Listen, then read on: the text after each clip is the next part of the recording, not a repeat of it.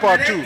We had a wonderful night, a wonderful evening, and into the night last night. And of course, we're back for more today, where we have some outstanding events lined up for you. I'm Ruskin Mark working along with her from Surrey. We have also Wayne Cunningham on the infield, and James Saunders is also standing by. So we have you covered for the day, but it certainly is going to be a very interesting one from as we get set. They take the bell here on the 800 meter event. Yes, that's Terry Fredericks of Point Forte and Jeremiah Hamilton. They're both selected for the Carifta Games to be held in Matney. Terry Fredericks would have won the 400s yesterday for the boys under 18. So after a wonderful day yesterday, sprinting, Bledman taking the men 100, Michel Yahi, but we're looking at the 800 meters for boys under 18, and this is Jeremiah Hamilton and Terry Fredericks with just about 150 meters to go. And we always say that because this is an unusual track, because it's almost like a circle that they're heading into here now. I share the boy from Mayara, Hamilton, and Terry Fredericks as they come. Now Fredericks starts to pull away. Power. The power and the strength of this young man takes him over the line first of Hamilton. Followed by Miles Jackson. Miles Jackson coming in there. O'Neal Deschamps in fourth. So it's the first event for the day. But again, it's good to see that the youngsters who were selected to go to the Carifta Games showing, justifying those selections here. First up this afternoon. Yeah, and that's what they need to do, because they have been selected. They're supposed to be the best, and they also look at them to make sure that everybody is healthy, so that we would want to have. Is that Garnet Antoine? That's Garnet Antoine, who would have just about 200 meters. Yes, yeah. It's a little bit unfortunate, but it happens. It's all part of the business of track and field. But we certainly hope that everything is okay with the young man. But a pretty good win for Fredericks, so he's doubled up already. Yes, both the 400 yesterday. At least just doing one event in the Carifta. So as we're about to make they get ready to get to the next race. I think Wayne has Mr. Fredericks on the inside. All right, we have the winner of that 800 meters, Terry Frederick. Terry, you double up. You won the 4 yesterday, the way today. How are you feeling? Well, I feel very great, and it's good to be. I also say here, congratulations. You know that you made the Carifta squad also. Yeah, I did.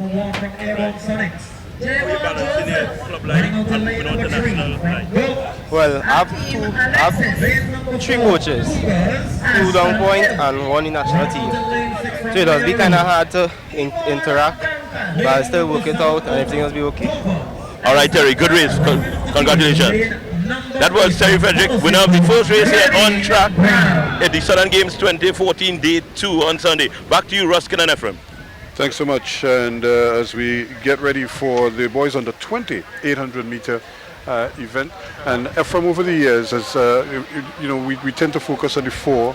Of course, the sprints have been good, but the 800, somehow we've had good 800 runners, but we really never dominated this particular event. Yes, and in the last couple of years we would have had Jamal James has done well. He would have gone to a World Youth back in 2005 and made a final, and that's unlike Trinidad and Tobago. Right. But we have some young athletes who are doing pretty well in the middle and long distances. The type of fighters we have, so that's Ashton Gill and Jovan Joseph, both athletes selected for the Carifta Games. Ashton would have won the 1500 yesterday. Yep. And again, it's ringing through. The athletes who are heading off to Martinique are showing their capabilities here. This is the first lap, first of 2. And coming around here, entering the home straight. Just under 50 meters to go now. He's already with a sizable lead. Gill. How will the others respond now as he takes the bell?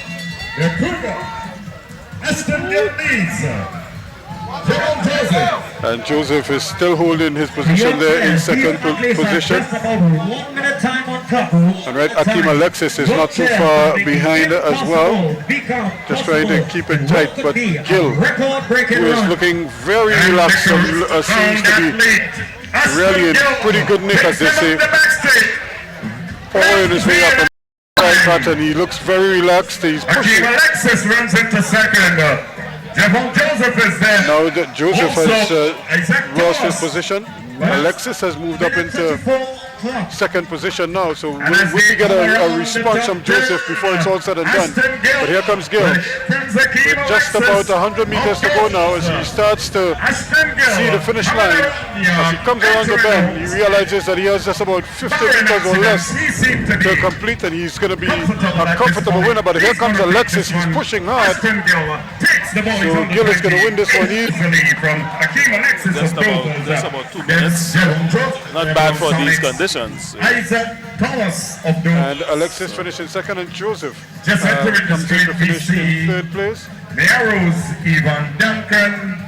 And Yvonne Duncan also doing well, and of course Nuruddin Brown from bringing up the rear.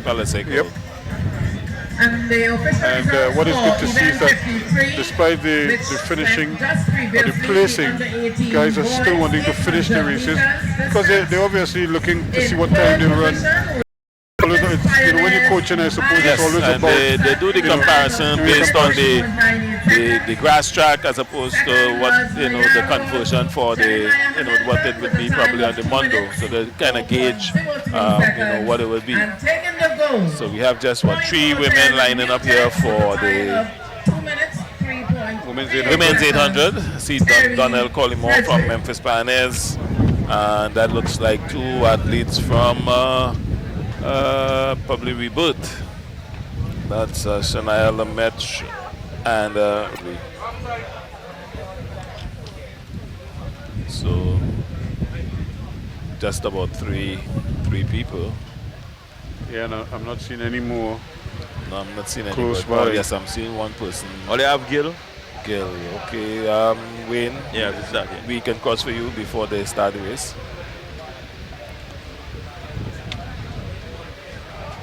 Thank you very much. We have the winner of that last 800 meters, Ashton Gill here. Ashton, you led from the front, from top to bottom. Tell us about your race. Well, first of all, I thank God for giving me health and strength. Wasn't feeling up to this morning, but still once I reach the track, I just do what I have to do. So I just came out and execute what I had was to do. All right, well, last year, if I remember, well, you also won this event along with the 1500. Are you going to defend both titles this year? Well, last year I came second in the 1500. This year I came back and win it, and I came back and win the 800 as well. All right, so what are you looking forward to in 2014 after Southern Games? What's next? Well, I'll go move on to Falcon Games and then head up to Curveta. Hoping to get a medal in Curveta in both events. All right, congratulations once again, and all the best of luck at Curveta. Back to you, Ephraim. Yes, we just saw the start of the 800 meters for women. Donnell Collymore, Memphis Pioneers. Shania Lemaitre from Reboot. Renata Charles from Reboot. And Tiffany Salbury from Dabadi Progressive. And Renata Charles. So Donnell has gone. Again, she's almost running like Ashton Gill did in the boys under 20. At this point, coming around the top turn. when you have that kind of conditioning and confidence, I suppose it makes sense to test the rest of the field, see if they could respond to Do we have anybody from Memphis what you have Pioneers to in the house offer. today? And here she goes, running all alone. Versus She's going to come to take bell. it will signify 1 lap to go. Donnell Collymore So Donnell Collymore gets bell. So 1 lap to go here now as she eases away. in second. Shania Lemaitre Theophany just Salfrey ahead and of Salfrey. Renata Charles. And of course, Charles As is they the other go one. around the bottom They come there. around here now. They Collymore, look well like clear of the field. basically The new to the matrix 800. there. But again, Salfrey. Collymore in a And class Charles. by herself as she now starts to Donald Collymore make that push for home here the now. back straight. She's very comfortably Entering the deep, back straight now is Lemaitre and Rebirth, and she's you know, followed by as you watch her run there, I think of those afternoons that I used to run around the savannah. You know the track in the savannah when you run in the sand track Yes. outside the sand track, because you basically just the crown of the band. that would be the speed or the gap at which you would have as you just kind of come around. It doesn't matter whether you're training for football, cricket, track, whatever it was. So we see Donnell coming here with just about 50 meters. 50 meters. Enter the home and she's straight. about 50 meters or more She'll be ahead of taking this the one. rest of the field. Donald Collymore So- of Memphis Pioneers. Let's hear it for her. She's going to win comfortably. Women's Donald 800 Collymore. meter, 7 games champion of Wins the 800 meter 2014. event comfortably. And Lemaitre is coming for second place. Congratulations. Shania Lemaitre. Coming So down to the Lemaitre finish from line Rebirth. now is Shania Lemaitre of Lemaitre from Rebirth, and she's followed by Charles from Rebirth. Also from Rebirth. But here comes, coming there, Salfrey comes up and steals third place. Third place. You're never over, it's never over. Bronze medal just turned into The spear, yes. To the big side, it's never over. Have to run through that tape. And well, Tiffany, look at her there, she seems a spent force, but boy, she gave it everything right at the line, and she got the bronze medal. So I think it was well worth it for her. Wearing bib number 818, representing the University So of the up West next we should be Indies, seeing the men's Darlene Lewis. 800 meters. Should be seeing the men's 800 meters with Kemi Morris, Christian Ben, Jamil Wilson. Charlie George. Yeah, according to the listing here is Wade Hewitt, Hewitt. Darian De La Rosa, Christian Williams, Christian Walk, Shaquille Roberts, Keith George, Curtis Barrington, J. Hugh Gordon, and Kyle Smith. So JU is actually using this meet as preparation, it's preparation work for his 400. In Budapest, Hungary, she brought home the gold. These are the members for the women's javelin event. The women's javelin, they introducing right. Point 410. Wearing bib That's number Portia's Warren. 1442. Chantal Mohon. Nah, the winner decline and the second place decline. The field from Toko Tafa. Wearing bib number 1627. What is that? Portia's Warren. These are the athletes. The person come to the place and see the race. The girl who win was in front right through.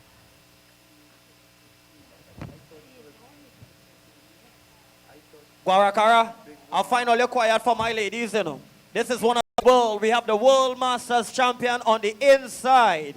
This is going to be hot. It's going to be exciting as these ladies battle for supremacy in the women's javelin.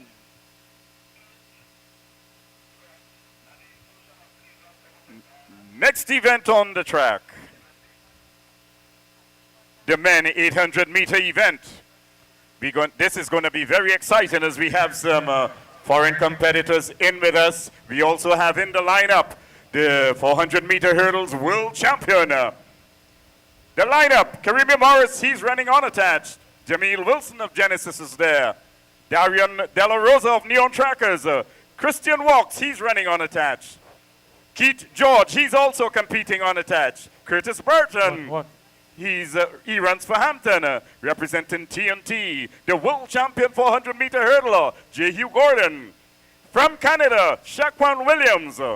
We also have from Guyana, Cleveland Thomas, and the USA's Sharif Webb.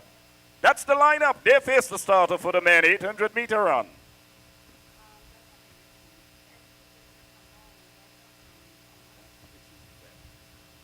The men's 800 meters. Okay, so we get set here for the men's 800 meters. Jehu Gordon using this as preparation. We have Kemi Morris, Christian Ben. We have foreign competition in Sharif Webb and Shaquan Williams. And also we have the masters there, Mr. Berton. And we have Keith George, as well as Darian De La Rosa and Jamil Wilson. You know, from it would be interesting to see if the strategy remains the same now, because I'm not sure if these athletes know what the level of competition is in terms of the international participants. So it will be interesting to see what strategy. We saw front running from the last two. I wonder if that is going to be the case, if they're going to allow anybody to get separation early. I think they may see a cat and mouse here, so I don't think they will let anybody go out. All international cyclists, Too far in front, because as it is right now, everybody in the thick of things here. in the men 800 as we go up the back straight. Jehu Gordon takes them along. Here comes Cleveland Thomas of Guyana, and he takes it up from Gordon. They're followed by Sharif Webb of the USA. But it's Cleveland Thomas of Guyana coming around the top turn. Here he comes. He brings them into the straight. He leads from Jehu Gordon and Webb. Cleveland Thomas, Jehu Gordon, Sharif Webb, Karime Morris, the unattached athlete, and they are followed by Jamil Wilson of Genesis.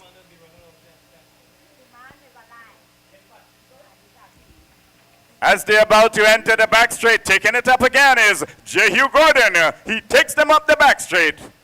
He leads from the USA's Sharif Webb. Here comes Cleveland Thomas and Karima Morris.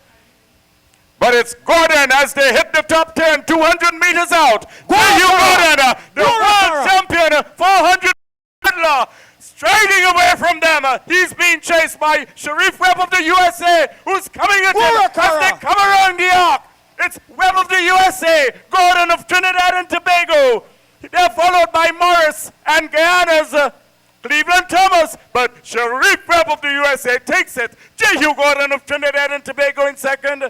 Guyana's Cleveland Thomas and the unattached. Okay, so we just saw Sharif Webb of the US winning the men's 800, and a very good showing there by Jehu Gordon, coming in second in this 800 for men. Actually, Ruskin, Jehu's first Carifta event was 800 meters. Over 800 meters before he started hurdling. And I think this would do well for him later on in the year with his hurdling event. But I think he did give a good showing of himself here. But I think what happens here again, in a lot of ways, it's similar to what happened yesterday. Remember yesterday he was right there to the front, but he just couldn't finish the race. In fact, he indicated he kind of backed off, almost like he was searching for the finish. Yes. but I think he did well. I think the strategy there was to probably run a good 600 meters and just use see what happens.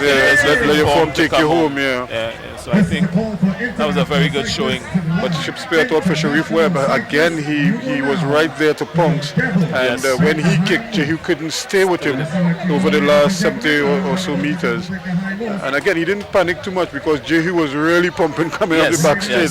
But he just kind of, waited. And then when he made his move just by the clubhouse, it was, again, when you move late like that, it's difficult for your opponent to respond because, as we say here, it's not that big a straight. Some of the athletes use the back straight to shade the wind. Right. But certainly, we spoke to him yesterday, and he almost cracked in the middle of the interview. So let's find out from Sharif what is happening. Let's take you inside his with Wayne.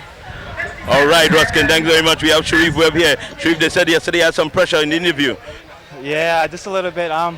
It's kind of tough being, the two-time defending champ. I mean, I wanted to come back and, of course, defend my crown, but these guys are great competitors, so they made it good.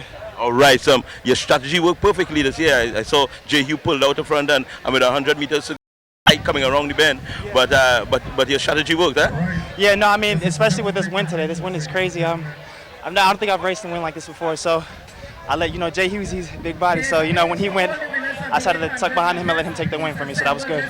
All right, this is your third or fourth Southern Games. Tell me how you like Trinidad and Tobago and this games in particular. Every year I come, I say I love it, and it gets better and better. And this year, it's even, you know, it's I feel like it's grown a lot since it has last year and the year before when I came. So, I mean, I love it here. Hope I come back next year. All right, fantastic race. Congratulations.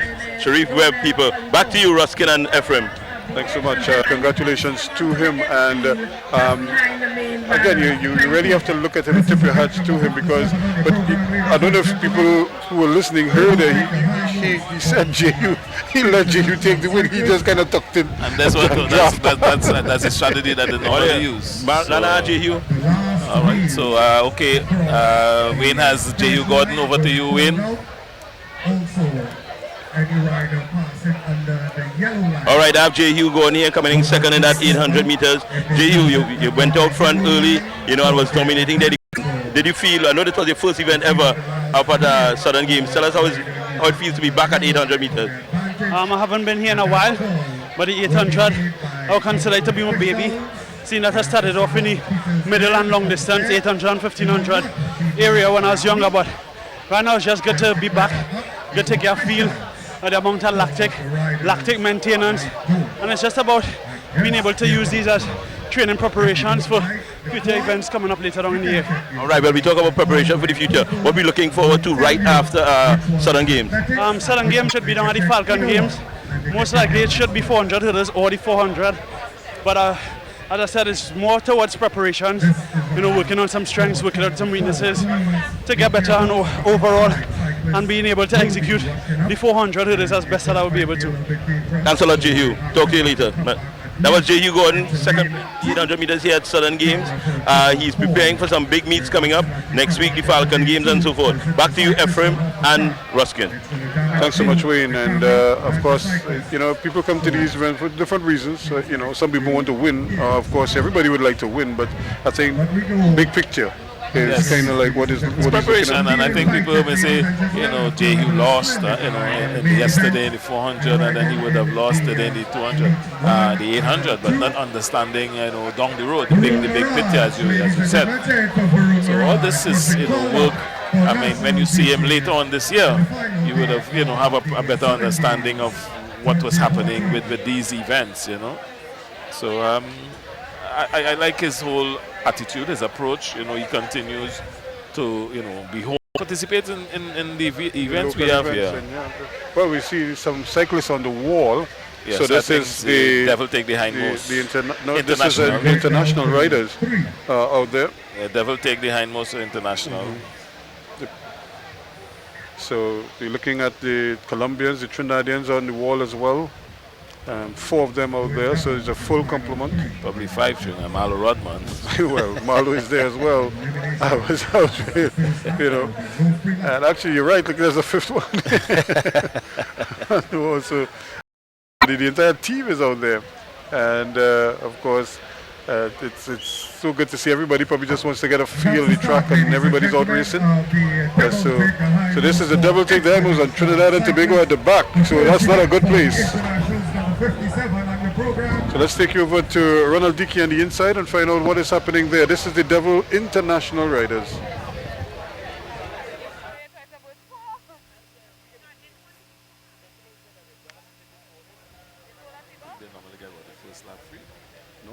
I don't know. What is that from first lap?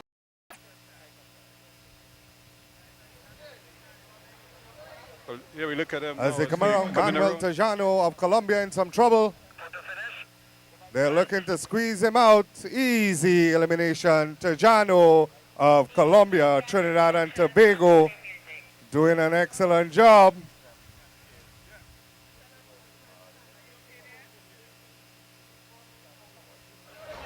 The squeeze him out.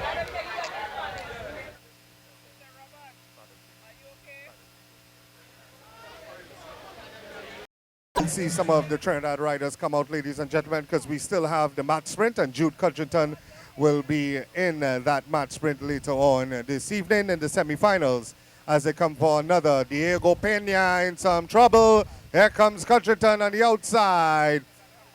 Picking off Pena, Diego Pena, Colombia. Diego Pena, Colombia, eliminado.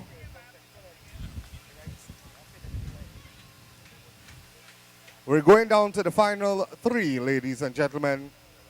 Final 3.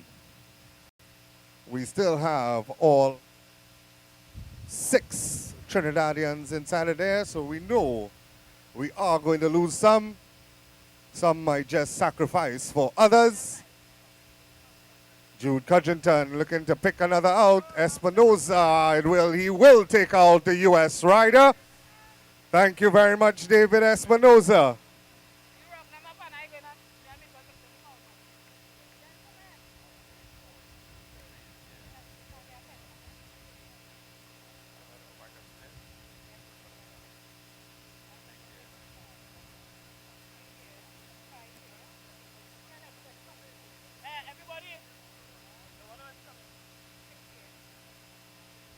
Marlo Rudman playing the smart game, trying to stay at the front. Barry Lucez and the rest of them.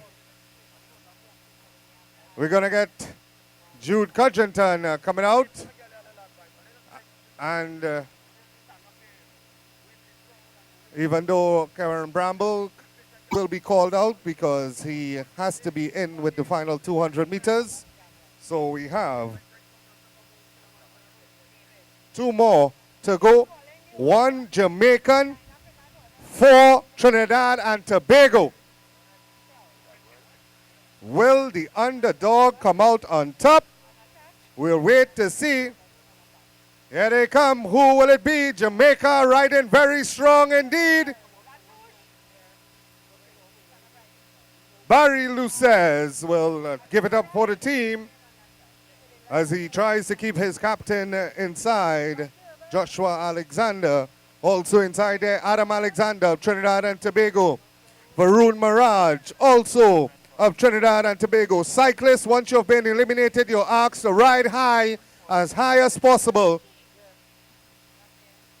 Adam Alexander now coming to the front. Joshua Alexander seems to be in some problems. Marlo Rudman right there with them. Varun Mirage, and it will be Joshua Alexander as they get the bell with 1 lap. 2 Trinidadians against 1 Jamaican.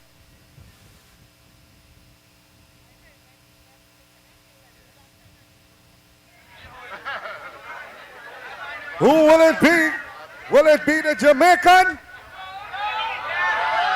I was just asking.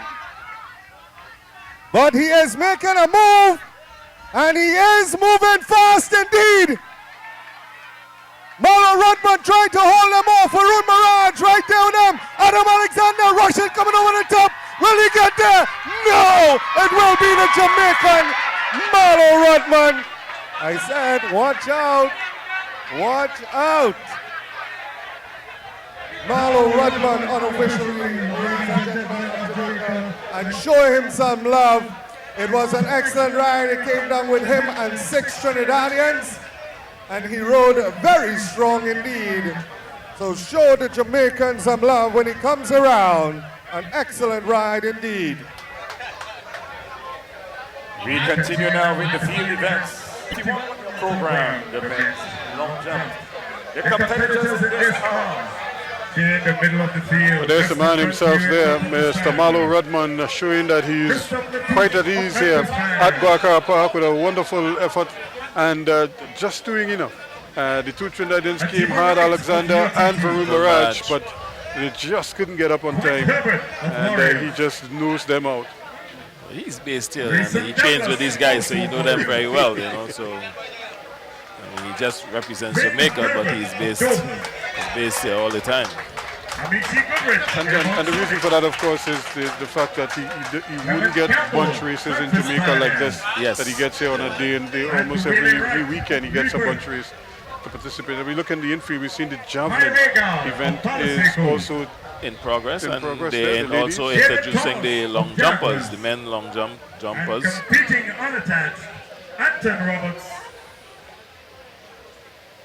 And and Kevin Roberts also competing. The women's javelin That's the lineup for is also on the event infield, 51, and the the men's long jump is also getting ready to start as the field events continue. But of course, we looking at some of the cyclists who are getting ready to continue their Supposed to be a 1500 meters for masters, so we would have the 40 to 49, then the 50 to 59, 60 to 69, and then the 70 While plus. we are waiting prize distribution, So, you can turn your attention the to the 1500 woman, meters, the buckle of the woman 1500 meters for cycle the event for javelin masters. These women are So looking as to we indicated, surpass the 40 meters. women's javelin is in progress.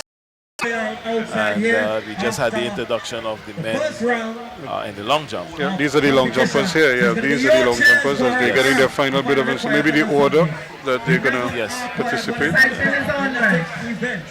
So here they go now for the masters, 40 to 49. 40 to 49 doing 1500 meters. Masters 40 to 49. Joe Johnson going to the front, riding for, it's Joel Johnson, sorry, riding for Southampton Wheelers, going to the front. Jeffrey Harper now trying to get up there. Cecil Hackett also in the mix. Ansel Roberts as they go down the back straightaway. It is Roger Simon as well. Wayne Singh right there with them.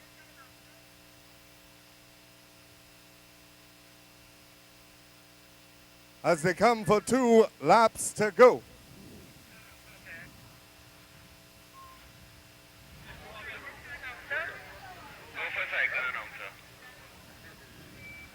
As they get 2 laps to go.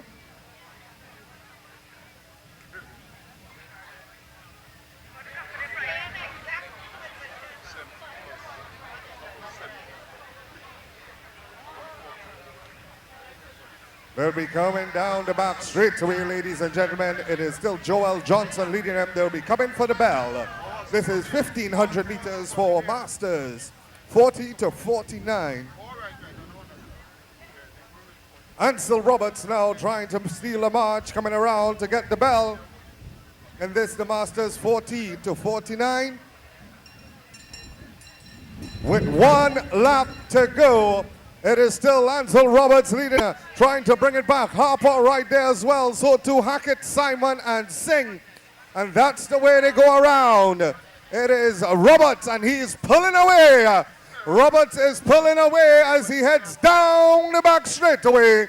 It is still Roberts from Rigtech Sonics leading. Hackett now trying to make a move. Did he make it too late? He is closing and closing fast, but it's still Roberts leading them as they come around. Look at the speed of Hackett, but I don't think he's going to catch him this time. It will be Roberts. Ansel Roberts. Comes Hackett. It's going to be close. Ansel Roberts will take it from Hackett, and Harper unofficially, as we call 50 to 59 to the start position. Okay, so we saw the completion of the 40 to 49 1500 meter cycle masters, and we saw Ansel Roberts of Rigtech Sonic taking this event, and he was followed by Cecil Hackett. Again, strategy, get out front and hold on. Yes, say, catch me if you can. So he held out there, and you know, Fast finishing Cecil Hackett, but not fast enough. not fast enough to catch Ansel Roberts. Hey, look at the long jumpers there. He just ran through that one. And of course, the good thing is that if you're not comfortable, then you're better off not jumping. And I think he recognized that. And you're getting a glimpse of all that is happening here. On the eastern part of the field is the javelin, the women's javelin. You're looking at some of the spectators who have already positioned themselves vantage point here so they can take in the action, and a lot of action we've had already this afternoon, and not to mention yesterday as well, and I'm sure they're in store for a full day of excitement. And we're looking more cyclists getting ready, but look at Roberts, is this? Yes, that's right, Roberts. Big effort there. Wonderful effort from Roberts. Now we're getting back to the cycling. This is the 50 to 59 Masters. This is 59, ladies and gentlemen. And Herbert had a leap of 6.60 meters. This is event number 58 on your program. All masters run under event 58. They've brought back Simon Woods in the red and black, now riding at the front.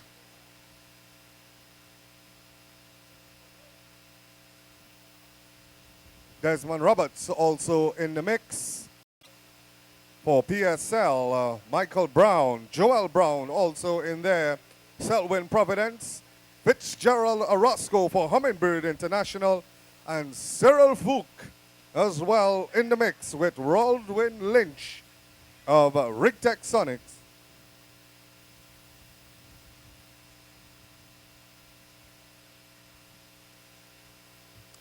As they get 2 laps to go.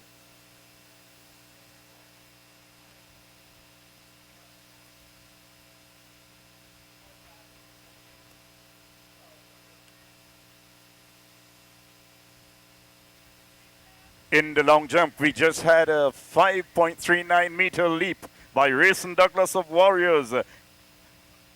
On the runway now, Airborne Sonics, Amici Goodrich.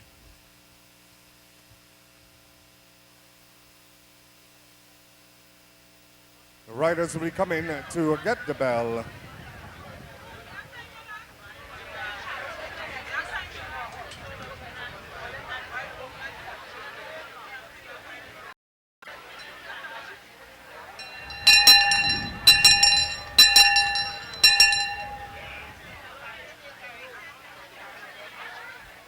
As they get the bell, 1 lap to go. Brown, Michael Brown trying to lead them off as Cyril Fook in about 3rd position.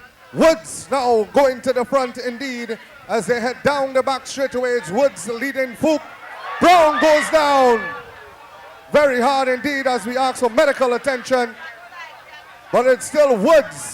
Woods leading them around. Cyril Fook trying to rush on the outside. It is Fook from Woods. Fook from Woods. And that's the way they're going to finish. Joel Brown in 3rd unofficially. Okay, so we saw the first spill for the weekend. Brown there just going down, but the event 50 to 59 Masters, the 1500 meters here taken by Cyril Fook. He has dominated this age group. He would have won all the events yesterday. And Woods in second place. Woods in second place. So both of them continue to dominate this Masters category. So the next event up would be the 60 to 69. So Cyril Fook, followed by Mr. Woods, and we had Roberts or Brown that was going down. I think he couldn't handle the speed of the bike there. Yes, he just seemed to lose the handle. Yes. And once that happens, it's very difficult because again, it's not a smooth, it's not the smoothest of surfaces, especially where on the inside, and that's kind of like where the track meets the playing field. Yes. So that's not the smoothest. It's actually sloped, and so the 2 things working against you there because it's not a level surface. You're already slightly at an angle, and then if it's not a smooth surface, that could also work against you as well. So here goes the men's. That's Clement Campbell, young Clement Campbell. He's just about 16 years old, competing with the men today. Wendell Williams would have made mention of him yesterday. One to look forward to in the future. Clement Campbell, he attends Queens Royal College, represents the Memphis Pioneers Athletic Club. And in 3rd position, Memphis Pioneers, Miles Jackson. He seems to be, I'm not sure what I didn't see the flag, so I'm not absolutely certain. Here's a presentation taking place. That's the 800 for the boys under 18. That's Miles Jackson. And Jeremiah Hamilton from Mayaro. And topping the scale, first to goal, point 14, New Jets, Terry Frederick. So That's the prize distribution for the boys under 18 800 meters. And we see the start here of the 60 to 69. And as we continue in the under 20 category for 800 meters, again in third position. He had good elevation there. Probably didn't get the distance that I thought he would have gotten there, but he certainly got off the ground. That's young and really White. He had won the back-to-back Carifta long jumps. So as you can see, we have a number of things going on simultaneously. We have the awards taking place. And the 60 to 69 1500 meter cycle. We have the women's javelin, we have the men's long jump, all going on simultaneously here at Guacara Park. So the action is buzzing at the moment. That is the 800 meters for women. Of course, as you said, the 800 meter, they're giving out the prizes for the 800 meter event, which we showed you, and the 1500 meter event for the veterans. Barrier Jill and company must be just licking their chops to get out there too. Their event's coming up shortly, the 70 plus. There is young Collymore. Ran that 800 all by herself. Yes. So, prize distribution for the women's 800 meters, and we back with the 1500 meters. Ladies and gentlemen, this is 60 to 69, coming for 1 lap to go. 1 lap to go. They're coming for the bell here now. 3 and a bit, you would say 3 1/4 laps as they get 1 lap to go. So Pollinaire, Doc Pollinaire on the inside. Clyde Pollinaire, sorry, on the inside. You can see Mickelson Phillip also right there. Pat Nelson also in the mix. A bigger bunch than yesterday. Peter Hernandez also there as well.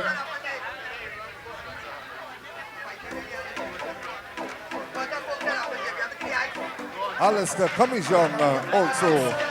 Klein in the mix. And there we go. The unattached rider, Earl Lafon, it looks like.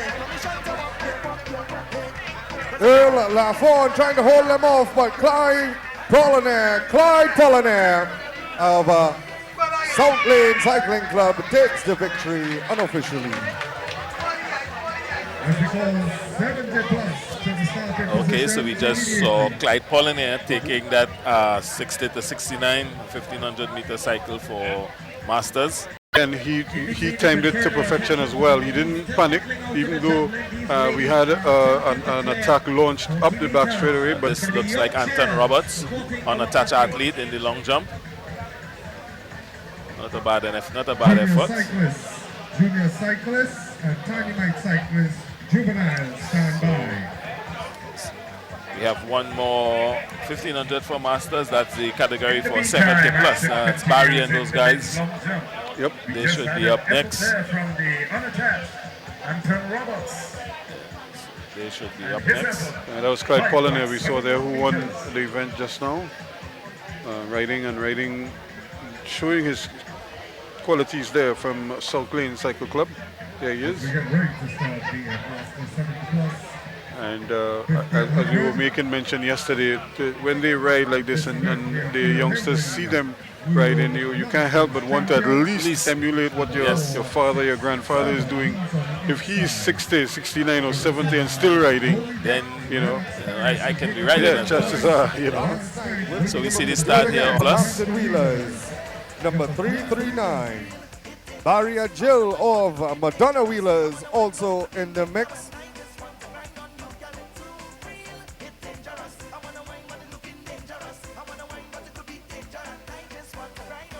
And then we have this is Kevin Roberts. He would have won the high jump last night with a height of 1.93 meters. You have been warned. If you keep going at this top end speed of 70 kilometers an hour, we will have to ring the bell for you. I take Cyclists, you have been warned. You need to pick up the pace. You know, there's a race where there's like an unknown distance, so they can ring the bell at any time. So they can change the race an unknown distance. Just might be 2 kilometers faster, but they did pick up the pace. With Lennox Paris.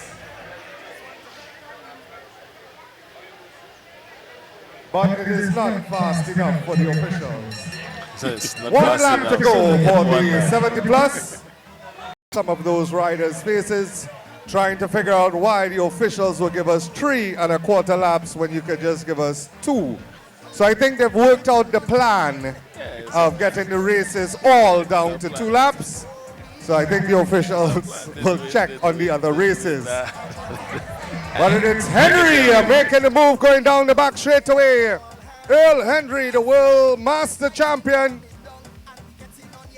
for 70 plus. But here comes a barrier Jill. Joey Noon still in the mix. But it is Henry on the inside. Barrier Russian coming on the top. Joey Noon's looking for space. But it will be very close indeed. What a race for the 70 plus. Actually, Earl Henry. Yeah, Earl Henry, I think it might be Earl Henry there just doing enough to get up and to stay in front, because he was the one who was pushing hard. Barry Agil was trying to come over the top. Of course, Joey Noons, who dominated both races. We saw them last night. Yeah. No room in the inners to get through there, so he had to settle, get it back off and settle for third. But it's that touch on the line, right on the line there, and I thought Henry to take it. So a good result for him, a good race in the end. And why ride 3 when you can ride 2 and a bit? You know, I think they haven't worked. This is Wright from UTT. He would have fouled his first jump. I think he looks okay here, and he gets the white flag. So I think that's a good jump. Just in front of the main stand in the men's long jump. We just saw an effort from UTT. And up next on the cycle track, we should be seeing the 1500 meters for juniors. And I think they are off the 1500 meters junior cyclists. That's the start of the junior category. Doing their 1500 meters. This is event number 58, 59 on your program, ladies and gentlemen. My apologies. 59 on your program. Kazim Charles Walcott of Madonna Wheelers going to the front. He's been followed closely by Zaydan. David Orr also in the mix on the inside. Some of the other riders just off the back of Rigtech Sonics, but they are moving up quickly indeed as they go straight to the front. He's not being watched by anyone. He's not a danger man, and he knows that. So he makes a move, and that is what it's all about, making that little extra effort to see if you could stay out there to win your event. Cyclists, you've been asked to hold a straight line. Cyclists, you've been asked to hold a straight line. Any excessive switching or movement on up and down of the track can see some disqualifications, but we'll wait on the officials for that. But they've just been asked to hold a straight line. It's for the safety of them and the rest of the cyclists in the race. They're coming back for the bell, ladies and gentlemen. Or in second position, Kazim Charles Walcott in third. Daniel in fourth and Campbell in fifth. That's the boys you have to look out for in this, the junior category. Number 155, leaving them around, that's Rondell Rollins. As he tries to get off the saddle and all now rolls over the top. Say Daniel looking for the sprinters as they start to head down the back straightaway. And Orr is on the inside, and he will not wait on the sprinters. Orr moves away. His teammate is right behind him. Daniel Jeremiah, as they come around, and it's fast and furious. Daniel trying to hold them off. Kazim Charles Walcott looking for room on the inside. Here comes Campbell of Rigtech Sonics, unofficially taking that event. And the excitement continues in this, the second day of the 50th edition of Southern Games 2014. In progress is both the long jump event for men Okay, so we just saw Akil Campbell from Rick Sonics Just ahead of Saeed Daniel. Yes, just ahead of Daniel here in the junior 1500 cycle. And the next event we should be seeing would be the 1500 for Tiny Mites.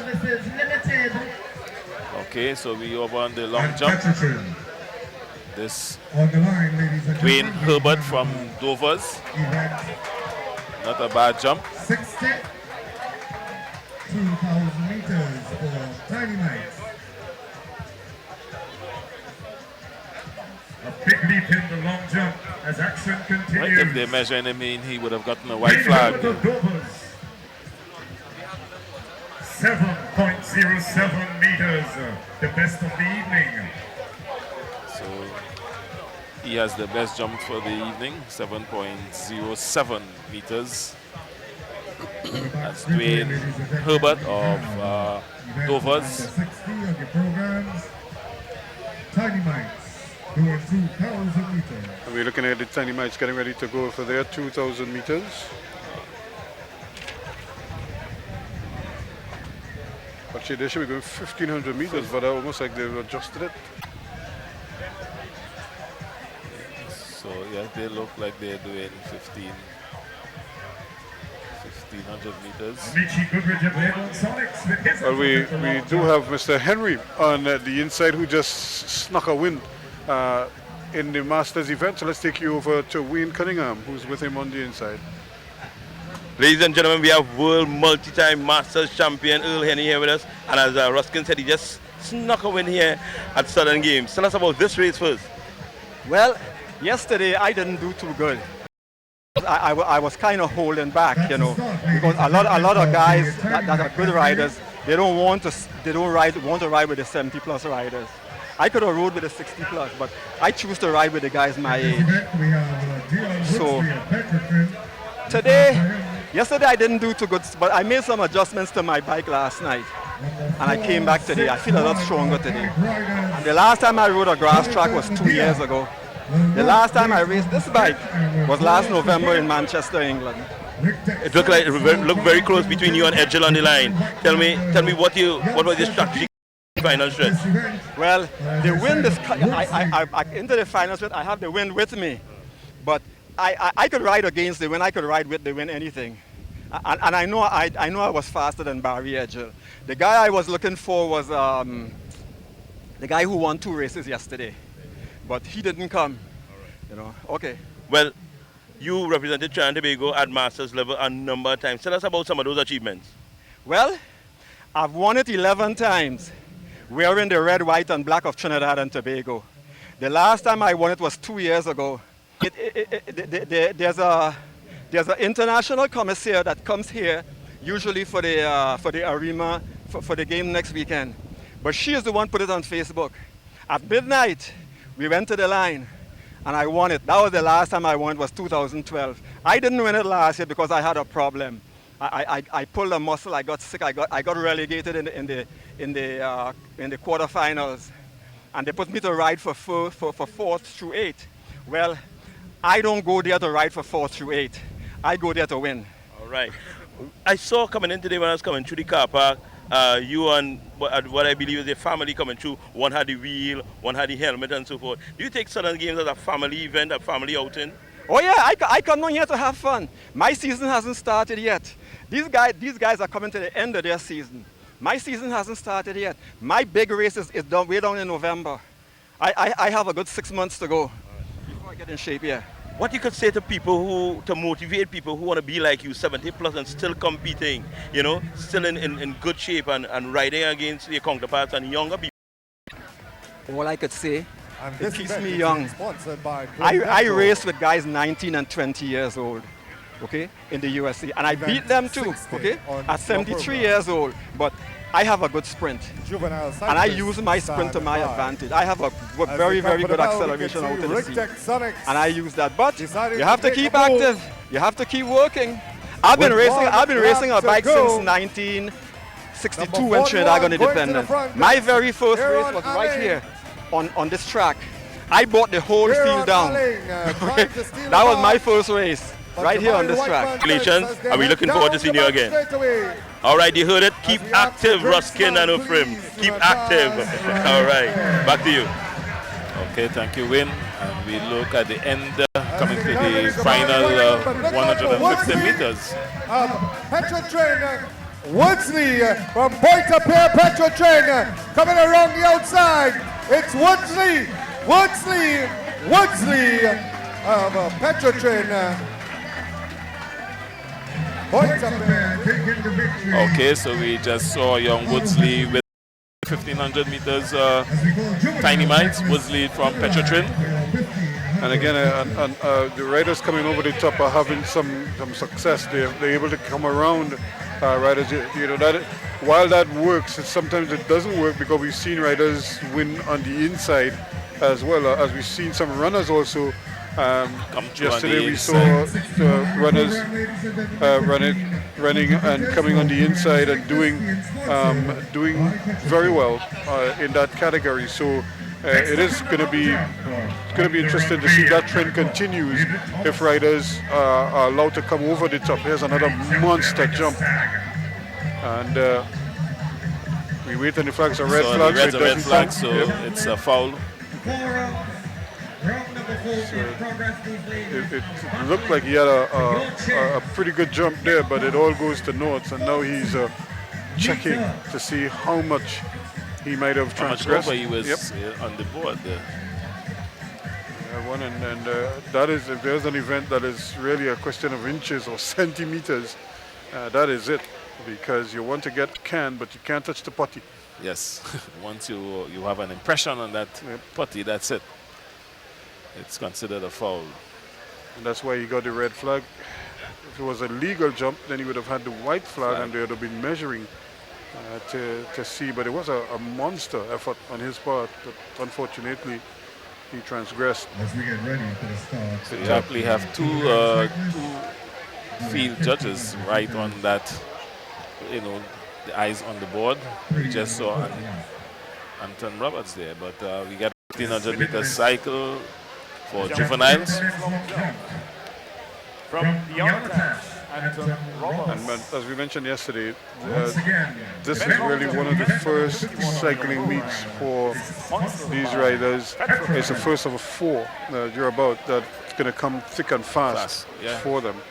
And so this is always, this is kind of like the one that kind of breaks the ice for many of them. And then they see how best they can do in some of the other meets, including the St. Philip's 3-day event, which is the big one coming up on the Easter weekend. So we see the start of the 1500 meters for juvenile cyclists. Looks like Harrelson of Rigtech Sonics, number 112 at the front. And a cyclist coursing going down the back straightaway on his stationary bike. But as they head down the back straightaway, ladies and gentlemen, it is still Donnell Harrison of Rigtech Sonics leading to see 2 laps to go.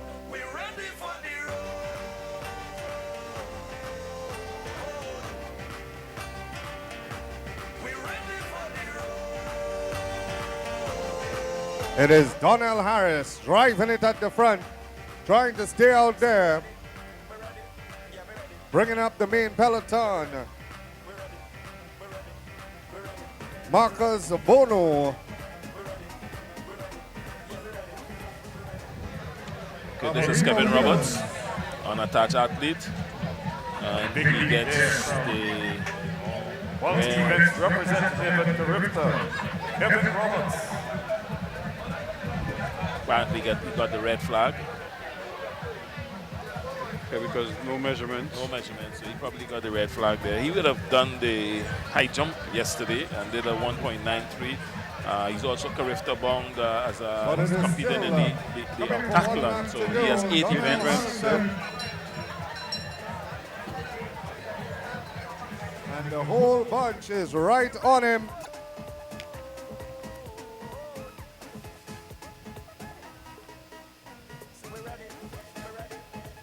Look out for Tyler Cole. He now moves into about 2nd position. But look at the speed of the youngster from Arima Wheelers as they head down the back straightaway. But Tyler Cole picks it up as well. It is Tyler Cole from Arima Wheelers, Rick Texonics from Arima Wheelers as they come around. It will be a strong battle for third, but it will be Tyler Cole taking the victory from number 31, Shaquille Henry of Arima Wheelers, unofficially. Okay, so that's Tyler Cole from Rick Texonic taking the 1500 meter cycle for juveniles. And he was followed by Shaquille Henry from Arima Wheelers. And remember, we mentioned those are the two clubs that, especially at these the juvenile and the juniors. Yeah, because a lot of them were competing as, not just tiny mites, but also as BMXers. Yes. So they kind of grew up together and we were competing. Those two clubs seem to have a pretty good junior program and succession planning so that they can carry on the clubs in future years. And again, it's really kids who, if you're playing a sport or you're into a sport, an event, and your kids are tagging along with you, I mean, it makes sense to put them on a bike and have them ride if you're going to be. This is Atiba Wright of UTT, and he would have fouled that jump. Yes, we saw the red flag there. He just didn't feel comfortable with, or either that, or he knew he hit the body. He knew he had foul attempt, so he just did not bother to carry through. With the jump. Atiba is the elder brother of Andwele. So they're both from Tobago.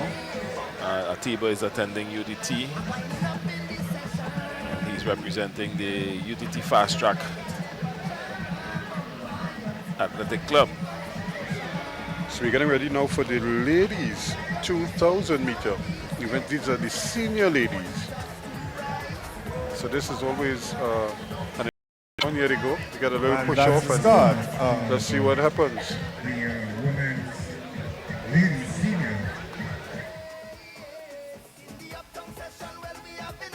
And it looks like we're going to have a breakaway. We haven't seen one of this in a long time in the senior ladies. But it's Denise Francis, and she doesn't go out there for long as Palmer brings her back.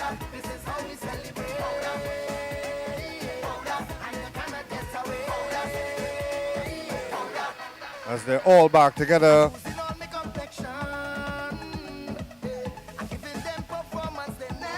It's Francis from Joy Abigail John. It looks like Sharon Awai right there, and Aziza Brown. This looked like Dwight Edwards from Warriors, and he just seemed to slow down just as he's about to gets the white flag. Gets the white flag there, so it's a legal jump. Like he was happy with it. Probably did not hit the board as he would have liked to. Aziza Brown now taking at the front.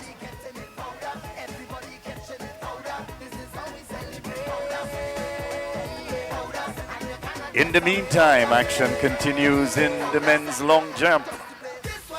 We just had the effort of Dwight Herbert, 6.38 meters. Up next on the runway will be Warriors, Racing Douglas.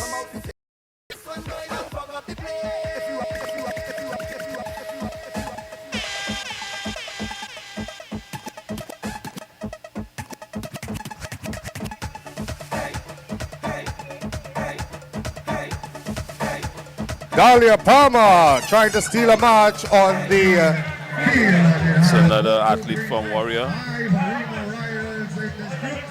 And he gets the white flag, so it's a legal jump. But it's probably not his best, not the best jump we've seen from him earlier or so far today.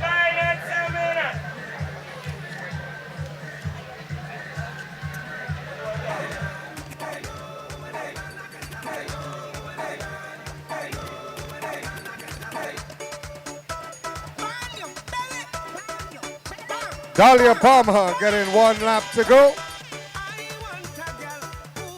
Jody Goodridge bringing back Aziza Brown. Goodrich on the inside. Palmer now trying to get into that slipstream as they head down the back straightaway. It is still Goodrich from Palmer and Brown.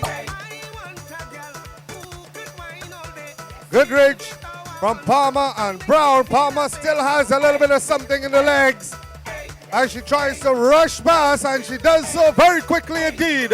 It's Palmer from Brown. Here comes Brown on the outside. Will she be able to get around this time? It's Palmer from Brown. Palmer from Brown. Palmer will take the victory. Okay, so we just see the Delia Palmer of Rick Texonics taking this one from Brown from Abirima Wheelers. Aziza Brown just not strong enough to come over. Is it Goodrich? Jody Goodrich? Jody Goodrich, yep.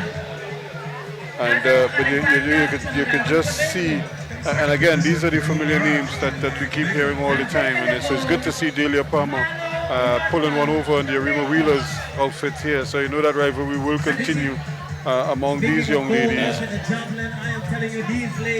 So that's Amici Goodrich up on he's from Airborne Sonics. Amici Goodrich up on the runway for the long jump. 1, 6, 8, and she 5, and she lets it up. It goes and That looks like he may have fouled there.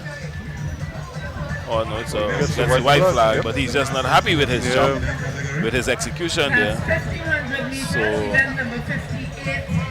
he gets set for the 500 meters for Elite 1 and 2. That's just one lap of the Karapake cycle track, one lap. We saw a very exciting 500 yesterday at the International. And of course, we all know that was Trinidad and Tobago's first win for the day. And of course now they're going to, we see the local clubs already, you know, they have Justine listed to ride for Rick Texonics in this one. That's his home club, of course. I'm not sure if he will ride, but it really would be interesting to see if he does in fact decide to give himself a little bit of a blow. But I would imagine if he's going to ride at all, he'll probably ride for the national team. Yes. As opposed to just riding for the club. Okay, yeah, both Bramble and Luces, who are in that category, that are elite. So they are off. 500 meters for Elite 1 and 2, and Tariq Smart of Petrochem going to the front immediately. We have a bigger bunch today as they head into the back straight away. Sami and Mohamed are trying to move up as well. As they head down, it is Tariq Smart of Petrochem leading them. Eastman of Barbados in the mix as well. Mark Cutcherton trying to get up into the rostrum, into the prizes, but it is Tariq Smart. And here comes the rush. Very close for third. Tariq Smart will take first unofficially. And that was event number 63 on the program Elite 1 and 2, being sponsored by Lake Asphalt of Trinidad and Tobago. And while we call the results for the patrons, there is a call from the prize zone area for all winners of the cycle events, number 57 to 60. So cycle events winners, event 57, 50. From the front, from the bell, and he had to kind of just back off a little bit and let the race develop. But he did all of that from the front, which is a little bit unusual because most times you allow somebody in front of you, and then Eastman I thought was in the best position to strike, but boy, Tariq Smart more than held his own. And we have a jumper here from Palaseco.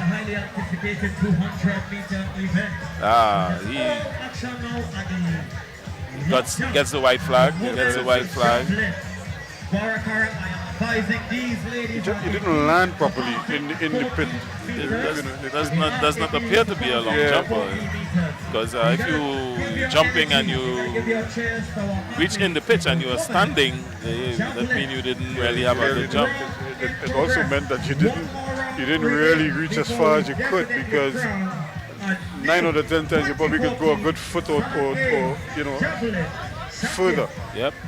So he probably not too happy with his run up either. So Okay, it could be a number of factors that would have contributed to that happening there. We'll be looking at the riders getting ready. That's for the 2,000 meters cycle for Elite 3 and 4. You know, you were making the point about the first spill that we saw a short while ago in the Masters event, but this was the category that had a spill last night, just by the clubhouse. By the clubhouse. Just as they were about getting to get into that sprint, we did have a small mishap there. And this is from Tobago. That's Bosch from Tobago. He's from Tobago Jaguars. And he uncorks a beauty, and he gets a measurement as well. Yes, he gets the white flag.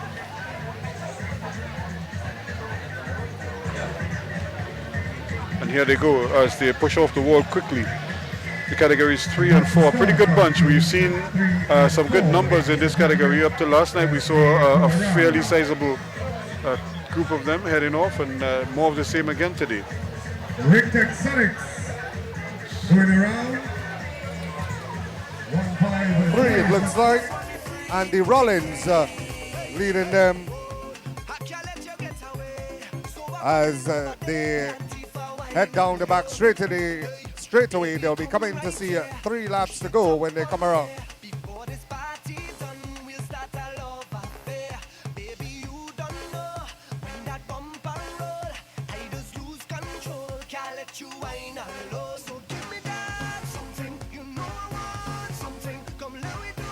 PSL leading them around. 4, 3, 4. Okay, so we go over to Wayne Cunningham, who has the winner of the last event, Tariq Smart of Petrochin. Over to you, Wayne. As you say, Ephraim, we have Tariq Smart, a fantastic race from him. We're going to find out how it went down. Tariq, it was tight coming down the line. You know what you pipped him? Yeah, man. Well, usually the 500 is my event. For like the past 8 years since I've been cycling on Southern Games, I've won the 500. In 2011, on the national team, I placed second, so 500 I wasn't really frightened, man. Well, yesterday you had a okay outing coming into. Tell me how the top position feeling for you. Yeah, man. Well, it feels great to be on home soil and being able to win a race. You know, but thanks to everybody who have been behind me, and I'll keep doing great things, man. All right, well, you talk about your support and so forth, and you want to do good things. What we could look forward to from Tariq Smart? Oh, well, I'm looking forward to qualifying maybe Commonwealth Games, to have CAC Games, to have Pan American Games. So 1 out of the 3 games I will be representing my country. All right, congratulations again and thanks for that. All right, you heard it from the man himself, Tariq Smart. Back to you, Ephraim Ruskin. Okay, so the cyclists come, they get the bell. We just saw a spill on the back straight there. It's just gotten the bell here, and there's the 2,000 meter cycle for Elite 3 and 4. Yesterday, but it is Urbaborn from Arumho as they come down the back straightaway with about 200 meters to go. It is still Urbaborn. Arumho looking for room on the inside. Remember, he cannot pass under the line, but it's still Arumho of Suriname riding for Team Foundation takes the victory. Urbaborn in second and Cohen Thomas in third unofficially. Some more results in the cycle events is just gone. The 1500 meters masters category, the age group 60 to 69. In the third position, Nicholson Phillip, Team PSL. In second position, Hadira Lafon, cycling unattached. And in first position, South Plains Clyde Apollinaire. As you would have seen there from it, now the question was, where did he pass? You know, yes. This is at the finish of the race. This is at the end. The question really came a little bit earlier, and you know, you're looking at the yellow line on the inside here, just there. If you pass under that yellow line, chances are you might be disqualified. Yeah, you could be disqualified. So it will be interesting to see if Bourne. If he doesn't make a protest himself, I'm sure the officials might have picked it up along the way. as well. Because he was coming from the outside and then ended up on the inside. Yep, you know, and that's why Bourne probably felt he had him, he had him pinned covered on the outside. Yeah. So he probably didn't expect him to pass on the inside.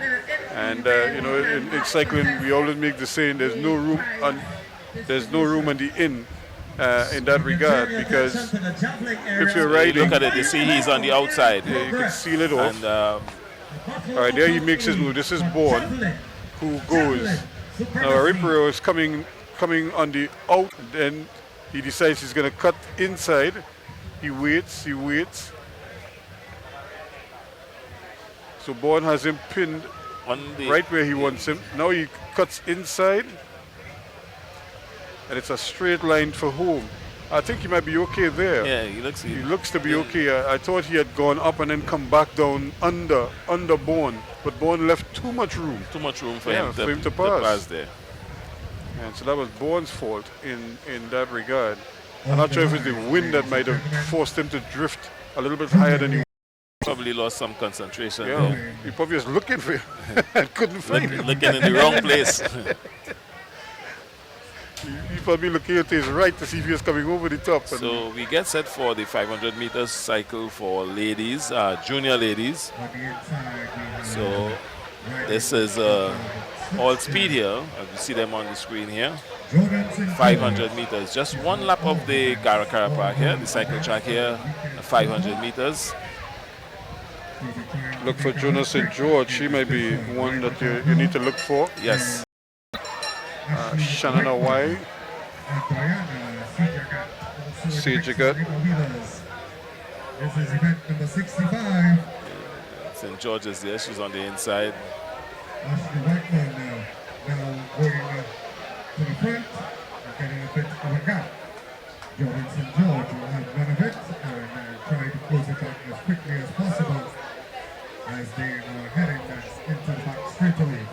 Still very controlled indeed, but Ashley Whiteman trying to steal a march. But here goes Jordan St. George, as she did all weekend, closely by the two other riders, Dominique Lavelle and Chanel Walcott. But it's still Jordan St. George. Jordan St. George trying to hold him off as she comes down the home straightaway. Jordan St. George has a rush on the outside, but she will hold on. Jordan St. George. Okay, so that's Jordan St. George. She continues her winning ways from yesterday with the junior ladies. Junior ladies, Jordan St. George here, taking the 500 meters. The final run in the women's javelin. So you see her, she makes a move about 200 meters out. Now the others were coming hard at her, but she knew that she could feel them. I don't think she was surprised that they were there, but she certainly took a look there, and so she knew that she had company. It was now a question of where that company was going to pass or try to pass, and she did the smart thing. Although she went a little bit wide, she left room on the inside, but she still held that straight line. Just put her head down and push for the line here now. And made it quite comfortably. Lavelle and company couldn't come over to catch her. And a nice win. She continues to dominate this category. Yes, the junior ladies, yesterday she had some comfortable wins, and she continues today. Next event we should be seeing would be the Mat Sprint semi-finals, which is one of the highlights of the weekend. Anytime you talk cycling, this is the event. So we have Marlo Rodman and this is semi-final. Semi-final number one. And Trinidad and Tobago, of course, are hoping that that's Kevin Roberts. Kevin Roberts again, not just gets the white flag, but I guess not happy with that jump. Okay, so one right, sudden death. On the outside, on the inside. Yes, so this is Kevin Roberts. Jude Codrington, Trinidad and Tobago. So it's Codrington against Marlo Rodman, and this is the replay of that jump. Yes, it's like walking on air. Yeah, it's Kevin Roberts. And again, he had that separation of his legs just as he entered the pit there. So, Codrington has to lead the first 250 so there's Codrington leading off, and Marlo Rudman. So it's Trinidad against Jamaica again. Yes.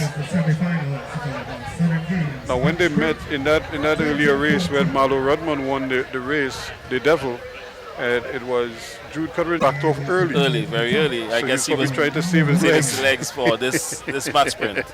Do what he does best. And what he Will did be interesting. This is the Blue Ribbon event on a cycle meet, folks. It's a match sprint event. But we'll wait to see.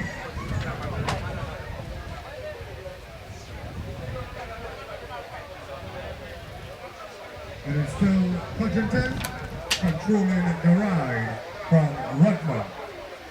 Okay. Codrington from Rudman as they now enter. Straightaway. Codrington leading at walking pace, trying to conserve of as much energy as possible.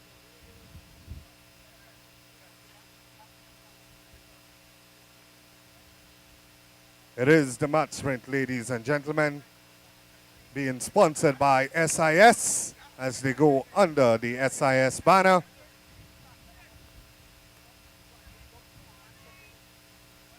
Codrington still leads Rudman. Next ride will be Pena of Colombia going up against Espinoza of US of A. As they roll a little faster, it is still Codrington from Rudman. Trinidad and Tobago, Jamaica. They'll be coming for the bell.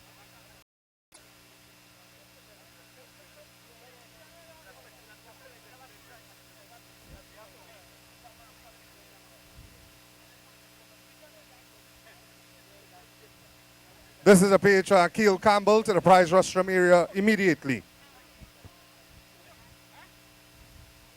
As they come for the bell, it's still Codrington leading Rudman. TNT from Jamaica. 1 lap to go. It's leading as they go around. Marlo Rudman watching him closely indeed.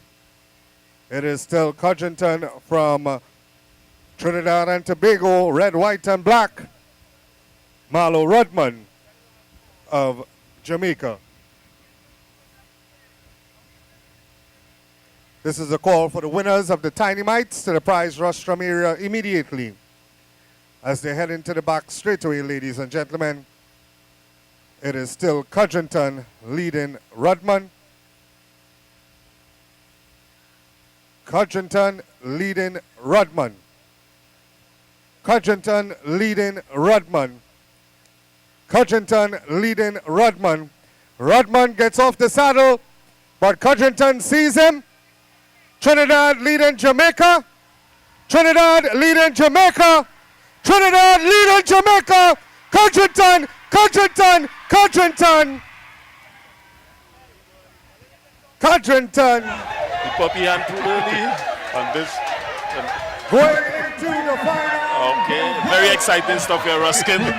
I thought that Codrington celebrated a little bit too early there because he thought he was on a concrete track, but he's on a grass track. Yes, you know. So I mean, we look at him here. That's just about 200 meters out before the final sprint. He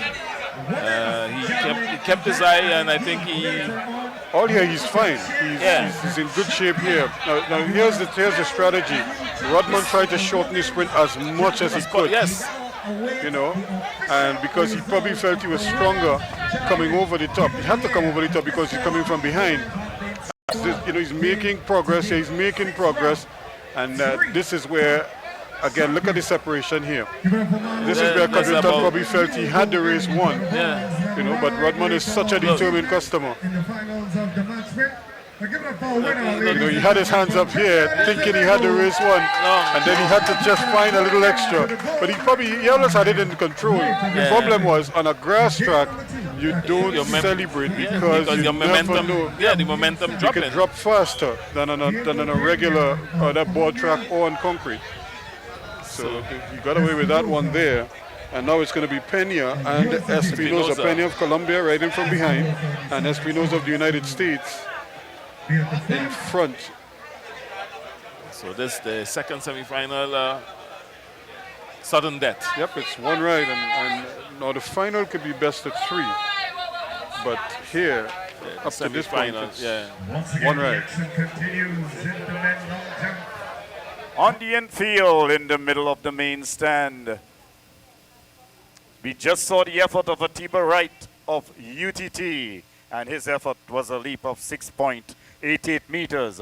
Next on the runway, the leader so far at this stage, Dover's Dwayne Herbert. David Espinosa of the US of A is still leading as they go around. They're coming for the bell.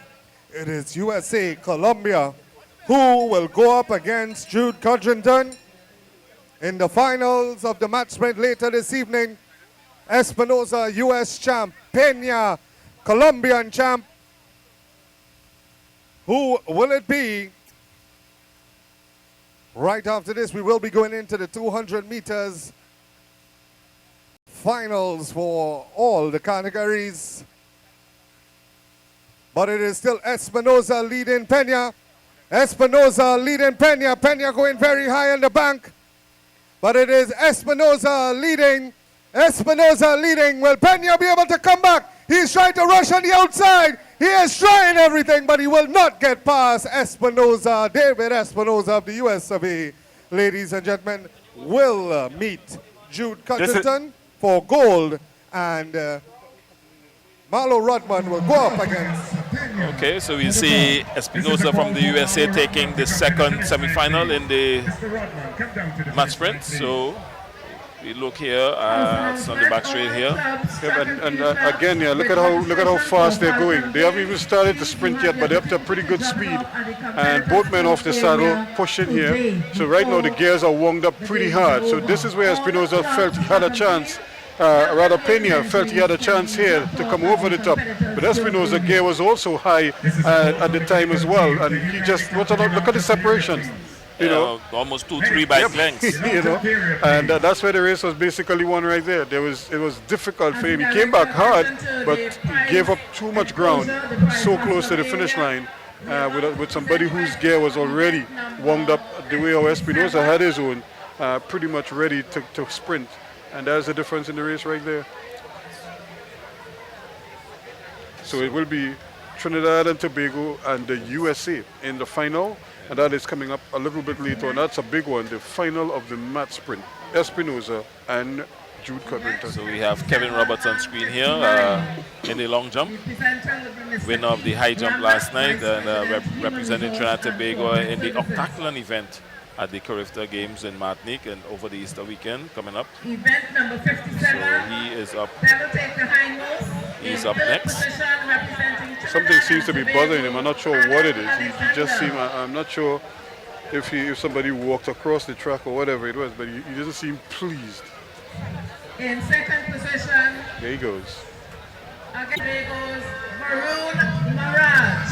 It's a pretty good effort. Let's see what flag he gets. He gets the white flag. That's the white flag, so it's legal jump. Jamaica. We have some medal presentation. That's the Devil Take the Hindmost. Yep. Marlo Rodman and Varun Mirage. And Alexander. The Devil Take the Hindmost, event number 57. And we move quickly to event number 59. There he is again. Event number 59. 1500 meters juniors. In third position from Madonna. Yeah, he looks good. He looks fine here. And he's short on his stride there to make sure he gets the ball. Yeah. Position number 2.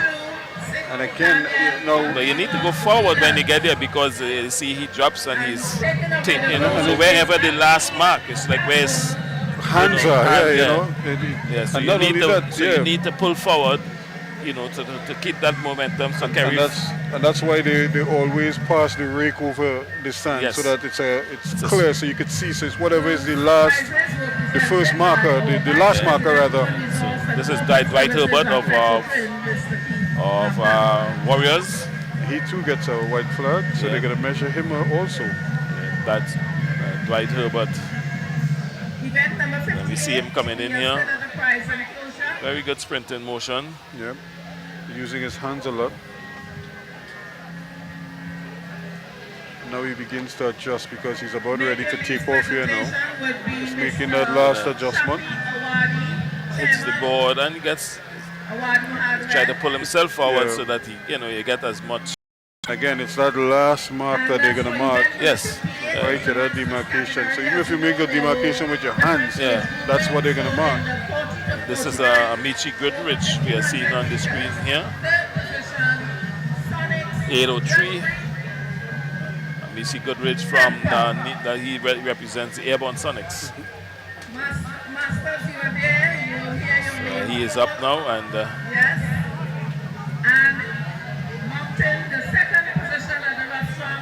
again, he just never seemed comfortable. His strides were so short. Coming up to the board, so that means he does not have a fluent run, so that he hits the board and take off. So he's just shortening strides before he gets to the board. He was making adjustments. Look at it again. He was making adjustments all the way through. There he is. His head is down, so he's pushing here now. Now he's up and treading, but then when he should really be accelerating, he's chopping his strides here. Watch how short his strides are. Watch. 1, 2, 3, 4, 5. Now he's taking it off. And he basically is just like pushing off that one leg. There's no momentum to take him forward. Okay, so that's Amici Goodrich, and I understand that Wayne Cunningham has the Gwendolyn Smith, the winner of the women's javelin. Yep, and Wayne, you can ask her about her performance in Budapest recently. Thank you very much, Ephraim. Yes, we have Gwendolyn Smith, winner of the javelin. We jump in the gun a bit because it has not been made official, but the performance was so outstanding. We grabbed her early before she reached the official stable. Gwendolyn, congratulations. What was your distance? My distance was 42.46, 3 meters short of what I threw in Budapest last week. Well, Ephraim just told me to ask you about your performance in Budapest. Tell us about that outing. Well, in Budapest, actually the day before I was really disappointed in the shot put. I was defending and it really didn't work for me in the shot put and the indoors. But I got out there and was totally determined that I had to do it in the javelin. So I was totally focused on what I was going to do. And my aim was to cross 45 meters. And I did. Congratulations. Back here today, tell us how was the competition out there? The competition was difficult because I started off with something like 37 meters. But that's just like warm up for me. So what happened is that the other competitors, they would come at me because they want to get to the 45 meter. But that 45 meter haven't been thrown in Trinidad for a couple of years. So I felt as a master athlete breaking that barrier with the 40 meter, getting into 45 meters. So early in the year, I felt really, really good about it. Well, what could we look forward to from Gwendolyn Smith in particular in the future, 2014 and beyond? 2014 and beyond, I'm looking to go at the world record in the women's masters, javelin and shot put record, and I'm working towards that. And your next meet will be? My next meet will be in Costa Rica in August. Once again, congratulations. There you have it, straight from the ladies' mouth, Gwendolyn Smith, winner of the javelin here at Southern Games 2014. Back to you all. Wayne, you would probably be interested to know that she had a 37.53 to start with, and then she went to 39.98, and then she hit the big one. The 42.46 was the one that eventually won it for her in there. She fouled on the one, and then she had a 38.09 thereabouts to close off with. But second place went Geraldine George, another Masters. Yes, 39.47. Masters dominating. Yep, and then Darlene Lewis was third in 38 was her best effort on the day. So not too bad. And I think a lot of people will tell you it's very windy out there. So they obviously would have been feeling the effects. You don't feel the effects when you release the javelin. It's just to get into position to release the javelin. The wind could throw you off. And it's not the easiest. But, yes, I yes, Ruskin, I could tell you out here, if you look at the flags, the field athletes are under a lot of pressure. We watch young Roberts just now, the long jump. He had some pressure with the crosswind coming across. The javelin had a lot of pressure with the winds, and out here is very, very breezy. This is Dwayne Herbert of Dover's, the leader in the long jump, and they stay with a 7.07. And he's on the runway now, and here he goes. Dwayne Herbert. Very good jump. He gets the white flag. That's a white flag. So we await his measure. We see him here going through his dry phase here. Very consistent with his stride pattern here. Yep, he seems very comfortable.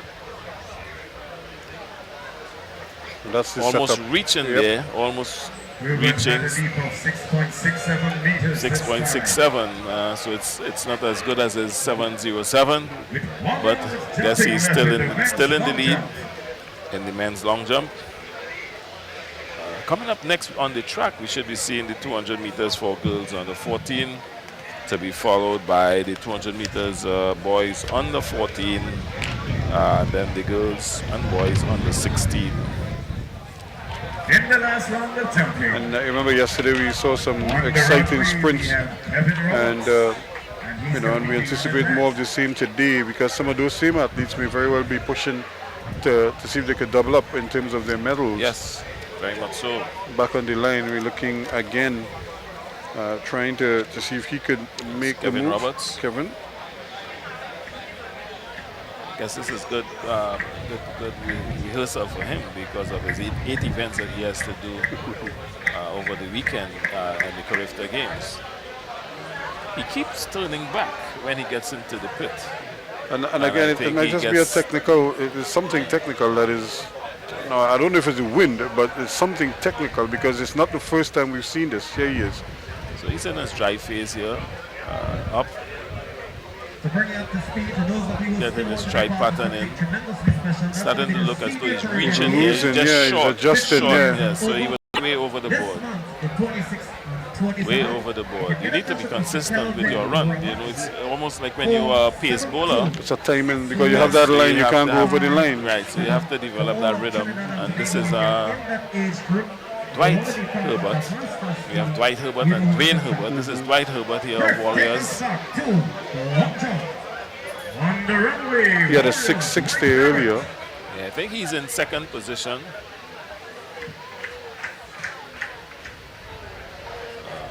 That's if you land like that in the pit, that means you didn't have a very good jump. What they do in this event is after the first few jumps, they rotate you based on your position with your jump. Prior to last year, after the next two jumps, they would have rotated you, and the person with the best jump last. But that has changed. They leave you after the first two jumps, and they rotate you. That's it. There's no more rotation. And you just go.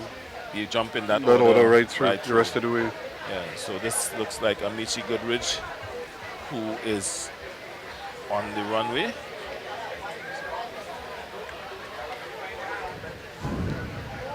He's representing the club Airborne Sonics. Airborne Sonics, Amici Goodrich.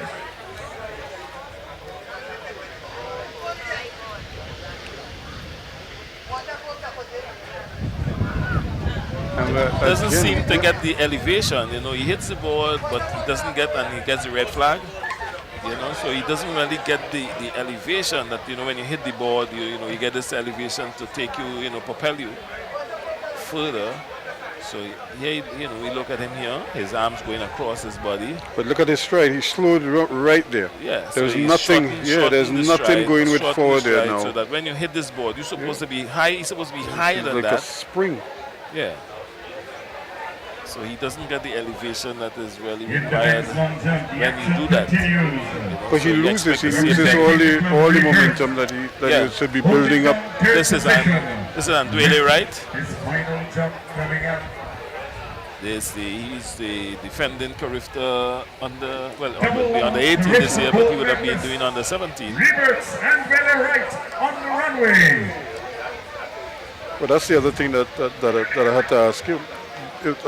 He's a champion. Will he still be considered the under 18 champion now? No, the record's changed. The record's changed now. That's a very good jump once it's legal. Yes, he gets the white flag. And I wish the camera could go in a little closer when he is jumping, because he has, when he hits the board, he twists it. Watch it. See how his yes, it goes out. So he gets maximum use of the board, other than just the toes.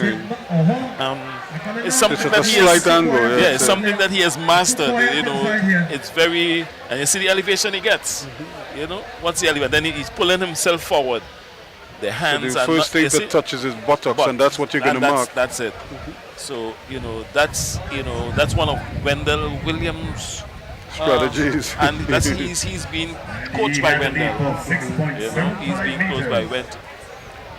Well, actually, Bill is right there at the side of the pit. Just had his arms folded, looking on intently at what is happening and speaking to the athletes, because he's probably coaching about 3 or 4 of these athletes who are in this field right now. So this is I think it's Woods, if I remember correctly, from Tobago Jaguars in the jumps here. He looks like he would have gone over the board. I'm not sure. He gets a white flag. But if you compare the jumps from really right, I mean, you see the elevation he gets when he hits the board. Look at this here. He's close. He got all of the board there. Yes, he got all of the board. Maximum board. All right, so all right, and he's hanging there, He's hanging. And again, all right, so there's Wendell. Yep. Yeah. So he is doing his coaching on the side there. Normally in the international competition, he cannot be in the arena, but because of how the pit is situated here, he has to be there in order to give his... You look at him, he's right at the side of the pit. That's Atiba Wright, and that's about the 3rd foul he has had for the day. Atiba Wright, that's the elder brother of Anguele. If I could direct your attention to the prize was and I'm just wondering why he would pull out like that. Now he has this sort of high step, and he almost looks like Walter Payton when he used to run for Chicago, the Bears. Yes. Used a high step. No elevation. And then he just walks. He has the same technique as his brother, getting that, that angle on the board. But he just missed that aspect of his jump there, and he just did not carry through. He did not carry through with his jump. 2,000 meters, time So we have a medal presentation. That's That's the 2,000 meters, Tiny Mites? Tiny Mites. In second position, South Lanes, Jabari Whiteman.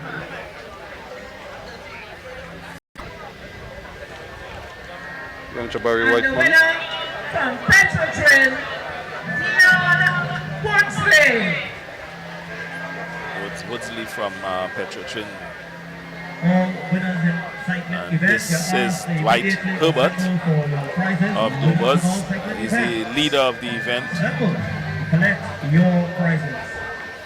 Is it Dwayne or Dwight? This is Dwayne. Right, so Dwayne is the leader. Dwayne is the leader, and Dwight is the one there. When we get mixed up, Dwight and Dwayne. One is from Warriors. And this we get a shot here of Dwayne here. See, all here, he's focused, he's concentrated. Look how still his head is. So he's pushing, everything is going forward. Now he just kind of takes that once, just to set up straight. And here he goes. Gets the elevation there. He gets the elevation, and he pedals through the air there. 2, and now he reaches. And then propels himself forward to make sure. Watch that. Very good technique. Both feet land together. Very good technique. So often we've seen guys 1 foot here and the other foot just separated on landing. Very good technique there. Dwayne Herbert increased his lead He had a lead of 7.21 meters. 7.21. So he has gone even. He's gone further. Further, now. yeah, he had passing his 7:07. Yes. But that was perfect execution. Yes.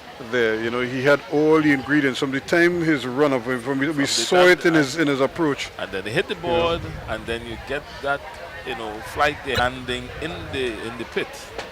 You know, that's exactly. I mean, if the coach is looking on and making pointers to future jumpers, that's the MO. Yes, they need to look at that. They need to look at that. Because and that's where the technology comes in. Well, because they can look at that and study it and over and over and over and see. And that's basically what Wendell is going to tell him. You just reproduce that. Yes, yes. You know, every time you jump, reproduce this. That looks like that would have taken us to the end of the long jump. That just killed off everybody there. Yeah, so they now covered up the pit. And 7.21 was it? 7.21. That was his final jump. Yep. 7.21. Way better than everybody else that we were seeing. But again, he has another youngster, Dwayne Herbert, who is, you know, just moving forward in this particular event. And we can only wish him all the best down the road. But he seems to have such a bright future as a jumper for Trinidad and Tobago. Yes. I don't know if they would carry on with the tradition, because normally at the end of the event, the officials supposed to walk them off in the positions that they would have finished, so that from here, you know, we can tell who was the winner, who was second, and who was third. But it doesn't appear as though they're going to do that. But in international competition, you know, that's how it's done. The technical officials, they walk them off in the order that they would have completed the event. Well, we're getting ready for the sprints and the 200 meters for today. Yesterday we had the 100, so the under 14 boys and girls will be coming up in a short. Yesterday we saw some fine runs, so we anticipate more of the same from some very young and talented sprinters. And we all know when you say sprints in the Caribbean, kind of everybody kind of sits up and take notice. In the boys under 14, you're going to look out for Timothy Fredericks again, Ethan Ford. They're the ones who have been dominating that area. Among the girls, Barclay, and you have Spinks. But Spinks is in the under 16, so they have Barclay and Richards here from Neon Trackers. So, all right, so Wayne has Dwayne and Dwight Herbert. One from Warriors and one from Dovers. So they are first and second. Over to you, Wayne. Thank you very much, Ruskin and Ephraim. Identify which one? Dwayne is there. Right. We have the Herberts here from the long jump competition. The winner was Dwayne Herbert. First, we're going to go to him. Congratulations, fantastic. Your technique was lauded by the experts at the bench inside. Tell us how the competition was today. Well, I didn't really get the result that I wanted, but it was fair to find, I find. The breeze was a little too heavy. I didn't make the mark that my coach wanted personally, but I thank God for what I got today. All right, Dwight, third place. Tell us about your performance. Well, as my brother said about the breeze and stuff, it was kind of hectic for us, but well, I actually PB today, so it was a good for me. All right, good. Congratulations. Two brothers, you know, competing in the same event, but from two different clubs. All you had to tell me about that. Why all they split up? Well, actually, it's three brothers, right? And we compete in the same event, but one is under injury right now. Okay. Well, the reason why he has a different club, because each one of us, we like to compete. And it wouldn't really feel right that we're in the same club, but we both train together. But it's just that I compete for Dovers, he competes for Warriors, and we have the boat coach, which is our Cuban, Jordan Perez, and well, we're just thankful that we could be in this event together. Well, tell me how it feels. They say three brothers at the same event. Tell me what's the atmosphere like in your family? Well, we are good together, but when it comes out on the field, it's war. Oh, right. Yes, right true. Well, you heard it from the brothers themselves. War right through. Fantastic competitors, the Herberts. Congratulations back to you all, Ruskin and Ephraim. Okay, thank you very much, Wayne, interviewing there Dwight and Dwayne Herbert, and there's another brother, so I should have find out from Wayne what is the name of the other brother. But the good thing about it is that they understand what it is. It's kind of like the Klitschko brothers. They never want to fight each other. You're not gonna, you know. Yeah, but he said Darren also. There's all the D's: Darren, Dwight, and Dwayne. Dwayne, yep. So I guess mommy must be named Denise and daddy named Donald or something. Yeah. And there's a sister named Disha. Yeah, so you know, it's good to see that they're competitive. You say that they're in different clubs and they on the field when they're on the field. It's not a family. It's not a family. It's not a family thing. So we await the under 14 girls 200 meters. They haven't come out on the track as yet, and they will be followed by the under 14 boys, under 16 boys and girls, and then we should have a 3,000 meters for women, which should take us, and then the shot put for men, which should really take us to the intermission. So. But the more that I look at it, we're pretty much going according to time. In fact, we might be slightly ahead of time. Yes, because the girls under 14 200 meters is scheduled for 4:05. So we are ahead of schedule. If I know what is happening in the call room there, Miss Dawn Washington is not going to let those athletes come out. Ahead of the event, because some coaches may say that the event is scheduled and they would have scheduled their warm-up accordingly to suit the time that they have to compete. Well, the good thing is I've seen some young ladies out there, so maybe... Well, yes, they would have come out now, which is about at least 10 minutes before, so that they get the blocks in order and to prepare for the event. So we should be seeing Shanika Barclay from Neon Trackers, Patrice Richards from Neon Trackers, Delete Charles from Memphis, Alyssa George from Paliseco, Kelia Wallace of Cougars, and Jada Bullen from Memphis. I'm seeing Richards and I'm seeing Barclay there.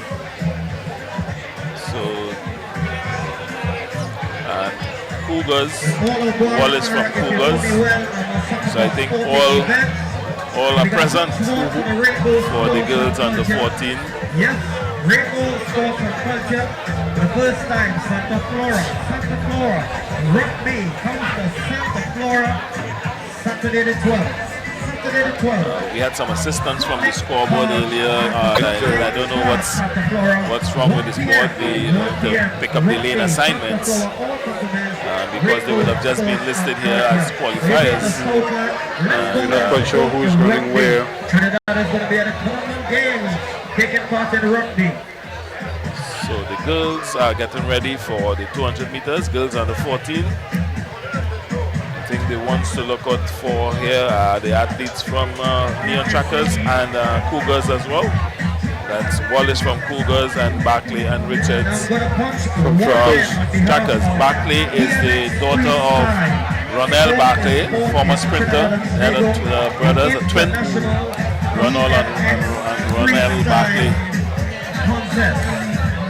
21 countries, so they are getting ready. Girls under 14, 200 meters. From here, I think all are present. April, 2 to 10 p.m. Tickets available nationwide. So they're just getting themselves ready. The girls are G. Rubin. And you look at the Neon Trackers, you can't miss them. Yes, they would have lost their coach last year, Mr. Ian Ray Gordon. He did a wonderful job with that club. The likes of Sparkle McKnight, And right. Oh, so Wallace the board is in back. one, So yeah. Wallace in 1 and 3. So Wallace in 1. Barkley in 4. Bullen in 5.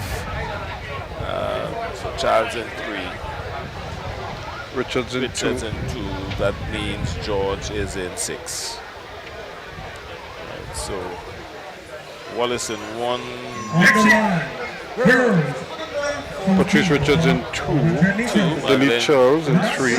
Shanika Barkley in 4. Jada Bullen in 5. And Alyssa George in lane 6. So these are the youngsters. This is the next wave of sprinters, folks. And they already, when you look at them run, you can see a lot of these kids have been receiving good coaching. They seem to have good technique. And you know, and the reason why I say that is because there was a time I remember the meet that I went to at the stadium. I'm not sure if you were there present. There was this one guy who came and ran. He ran almost like he ran in street clothes, but he was fast, you know, and he just blew everybody away because he had this funny arm action, but there was speed, you know. And we saw that some years ago with Damien Barry. That's how Damien Barry was discovered. Actually, the Carifta team was already selected, and he came in the secondary school sports and defeated everybody. I mean, he was so good that he had to be selected. So they are under starters orders. So once again, Wallace, Richards, Charles, Barkley, Bullen, and George.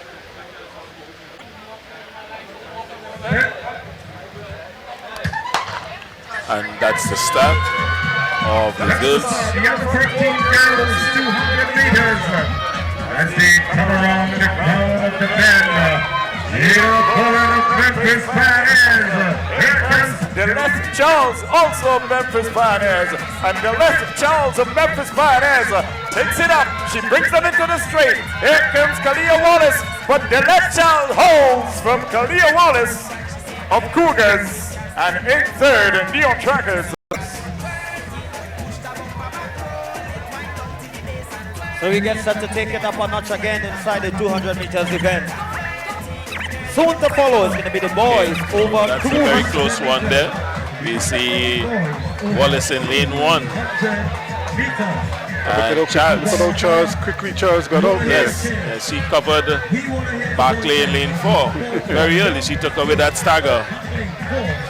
Right, but you look at Charles on the Wallace on the inside, and they coming home here. So and that's where the race was, because when they straighten up there, they knew where each other was at that point. And we're not seeing on the lane 1. You're not seeing her. You're not seeing Wallace coming there. Now she's in your picture, and she was trying to sneak in there. According to the results I'm seeing, I think Charles would have just gotten it there. And Charles, Wallace, and then Richards came up for third. Yes. So that's Charles just winning there Richards, ahead of Wallace from Cougars and Richards from Neon Trackers. So up next we should be seeing the boys, and as I indicated earlier, you need to look at Shaquille John and Timothy Fredericks, Ethan Ford. Those are some of the athletes you need to look at in this event. So we should be seeing Ethan Ford, Jordan Cooper, Timothy Fredericks, Shaquille John, and Joshua Butler from Simplex. Butler is in 1, Fredericks is in 3, Ford is in 4.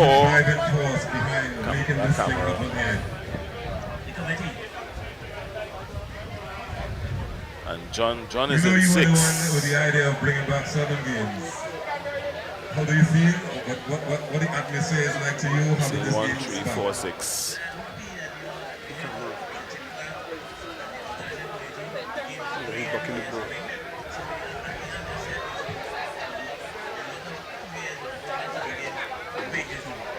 So you think it'll come back to the local Olympics one more time?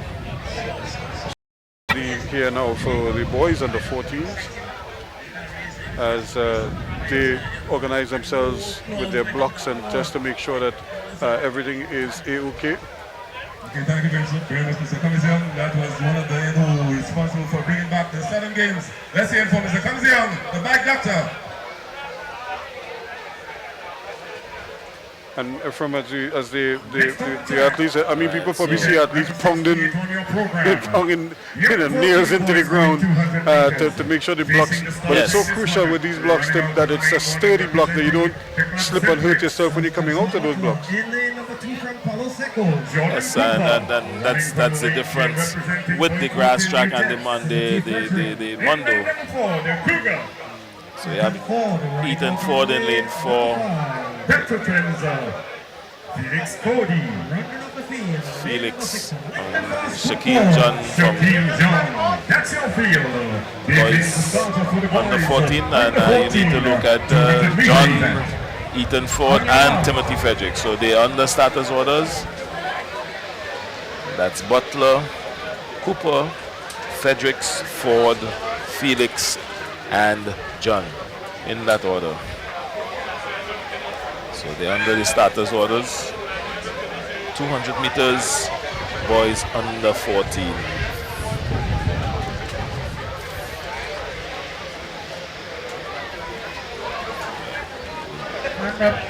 Very has them, you've asked them to stand up. Something's not right. So again, we have Butler, Cooper, Fredericks, Ford, Felix, and John. Boys under 14, 200 meters. This is the 50th edition of Southern Games. Well, under starters orders once more in the boys under 14, 200 meter.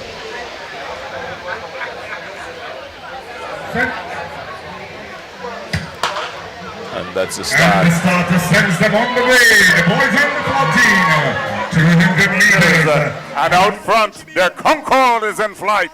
He comes around the arc, brings them into the straight, but here comes Ethan Ford of Cougars and Timothy Frederick of Point 14 New Jets, and it's Frederick of Point 14 New Jets. Here comes the Concorde, it's tight! The Concorde, Shaquille John from Timothy Frederick of Point 14 New Jets, and Ethan Ford of Cougars.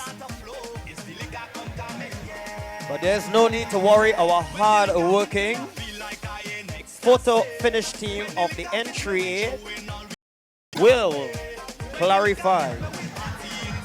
Okay, so we see Shaquille, that's John. He's out there, lane 6, and appears to be in front at this time. Fredericks was really running on the inside. Yeah. Fredericks and Ford. Ford is using his shoulders, a lot of his shoulders there. But John would just get up on the line and pip him at that line there. Yeah. Fredericks was trying hard. 25-17.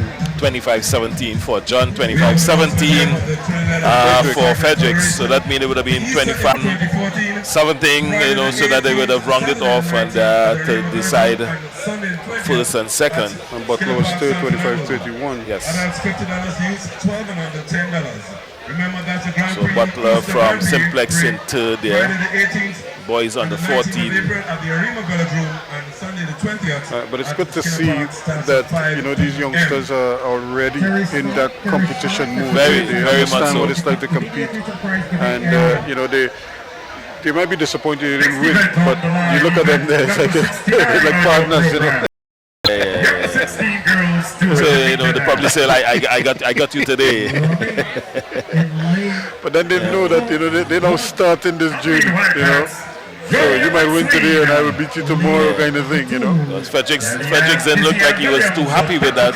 Right, because he wants to win again. Yes, because if you listen to his brother yesterday, he said that his won his race, and he told him that he needed to go out and win his race. So the bigger brother competed earlier today, and he would have completed the double. So I guess he would have told him that you need to do the double. It's your turn. So yeah, he looks good. He looks good. The problem was John was really making up good work, doing good work. He had a very good start. Very good start. And here he is, just holding his form. so that when you run in blind, you know, you don't have anybody in front of you, so you have to go. You know, so he really, you know, he did a very smart thing by going out, and he would have just held out, you know, because they would have gotten both, you know, that 25-17. So one would have probably gotten 25-175 and 25-176. Something very close. Both of them. Yes, because, you know, some of the viewers may say, but how they can get the same time and you have a first and a second, you know, so they go down to the 100th of a second. So it's 25-17 for both John and Frederick, yes. and Butler 25-31, who filled third place. But once again, it's those names, those familiar names that making the podium once more. And now we're getting ready for the under 16 girls. And this is where we anticipate the likes of Spinks and Kira Estelle. And then we have Wolf in there as well. Yep.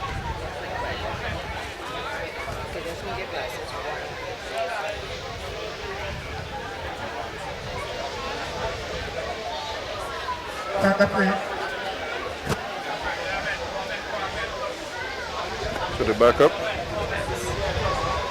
and he's obviously gonna try to get them going again. So we have Maxine, Williams, Wolf, Spinks, Esdale, and Noel. Yep. Yeah. So Williams and Wolf would have come in for St. Louis. Wolf is there. So they're under starters orders once more. That's Maxine, Williams, Wolf, Spinks, Esdale, and Noel. Girls under 16, 200 meters. And that's it. So the under 16 girls, 200 meters, and Akira Estelle. Point 14 New Jets takes them along. Here comes Neon Trackers, Janae Spinks, but it's Estelle. Spinks, Estelle. Spinks, Estelle, as they come to the finish line. Spinks, it's very tight for second. Too close to call for second place. The photo finish cameras will decide second place. Wolf looks like Wolf actually got up to second. Yes, looked like she got up to second there. And so also, I want to believe that in third, Neon Trackers might just have gotten up in time to pick up third spot as well. Yes, so they come around here. You see Esdale leading them into the home straight. Spinks is just on her shoulders there. And on the outside in lane 6, that's Noel from Neon Trackers. And that's Wolf in lane 3. That's you look at them as they're coming home here now. Yes, once Spinks has gone. Yes, and then you have Wolf coming in. And then Wolf is coming from a long way back. Yes. She passes Estelle, and I think she also caught Noel at the line. But let's see what happens here. One is safe. It looks like very close between Wolf and Noel and Esdale, who would have lead them into the home straight and in fourth position. We haven't seen the results come up yet. This might be like the another boys, one, you yeah. see them going, you know, they all run, you know, they come and they compete.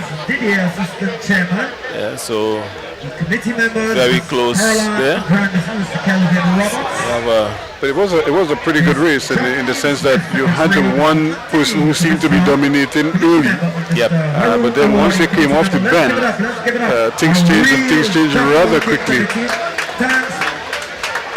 We're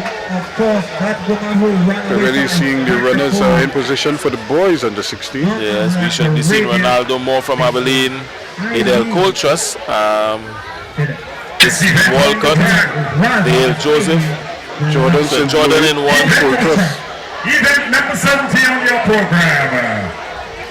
More in 4, Walcott in 5, Joseph in 6. That's Aaron Jordan. In lane number 2, Cougars, Jaden St. Louis. Representing Southern Athletics. Everybody from the Southland, look out for this young man. Adel Coltrus, he's the Rifter bound. You have Jordan, St. Louis, Coltrus, Moore, Walcott, and Joseph. So those are the officials. And we didn't really get to see the official results of the girls' event, but it was so tight between Noel and Wolf. Yeah. We didn't get to see the results of that event. It was very, very tight indeed. So they're under starters orders. The boys under 16. That's Jordan, St. Louis, Coltrus, Moore, Walcott, and Joseph. Boys under 16, 200 meters. When we did yesterday, when we did the 100. It was Coltrus, Moore, and Joseph. And you see Coltrus has already taken away the stagger from everybody.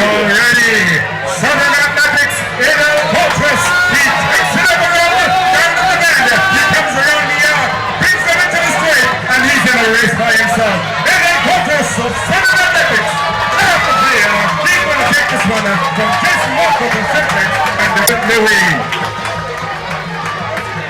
Okay, so we saw Adel Coltrus doing the double, the 1 and the 2. He's just 14 years old. 14 years old, he would have competed with the under 18s, and we see very early in the race he would have taken from lane 3. He had the stagger on 4, 5, and 6.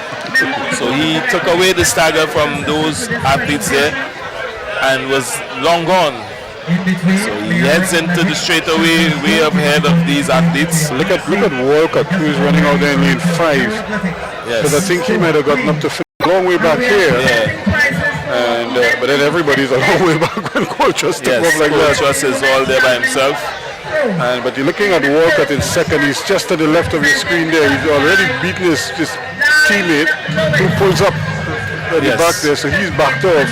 And now let's see what happens here. And second position there goes to Walcott.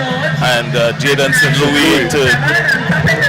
St. Louis in third. And Ronaldo Moore. So Coltrus in 22.82. Jordan was fourth. So Coltrus. Okay, so we have a prize giving going on now for the women's javelin. That's Gwendolyn Smith and Darlene Lewis, as well as Geraldine George, the women's javelin. So the time again was Coltrus 22.82. Walcott was 23.90 and St. Louis 24.19 to 19. So look at the Huddersfield Club.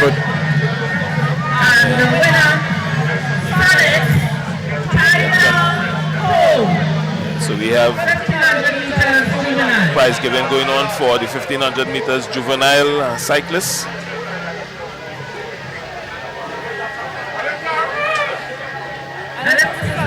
Okay, so James Saunders seems to have Brigadier Alfonso and Mr. Jim Clark, I think, from the organizing committee of Southern Games 2014. Over to you, James. Well, that's right, guys. I'm here with two very special gentlemen. In fact, they are members of the Southern Games 2014 organizing committee. I'm going to start with this gentleman to my right, and that's because ever since I have been made aware of Southern Games, his name has been synonymous, and that is the name Jimkins Clark. How are you doing, sir? I'm okay today. Well, tell me about your involvement in this 50th year of the Southern Games happening. Well, as you said, I'm the chairman of the organizing committee, and we had a lot of work and thoughts put together to bring up this edition. You're aware this is the 50th edition, so we wanted to do something special for the 50th edition, in which we had to honor most of the executive members who start Southern Games in 1938 as they come down. Now, as you will be aware, most of them are not with us anymore, right? So, but those who are wrong, we honor them last week Friday. And this is one of the aspects. We also had this year a fun ride in which we asked people to come in a sort of a healthy sort of a ride. And by doing that, this is the 2 new activities we bring in for the 50th anniversary. Well, 50 years is certainly a lot of years in terms of games taking place. Tell me some of the evolving that has taken place now. Well, it's a big change, and we're still looking for more changes. For instance, understand when the game started, it started on a grass track. It still compete on a grass track. What we are hoping in future years to come, we could upgrade the track, also the facilities. Some people who came here for the last 10 to 15 years, the city facilities is still the same. So what we aim is to approach the higher authorities, if they could upgrade the track, we could have international athletes come down here. Now, in the past, we had top-class international athletes, Olympic champions, world champions.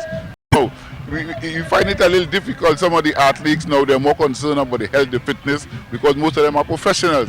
So some of them think it twice to come and compete on the surface as it is today. All right, well, I've got a gentleman here to my left. I've known him as a brigadier in the Army, and now he's involved in track and field as well. And of course, I'm speaking about retired Brigadier Alfonso. Tell me about your involvement in the games, and what have you seen taken place in the games since you have been a part of it? Well, let me just congratulate my committee, if I will. I am the chairman of but the hard-working members, really, the organizing committee, the members of the organizing committee, under Jim Clark. I've been around for about 4 or 5 years as chairman or member of the committee, and I am very pleased with what I have seen over those years. It's a labor of love, year in, year out. It's that great commitment. A lot of people are not aware of what happens in the background. What they see is what we are seeing now on the track, but there's a lot that happens long before that, starting way back in October. September, October of last year. So the planning stages, getting everything done, getting in touch with all the foreign athletes and so on. And that takes a lot of doing, and that takes a lot of commitment from people who are concerned about track and field in this country. Now, I'm not sure which one of you gentlemen would like to take this question, and that is just what is special about the Southern Games and the atmosphere here at Guaracara Park? Now, Southern Games are not only just a games, a track and field or cycling activities, you know. It's a social event, because what you see here is people coming from all ages to this, you know, and they look for it every year, you know. So, as I said, this is just a cultural kind of activities you put on besides just the sporting activities. Where would you like to see these games go to? Yeah. Well, it used to be called the Mini Olympics of the Caribbean. In fact, it still is. It's a big event. A lot of people think it's a South thing. It's not really a South thing. It's in the South. A lot of people come here just to bond and just lime and we'll talk and have fun.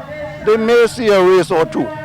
They may, if you check on the back of the stand, for instance, there's some fellas there who don't have a clue what's happening here. But they're here for the social aspect. Here, year in, year out, I know exactly where to find most of them. They're enjoying it, they're bonding. It used to be a fashion show, really, in terms with respect to the ladies.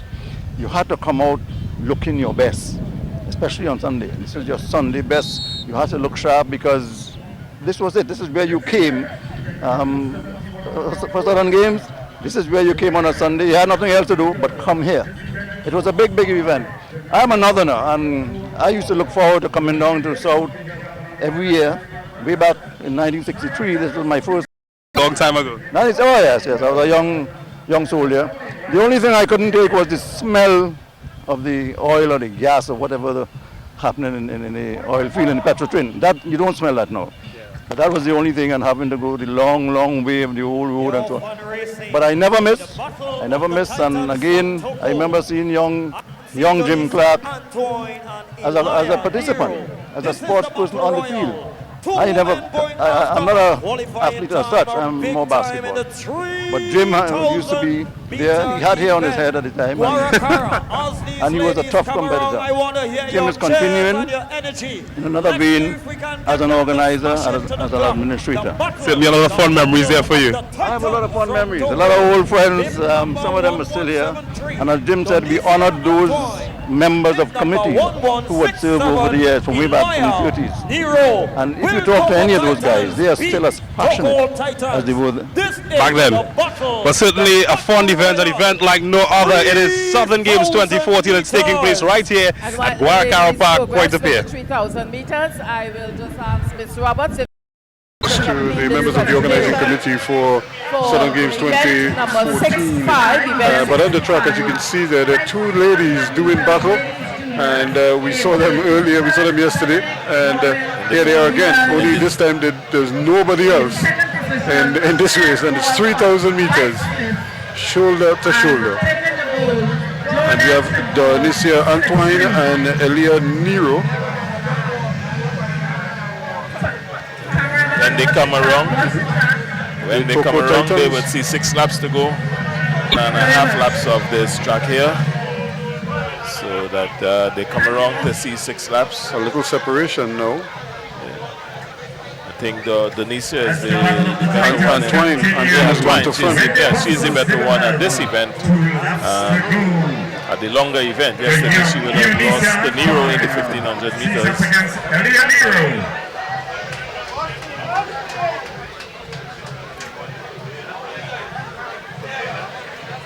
And you just look at them, they just seem, now you can see the separation. You can see the class, the difference in class here now, because Antoine is just beginning to pull away and extend that lead. And I suppose that's part of the problem, because if she's running against the clock, it would help if you have a little competition, somebody to push you and help you with that, in that whole exercise that you're trying to pull off here. But when you're running by yourself, it's very difficult to gauge where you are and to keep your motivation levels up, because if you're just running for a medal, you have the medal in the bag already. Yes. You're trying to break a specific time. You probably need people around you to help take you, to make it interesting and to keep you focused. So here she is, just as they say, running all by her lonesome. Coming back to see. That's the men long jump. And in third position we had. So she is 5 laps to go. All by herself there. So she is going to come and see 5 laps. 5 laps to go.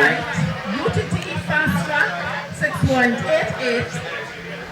Also on the ends getting ready, men getting ready for the shot put. In first position, taking the goal, Dwayne Herbert. So there's Donicia Antoine, just striding. She has a fairly relaxed and very consistent gait, the way she runs. You don't see any real change in her sprinting. I suppose it's as simple as it could get. Left leg in front of right leg.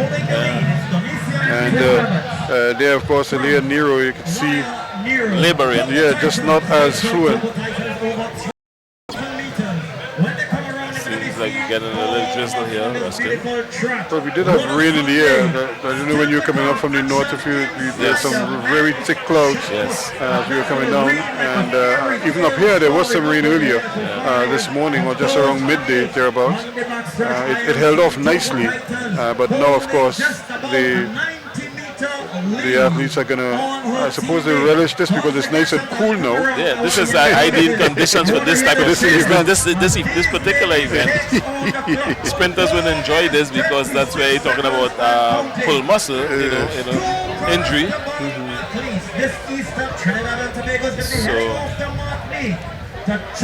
So it's nice and cool. So she's making here, you can see her coming around the Petrotrin Sports Club. So we see 4 laps now.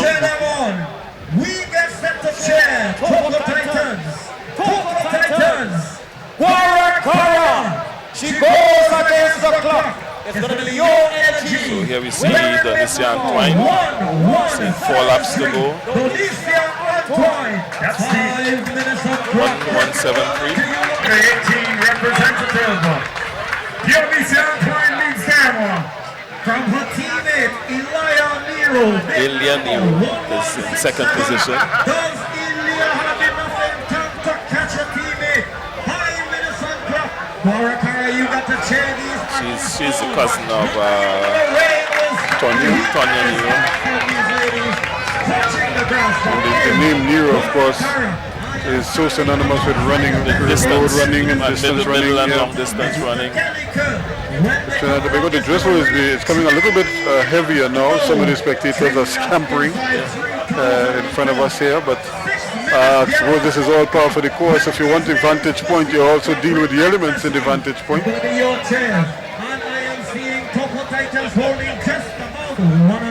But she's still striding comfortably. Might have just slowed down just a little bit, but as I said, it's always difficult when you don't have any competition to stay focused, and that's the challenge that she's facing there right now, running all by herself, trying to as they say, make a fist of it here, but it's 3,000 meters, so you're trying to cover every inch as quickly as possible. And of course there is Nero trying to stay relevant in this race. And you look at her stride now, she's basically slowed right down. Yeah, she has no competition. So she's seen 3 laps to go there. She's being chased by her teammate. Just about 100. So there isn't really much of a race as much as it is a race against the clock. I have a scary tale to tell on these athletes. It's creme de la creme. Second day, Southern Games 2014. And remember they would have run yesterday, so today of course this is going to take a lot out of them. But the good thing is that they're not under any real stress, like I said, unless they're trying to beat the clock in the case of Antoine. But certainly for Elia Nero, you know, I suppose just a personal pride here now, what she, you know, whether she can find some energy somewhere and just try to pick it up. But it's a demanding race, we all know that.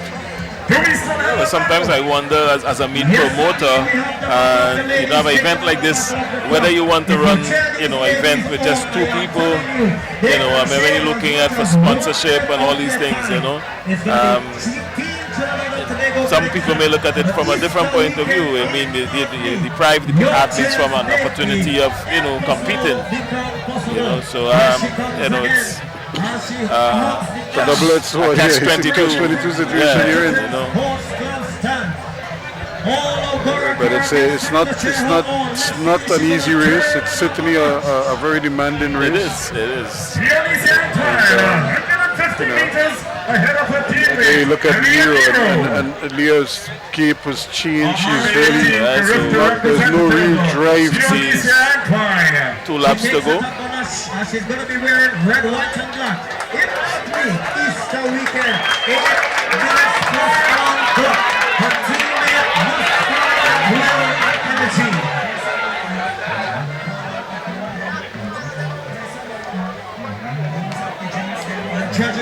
She's doing this event all by herself. Shot putters may see a little trouble in the weather, yes. And have to wipe that shot to make sure that it's dry. And even the circle, you know, throwing from the circle. So this is Nero coming in here, seeing 2 laps to go. 2 laps to go.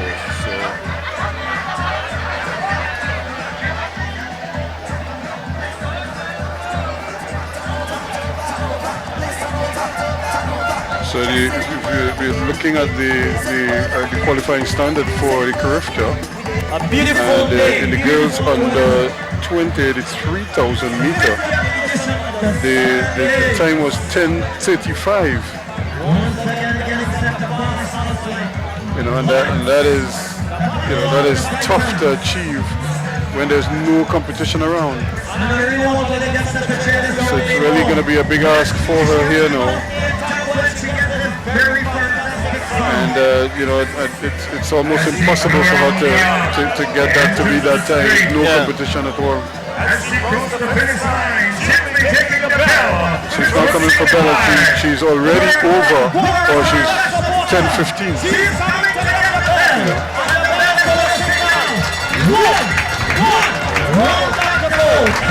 She's got the bell at 10:24. 10:24. So you know, to try to beat 10:35. Yeah. It's tough to do that by yourself. You have nobody to really push you. There's nothing, no support there.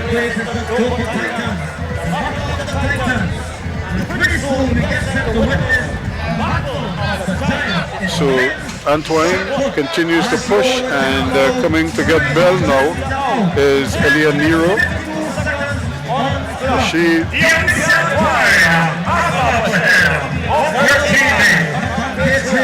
She's almost a half a lap ahead of Nero.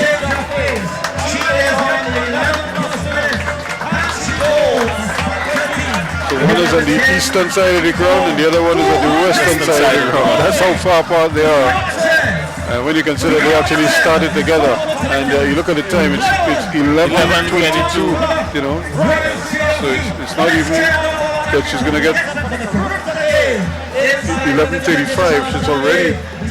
She still has 100 meters to go, and we're already up to 11:34, 35 now.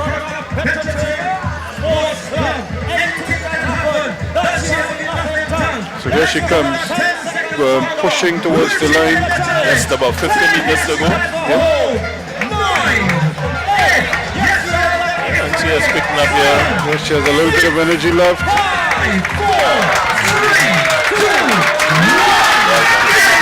Under 12 minutes, but we outside our goal to standard of 10.35.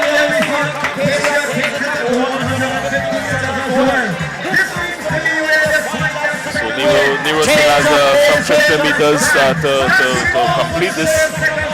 The 3,000 meters for women.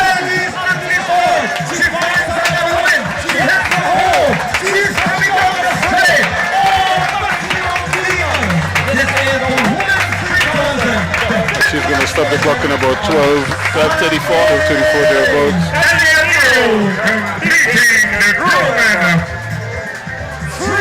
Almost 2 minutes over the kind of standard that we'll be looking for. So, 2 athletes from Topo Titans. So you're looking at the 10:35, and we have one getting 11:59, and the other was 12:34. The 3,000 meter event, a very demanding event, as you can see those two young ladies. I'm sure they're feeling the effects of that race. And here she comes, Elia Nero, trying to finish her race. And as we said yesterday, the size here for this type of event, that's a lot of weight to take around the track for 7.5 laps. The rain starts to get a little heavier here. And, as people move for cover. Yes, I think this is going to have an effect for the cycling. It will, because they'll have to allow the track to dry off. Yeah. Because remember, we still have the match sprint final. To come, and we have a couple devil for different categories, elite 1 and 2, elite 3 and 4. And there is the winner of the last event we just saw there, the 3,000 meter event, Donicia Antoine. Yeah, so we still have some 200s for the men and women, different the other age groups.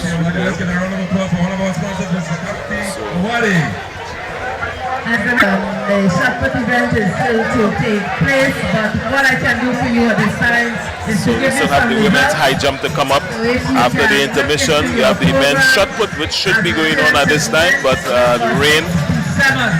Then we have the 200s for the boys and girls under 18, boys under 20, masters, and then the women and women invitational, men and men invitational. The devil, the 4x4 relays. And then to close off with the 10,000 meter cycle event for international. Gives us an opportunity as we have a little lull in the proceedings, and while the spectators try to get themselves dried, those who got a little sprinkling, nothing too serious, I must add. As you can look at the track here, probably just got a little bit of a sprinkle on it, but nothing, like I said, won't take too long to dry. Let's take you back to the 400 meter final, or 4,000 meter final event from yesterday, one of the highlights on the cycle track. And you will see a bullet in red, white and black that came out of nowhere in this one. Third position, Syntex Butler, 25.31 in second position. So as you look at them coming up, this race was set up quite nicely. As you look back at this race, here, Marlo Rudman seems to be the man to beat at this point in time, as he seemed to have this race pretty much sewn up.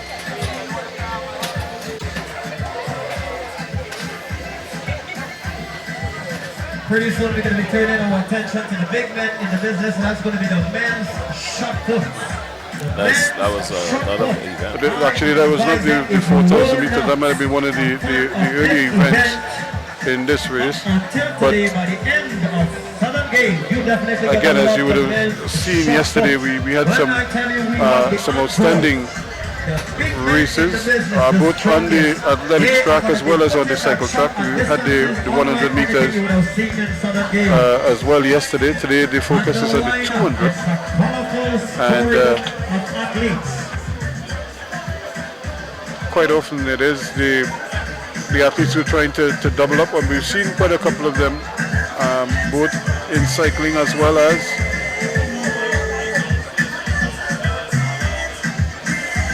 on the track, on the athletics track, who've done the double already today and yesterday. There's another event.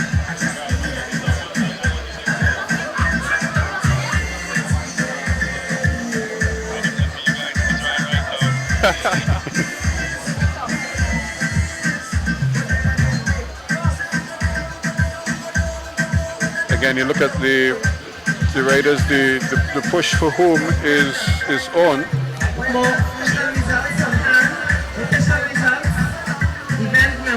It's all trying to come around the back here, and this is where the asking is going to be tough, because the stagger is too big a stagger. Under 16, 200 meters in third position. Cougars with a time of 24.1. Looking back to see where the competition is. Nothing. In second position. Simplex with a time of 23.80, Jason Wolford. Nothing coming there from by way of competition at the end. Blistering time, 22.82 seconds from Southern Athletics. Adele Coltrane. And these are the shot putters men.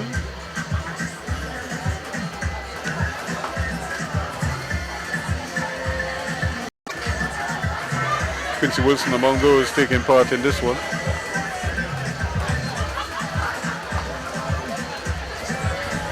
Certainly one of the standout shot putters in Trinidad and Tobago over the years. The time to give you one more results, so if you would follow with me, I have results, official results here for event 69, which was the girls under 16. 200 meter dash. And in third position with a time of 26.3 from Neon Trackers. A nice spinning. In second place with a time of 26.28 seconds. Probably not the distance you would have anticipated, but we did have a good release on the shot put, the iron ball.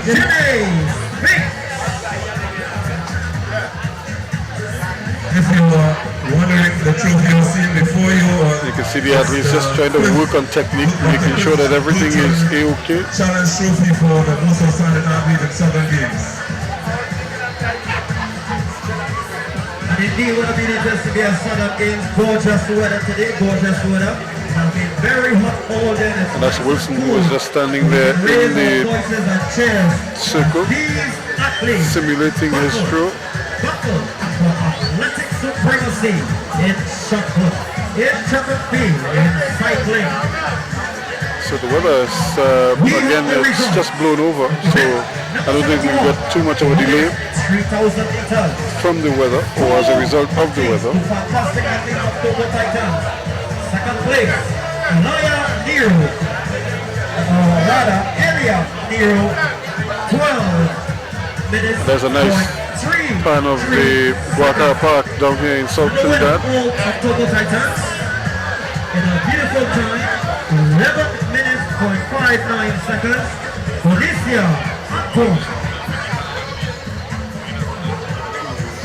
Well, that's good because the shot putters in particular, although they're working that confined area there, I'm sure they want to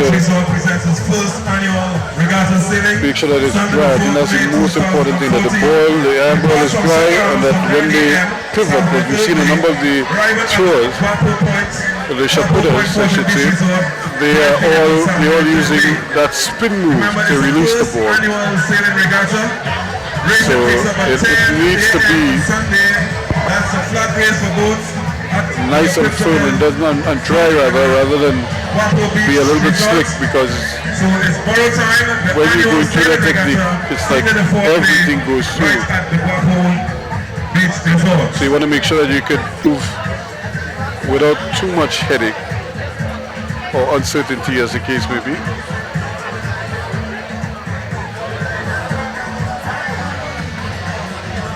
I want to say a special welcome to each and every one of you present here at the Southern Games 2014. So we just have a little bit of a lull in the activities, and that's because the shot putters are probably getting ready to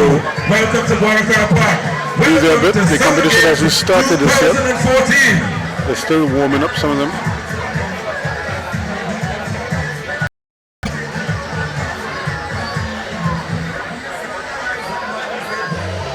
So as they continue to fine-tune, just to make sure that everything is okay with them.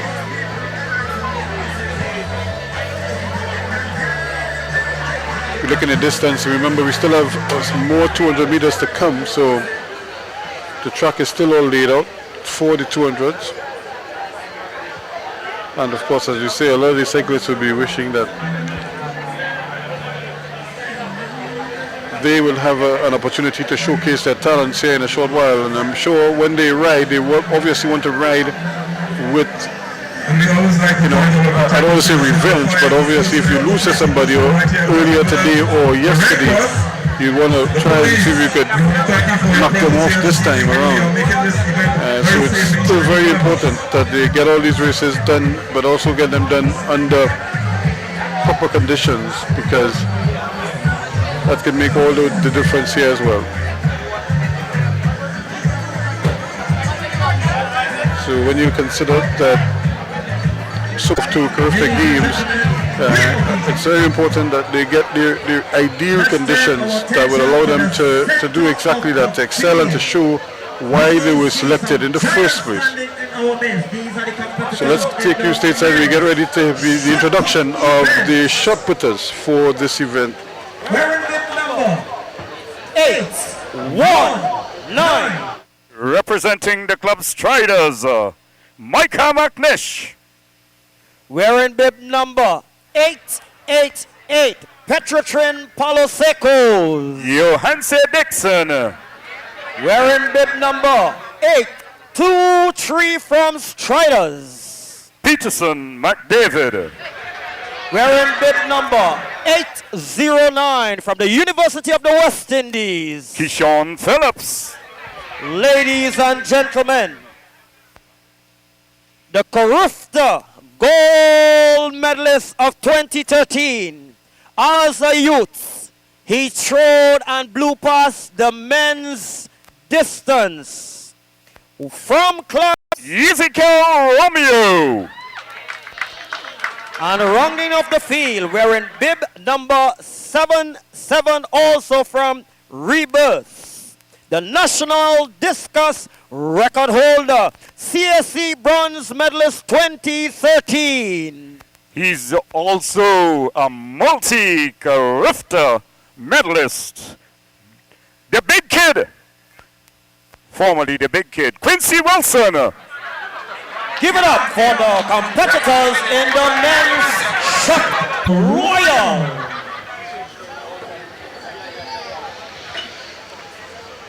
So there's a nice snapshot there of some of the spectators. They're back into their position. The weather is subsided, it's blown away quite nicely. And now the competitors, I'm sure, will be happy that they could continue with their preparations for the start of the men's shot. So these athletes are facing 6 rounds of competition. So here we go, and there is the big man himself, Quincy Wilson, in the middle of your screen there with the towel in his hand. So big fellow, certainly one of Trinidad and Tobago's premier shot putters. Once again, you're reminded that on Saturday, the 12th of April, Dominant Santa Flora is rugby at its best. We want to introduce the sport of rugby right down in the Southland, deep south. So come and support at Footneck Park, Santa Flora. So they're still trying to work out who's going where. Rugby at its best. We have a rugby display. And I'm sure once they're able to get that sorted out, we should get that competition on the way Saturday at Footneck Park, pretty soon. 1 p.m.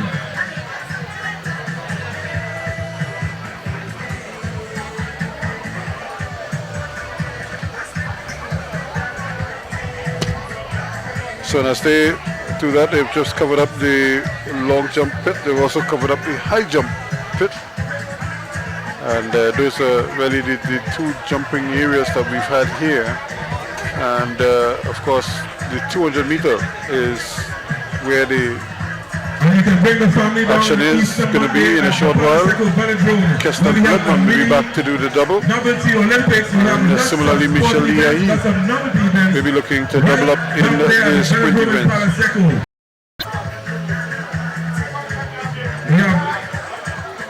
So,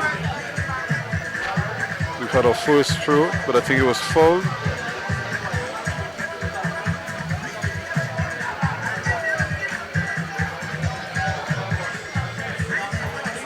So they're going to continue. I think they have 6 rounds of these athletes.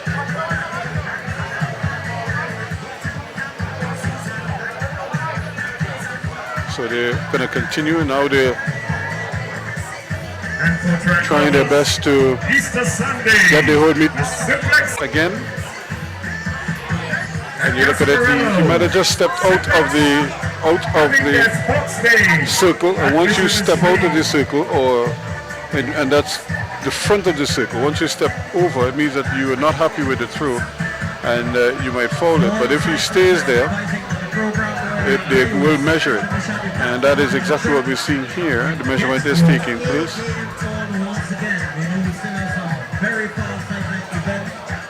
Izakai Romeo, another one of our top shot putters.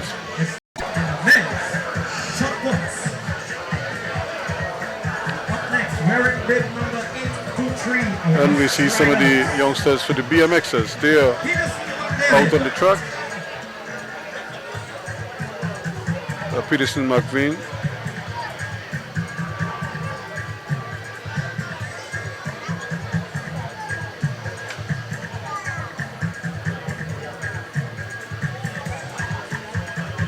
No real fuss or bother about his stroke. He just positioned himself from the back, wheels his arm back, and then lets it go.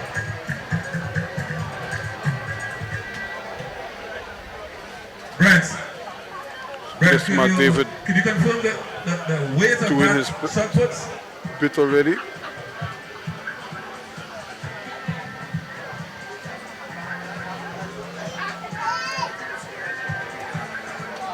And I want to believe these athletes are just gonna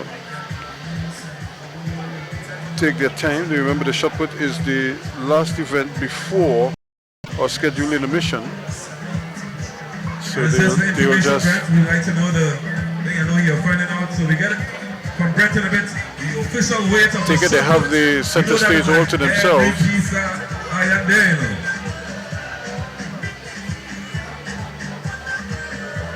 So Wilson seems very relaxed and no stress at all. He knows he's probably as good as, or probably even better than everyone else in the field. I just got the information. 7.26 kgs. That's the weight of the shot put, ladies and gentlemen. Okay, he goes again. That's a pretty decent effort. And it's a good foul from Yui.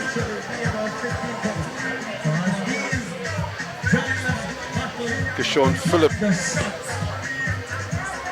distance is going to be phenomenal. The competition is going to be extremely high with the likes of a CSC gold medalist and as a youth, one athlete who... So attention being played to the foot in there so that there's no give. Remember, there was a slide just a short while ago, so the shoe that they're wearing might just be picking up some of the moisture that might be just resting on the surface. And so these athletes are very conscious of that, so they want to make sure that it's clean and as dry as possible.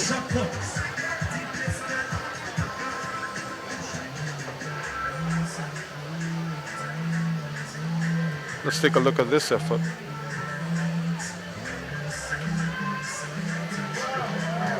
And again, the technique is A-OK. When the white flag goes up and the tape goes down, and the figures are written, it's going to be phenomenal. But once you get that white flag, it means that they will measure.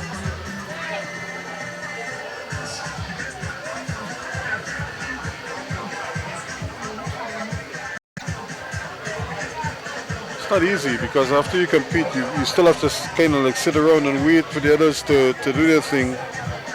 And then you do your thing for a third time. So there are 6 rounds.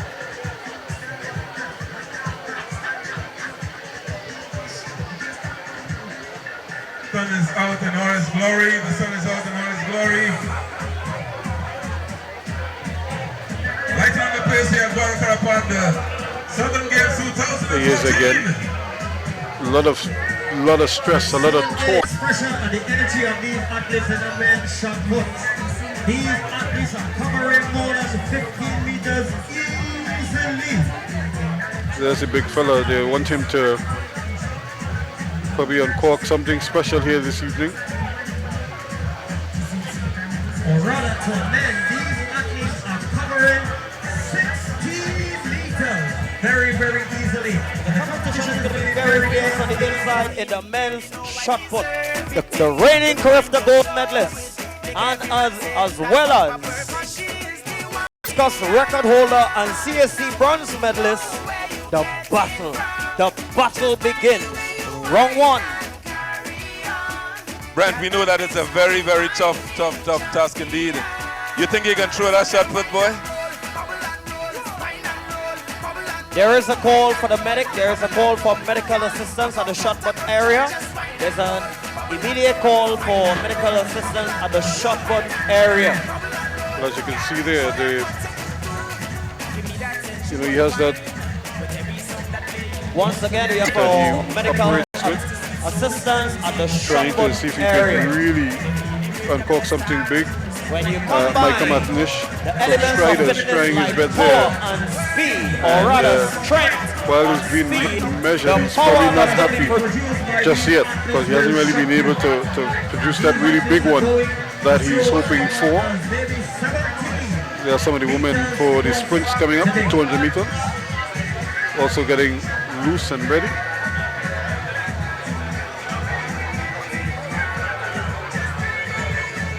There we see Miss Joan Earwood making her way across the field to assist the athletes, the assistants, the HSE department. I think that one went horribly wrong, not really near some of the others that we had seen. So the sun is out in all its glory after a beautiful sprinkle. Oh yes. Still to come, we're going to see some very high speed action as well in the 5,000 meters. So they're just taking their time. Next man up. Gloria going to come up to the cover stands. St. Madeline's to do it. And again, while that is going on the inside, in the background, of course, the cyclists out on the track getting warm because immediately after the little intermission that is taking place here, the little break in the main action, even though the shot put, the men shot put is taking place. Running yesterday, I met the most energetic, the most vociferous group. David trying his best there, but not able to get up there. That's the cheers that athletes love to hear when they're competing for Guaracara. This is our moment to support our athletes. Men's shot put in progress. Still to come, we're going to see the ladies attempting the high jump and of course 5,000 meters. when these athletes go around this track, making it look so easy. So Brent, what are you saying? Today gonna be better than yesterday? The jury is still out. So that was a look at McDavid there. He's obviously one of the top local shot putters, and still learning the sport essentially. Bringing us the highlights that would have been there too of the Southern Games 2014. The sun's out, the breeze is really blowing nice. It's a very beautiful day. Look on the end, you can So see they're the still nice tree trees. measuring, trying to make sure that they get every inch right here, because this is the kind of event where you absolutely have to get it right, because it could be the difference between one winner, between the winner and maybe second place. I can hardly wait as we get into round number 5 and 6. So these athletes each have 6 throws to attempt, and their best throw. So Keyshawn Phillips is also trying to see if he could stay relevant in this event. Silver or bronze medalist in the 50th edition of the Southern Games. We're asking all cyclists, please, clear the track now, please. You're looking to start, restart the cycle event, all events here. Cyclists. So here we go again. There's another athlete trying to make it through.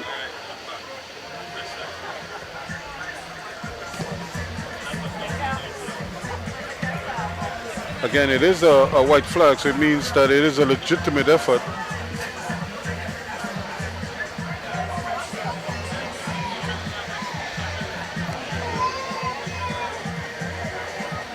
Ezekiel, Romeo and company, they all were trying to see if they could really put some distance between themselves and the others. For all youth development to your positions. This is a call for all youth developers. Please report to your positions. So now we're looking at Quincy Wilson, who is going to try and maybe put a marker here that will just blow away everybody. And you see the way when they're in gym, it will terrify you. So what you're witnessing. There's another solid effort there, indeed. Very, very intense. And it's legal as well. And that was a beautiful throw just concluded there, Brett. That was a beautiful throw just a while ago. Can we get the athlete who just made that throw? Wilson just... That would have been none other than Quincy Wilson. Just moving away. National record holder in discus, as well as the CSC bronze medalist. Of course, remember Quincy Wilson is also an outstanding discus thrower as well. So he is obviously one with an amazing upside. When he can put it all together, I'm sure he'll be a force to be reckoned with. Peterson McDavid. CAC game. So it's going to be your chairs. St. Margaret! And Brett, normally these events... Michael McNish, trying his best here, trying to see if he could really slot something in there, but not able to really challenge Quincy Wilson's effort. And Michael McNish certainly nowhere near by way of the marker, not nowhere challenging Quincy Alexander's effort. The women battling in the high jump area. So Guaracara, we have so much to be thankful for and enjoy today. If I'm not mistaken, that would have been his second throw.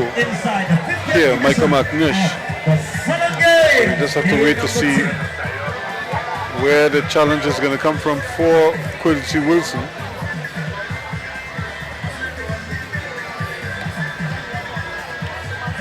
There's another effort, but that one he will foul that.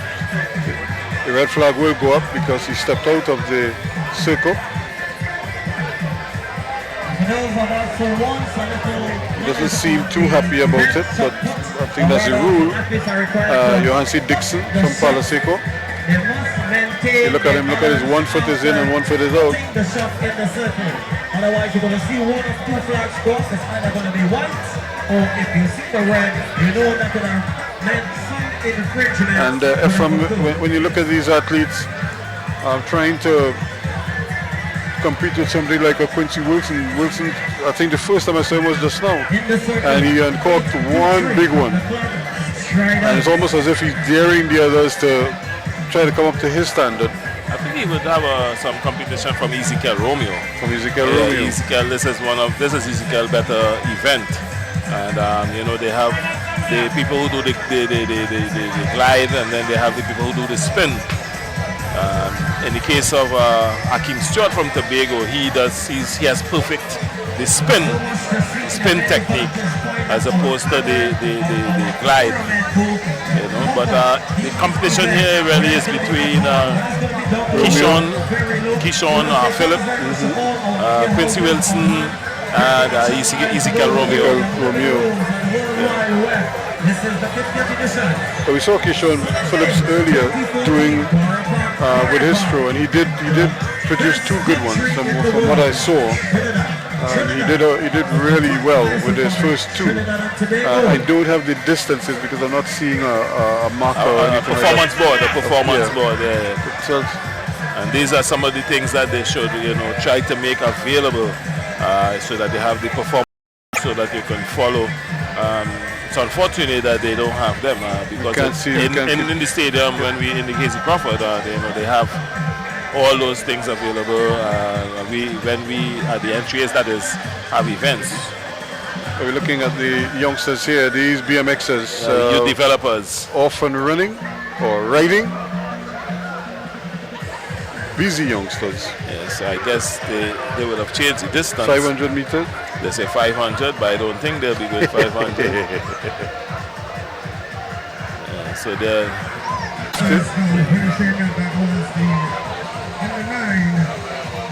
Mike Smith taking the victory right there from Rick Texonics and Remo Wheels unofficially.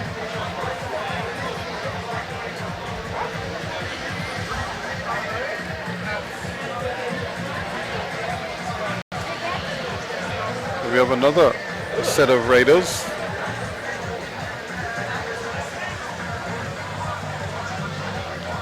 They will be going their distance. They now get the whistle,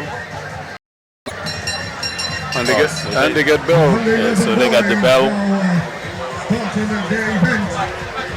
So they have one lap.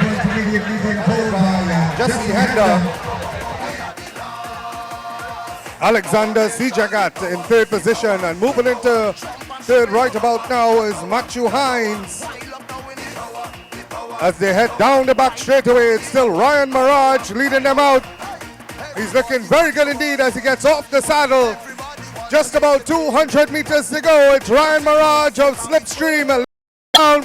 Here comes Matthew Hines on the outside. Jesse Hender now trying to make a move as well. But it is Matthew Hines. Jesse Hender still trying to come strong. Matthew Hines holding the line as he comes to the line. It's going to be very close. It will have to go to the photo finish.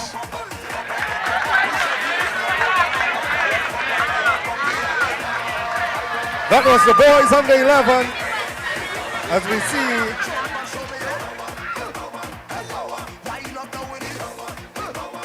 the boys under 13 coming to the start of the for their 500 meters.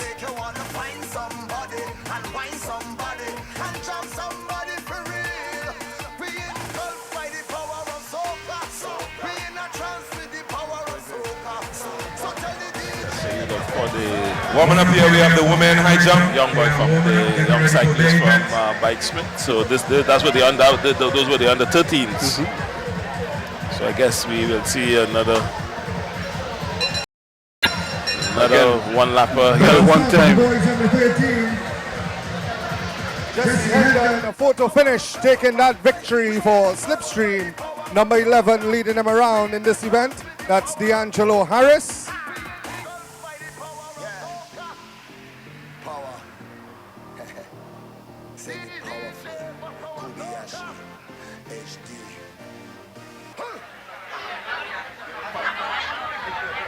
As they head down the back straight away, Christian Gopal leading them.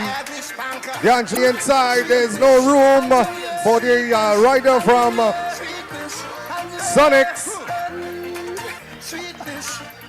But he will come around. It is D'Angelo Harris.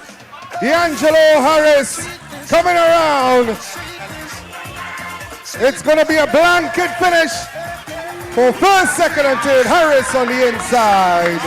Number 11 taking the victory from Arriva Wheelers. Okay, so we just saw the completion of the new developers, 500 meters.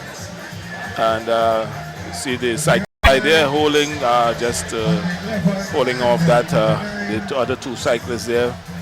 That's Rictex Sonic and look like Arriva Wheelers. And as we've been saying all day today, you know, the youth developers, the juveniles, we've seen very large participation by these two clubs, Rictex Sonic and Arriva Wheelers.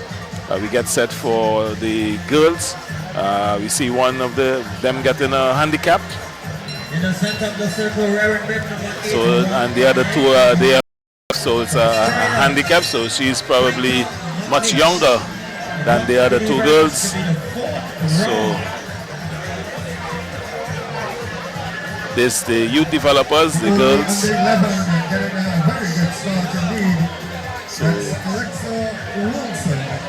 So Alexa Wilson has gone out. She has gotten a handicap. And she's there's no way she's going. She's under 11. There's no way they're gonna come to catch her. And the other two are under 13s. So they are.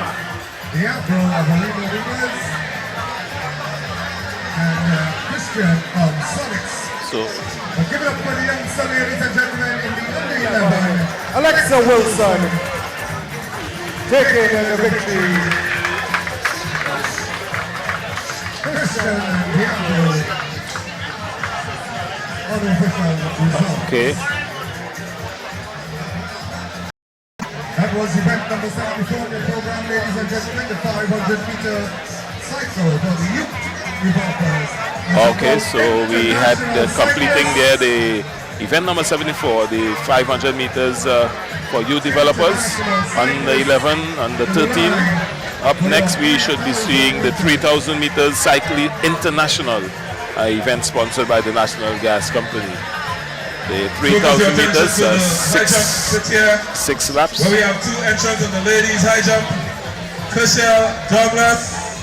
So we have the 3,000 meters on the infield. We have the shot put going on, as well as the high jump for women. So that's Ezekiel Romeo just doing putting the shot there. Ezekiel Romeo would have won this event at the Carifta Games last year in the boys under 20. He's a bit old. He's past that now and training among the seniors. 5 meters for the women high jump. The bar is being set at 1.45 meters. Ezekiel Romeo and shot put. So we should be seeing shortly the 3,000 meters cycle international.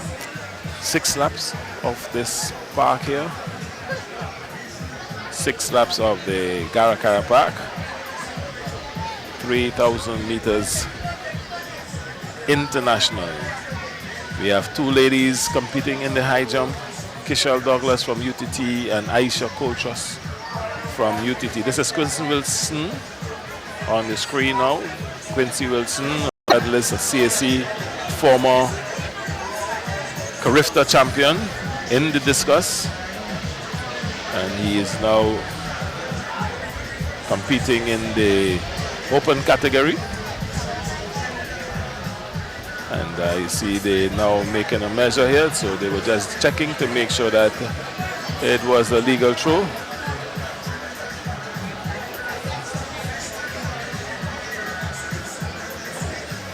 And that it was. Okay, so that's the replay there of Quincy Wilson. Quincy Wilson, so we have another competitor coming in into the circle. Johansi Dixon from Palaseco. This is the start, ladies and gentlemen, of the international group. Johansi Dixon, we've seen those technical officials there. So that's Dixon, his attempt. He's using the glide. And he gets a red flag, a white flag. So it's we see the replay there. Men shot put. You see the cyclists now getting ready for event number 75, the 3,000 meters cycle international, sponsored by the National Gas Company of Trinidad and Tobago. So up here, this look.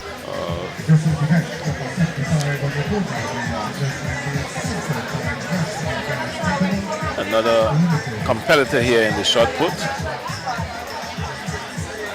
This look like McDavid from Striders, and he gets the white flag. And that's the replay. That's McDavid of Striders competing in the men's shot put. And we just saw the start of the men's 3,000 meters cycle international. That's the start, ladies and gentlemen, international cyclists. They're doing 6 3/4 laps.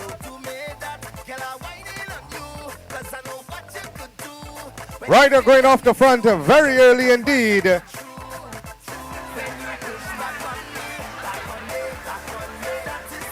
It's Zachary Kowalczyk leading them around.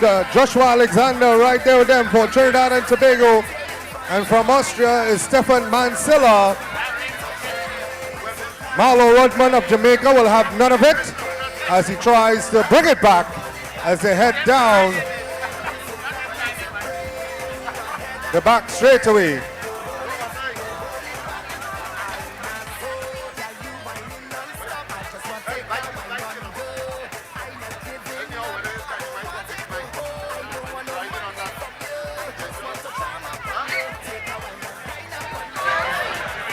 As they go around once again, number 452 now going to the inside. Christian Kos of Holland in the bright orange.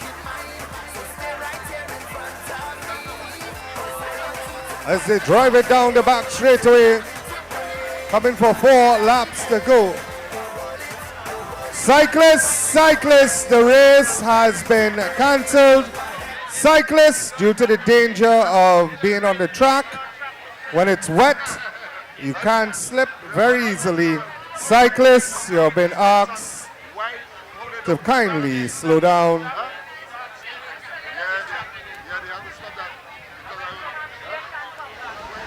Have had the 3,000 meters cancelled. The rain is drizzling. It's declared unfit and dangerous for competing on this type of surface.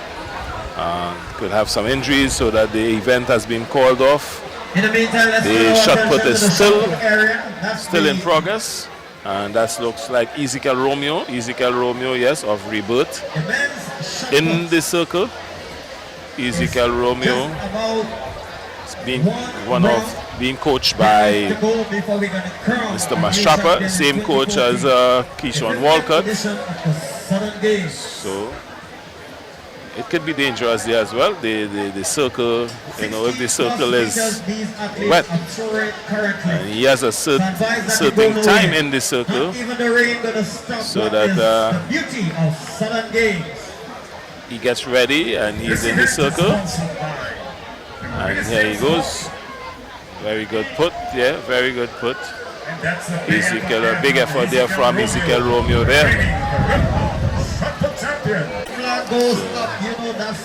So he has a legal throw there, and as we were saying earlier, we We don't have performance boards at this meet, so that we are unable to see the distance that has been thrown by established distance by the athlete.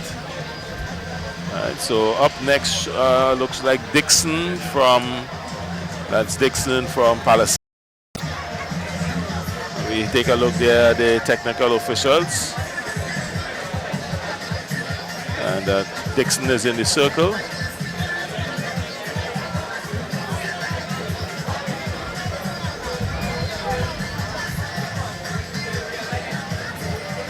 And yes, he throws now.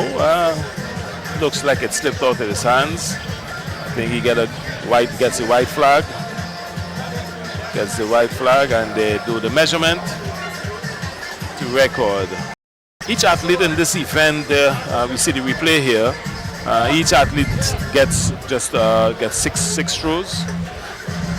If there are more than 12 athletes, after the first 3 throws, they take the top 12 and they rotate them according to their distances from the shortest to the longest. Person who would have thrown the furthest would be last on the roster. So it seems as though the competition has been completed and the rain is.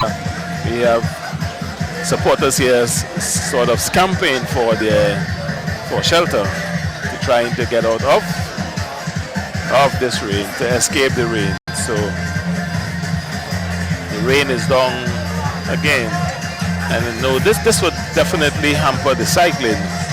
Not too much the track events, but I know it would affect cycling. So we just had the 3,000 meters Cycle for International being cancelled. Up next we should have been seeing the 5,000 meters open for men. Due to the weather, because of the weather, we have the cancellation of the cycle events. I'm not too sure whether the men's 5,000 meters that's supposed to be on the track with Pereira, Johnson, Faria, Dan, Holder, Bullard, Jones, Babulal, Eli, Alexis, Silas, who won the 1500 yesterday, Cleveland Ford, Cleveland Thomas, and Hetherington from Canada, whether that event would still come up as well. Actually, this is good conditions for that type of running, 5,000 meters. So we wait and see. We wait to see whether or not that event would come off. That would have been followed, or should be followed, by the girls and boys under 18 200 meters, as well as the boys under 20 200 meters. So we take a look there. Look at the breeze. It's raining. We also have the 200 for women and men, as well as international women and men 200.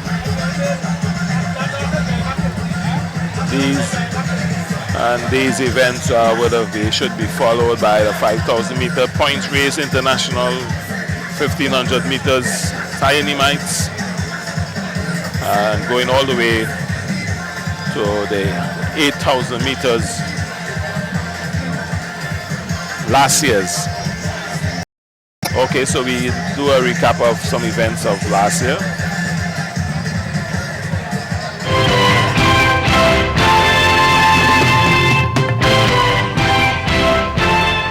So that's the Tiny Mites, and they'll be going 1,000 meters. When they pass in front of us, they would have 2 laps to complete in order to complete the 1,000 meters cycle event for and Tiny Mites. And they are off. They are off. We see some additional cyclists here as well. So that's Rick Tech Sonic. Seeing Parkside, the uniform of Parkside as well, I'm seeing there. So one of the riders from the Rick Tech Sonic, he is out front. He has decided to take the lead. Masters to the holding name. Followed by, I think that the person now passing him, I think maybe from Arima Wheelers, I'm not too sure.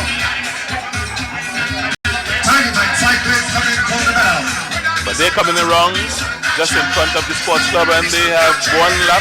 They're going to get the bell. Now Morosco rally for Hollywood International, picking up the pace, number 127. Tyler Cole trying to control this race. Big tiny mics here. Some huge tiny mics, Some huge tiny mics. I'm actually seeing about 15 competitors there. Yes, they have about 15 compared to the original 6 that we had that was listed.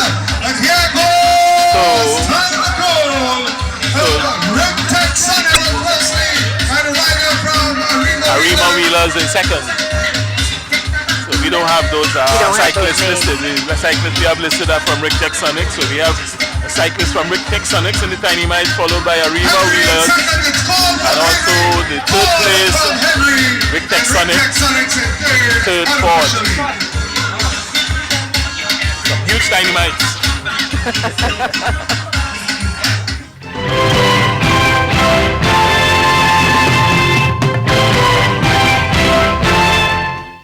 That's about 10 of cyclists here, but it looks to be, it appears that there are more than 10 cyclists. Now, how would this work though? We have a listing of maybe 10 competitors. And can you just, is it that, these competitors can come down and say, okay, they want to participate, or what's the criteria? Well, for the track and field, there would have been heats. So that they would have selected people for the finals. And the cycling, I'm not sure too well how that goes, whether by invitation and the club supplies. Because we're seeing quite a few more. Yes, yeah, we have events as to what's actually Brandon Gittins making a move right for Rick Texonics, but Belmont. Now, juvenile would be what age range from? In cycling, juveniles could be probably under 17. Under 17. Just slowing it down, but it's still Brandon and then you have the juniors under 20. Rick Texonics. Nothing like the tiny mice we saw just now, though. Yes, well, those are huge tiny mice. Huge tiny mice. So when they come around here, they get a bell. Yes, so we have one rider who has gone all on his own, Brandon Gittins. Yes, so it's Brandon Gittins from Rick Texonics. Wow, he's way ahead of the game.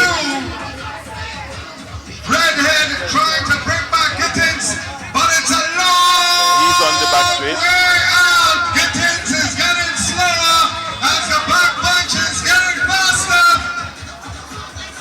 When he holds out, he is looking very good indeed. Here comes Del Montes. Gittins out front. Way out front. Yes, but it's looking like they're going to catch him. Oh, they didn't catch him. The race was for second. Unofficially. Just exciting 1,000 meters for juveniles. Are you here?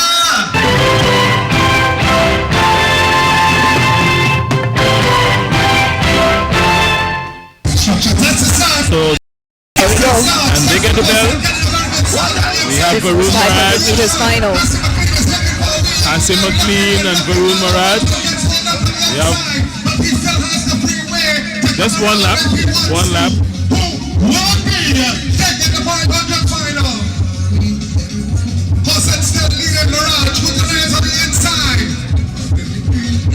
So a lot of tactics in this event.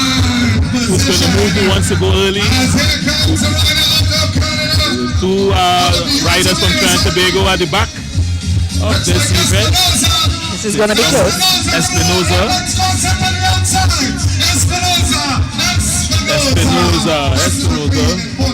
Hansi McLean in fourth.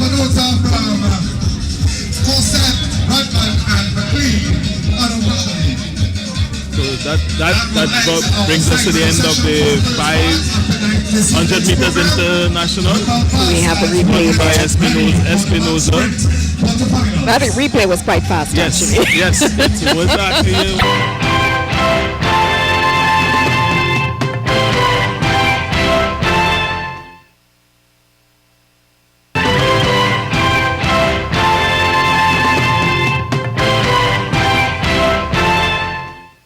9 competitors listed to start for the boys under 17 100 meters. Sponsored by the Ministry of Sport. Event sponsored by the Ministry of Sport. So no Kashif King, no Kashif King. So we're starting with Gordon. No Hislop, so Mulligata. Fredericks is present. Running out of lane 6 and representing Memphis Pioneers. Kadeem Campbell. Kadeem Campbell. In lane number 7 out of Zenith, Kadeem Chance. Kadeem Chance from Zenith. Representing Penal Athletics, Chad Richards. Running out in lane number 9 out of Dover's, Josh Hawkins. So we have Josh Hawkins. So it's just... Okay. So we see the start of the men's 5,000 meters. So they have 12 and a half laps of this track. So we see Tesorio, who would have won the 1,500 meters yesterday. So he is going to front, and he has Kelvin Johnson, Jules Larode.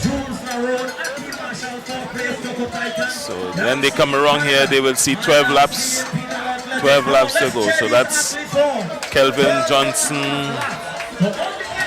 We see Akeem Marshall as well as in that event.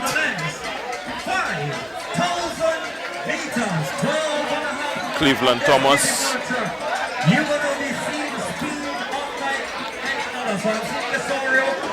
So Akeem Marshall is present in this one.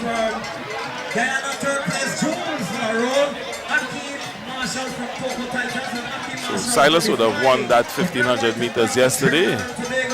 So he's leading this event here right now, followed by Cleveland Ford, Jules Larode, and Akeem Marshall, and Hetherington from Canada in that order. So it's Kisoro, Ford, Larode, Marshall in that order.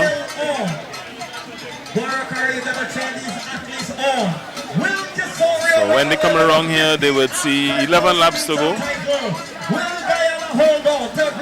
11 laps to go. So Kisoro, Ford, Larode, Akeem Marshall. See Daniel Eli is there, Colin Pereira.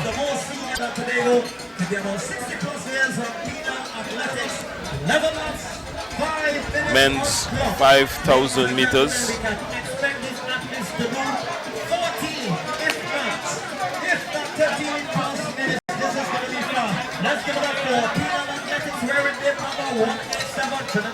So 5,000 meters men open. That's Kisoro from Kenya, leading Ford of Guyana.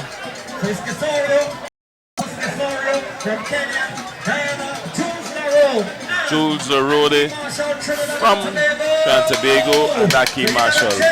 That's the top four, that's the front four runners. And there's the 5,000 meters men open.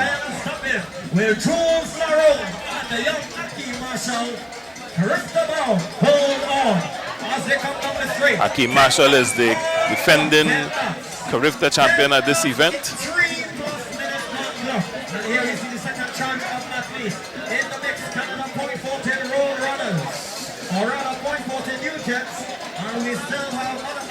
So it's Kasoro, Cleveland Ford,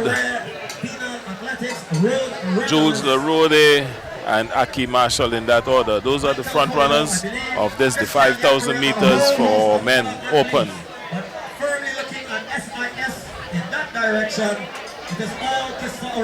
So Kasoro, Ford. So it's going to be the Caribbean taking on the rest of the world. It's going to be Trinidad versus Guyana versus Kenya. Guarakara gets set to athletes on every lap. 10 laps to go on the clock as they come. So when they come around this time, they will see 10 laps. So Kesoro,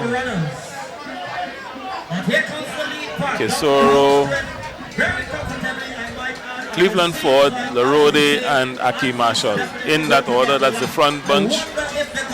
Front bunch in this, the 5,000 meters open.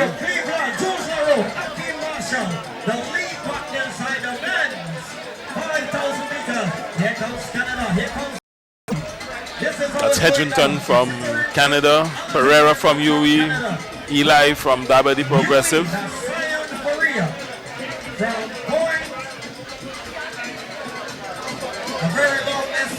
When they come around next day, we'll see 9 laps to go. So that's Tesoro, Cleveland Ford, and Aki Marshall has now moved into 3rd position ahead of Jules Larode.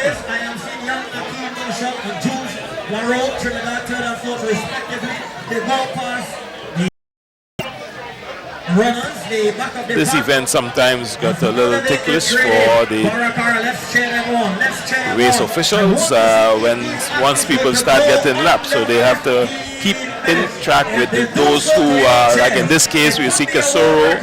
They have just passed one athlete, so they have to keep in abreast of who has how many laps to go.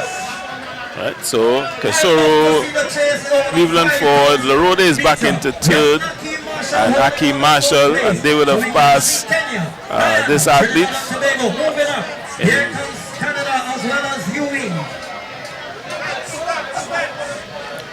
And bringing up the rear, we have Ramjit.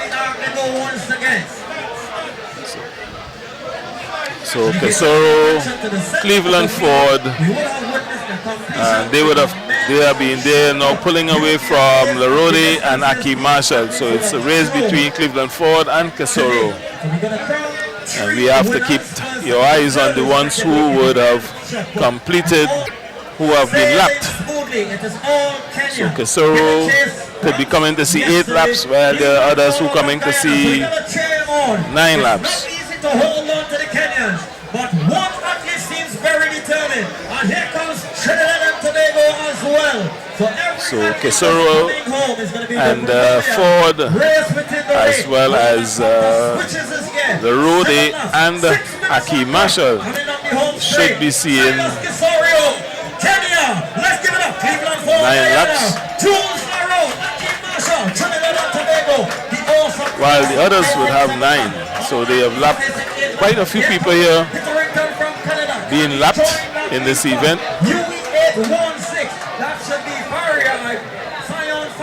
So Casoro has established a great lead here, just about a couple 10 meters or so ahead of Cleveland Ford of Guyana. And they go past another athlete here.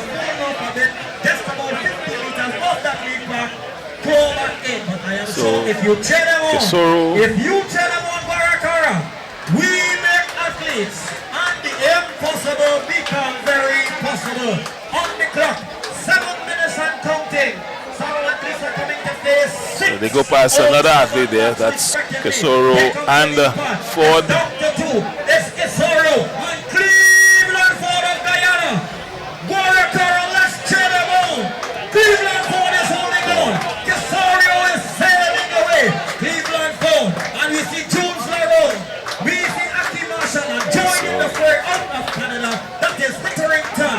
So that's going to be the top 5 in the league. So that's the first part of the race going there. This is the second part of the race here with Larode and Aki Marshall. 6 laps to go up the back straight. It's all. So Aki Marshall in the 4th position here. So Casoro and Cleveland Ford is giving Casoro a run here today. He's not letting him get too far ahead of him. Let's give up a moment. He's still facing 6 odd laps. It's not easy, but look for the lead pack just on the start of the 200 meters. Silas Casoro holding just Casoro, Silas Casoro holding the lead here. third place. There seems to be a mix of And they go past Ramjit. the young Aki Marshall of Togo, Jules Larode, and Witterington of Canada. So that takes care of the top 5 as the first 2 athletes come down. The lead All right, so Kasoro is still leading here. He has quite a few laps to go, so we can go over to James, who has the winners of the shot put. I think Quincy Wilson and Ezekiel Romeo. Over to you, James. Oh, no, okay.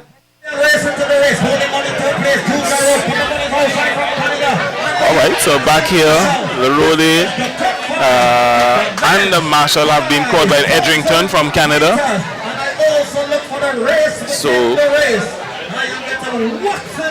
So Edrington from Canada moving up into third position. Right, so Kasoro just there. Would have gotten this athlete. He has been lapped for the second time.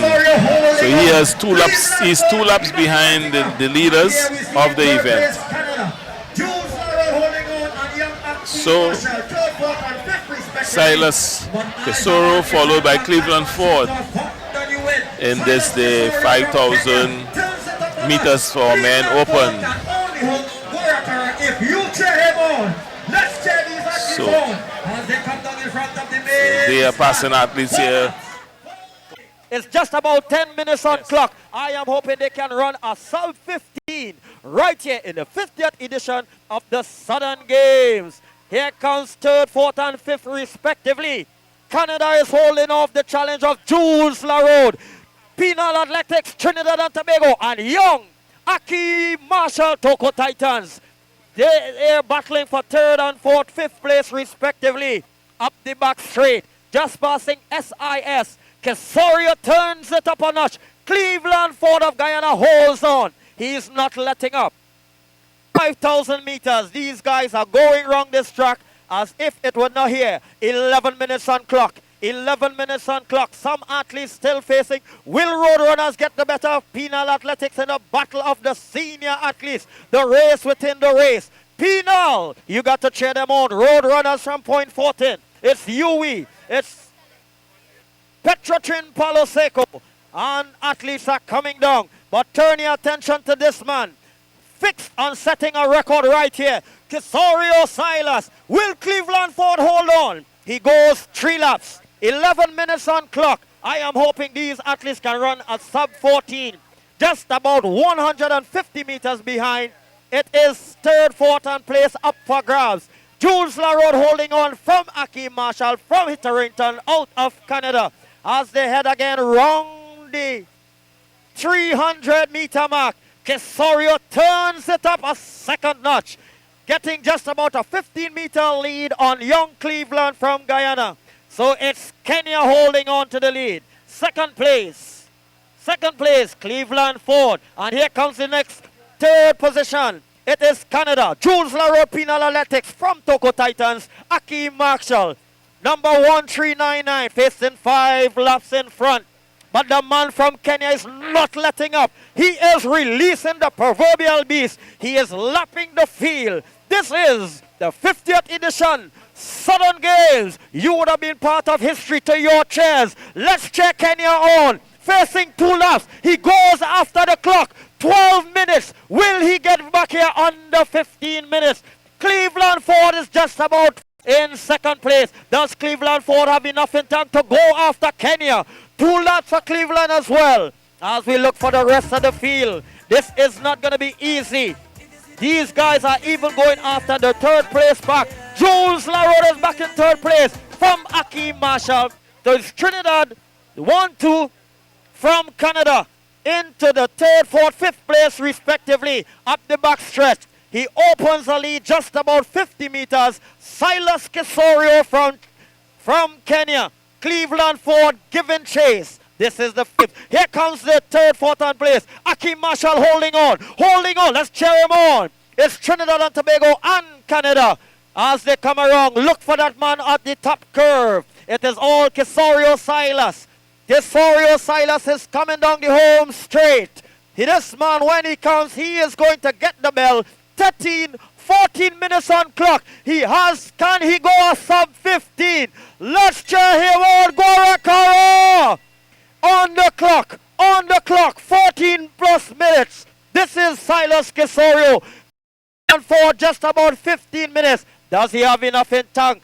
Can Cleveland Ford also run a sub 15 minutes?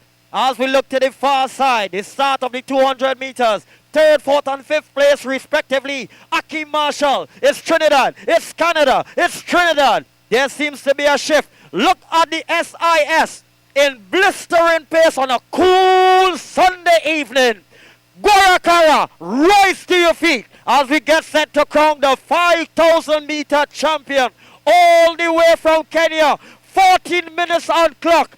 14 minutes on clock. He heads for home. He heads for home. Kisorio is coming down. And here comes in third place Akeem Marshall from Jules La Road with 1 lap to go. 1 lap to go from Canada. But turn your attention, 100 meters on closing.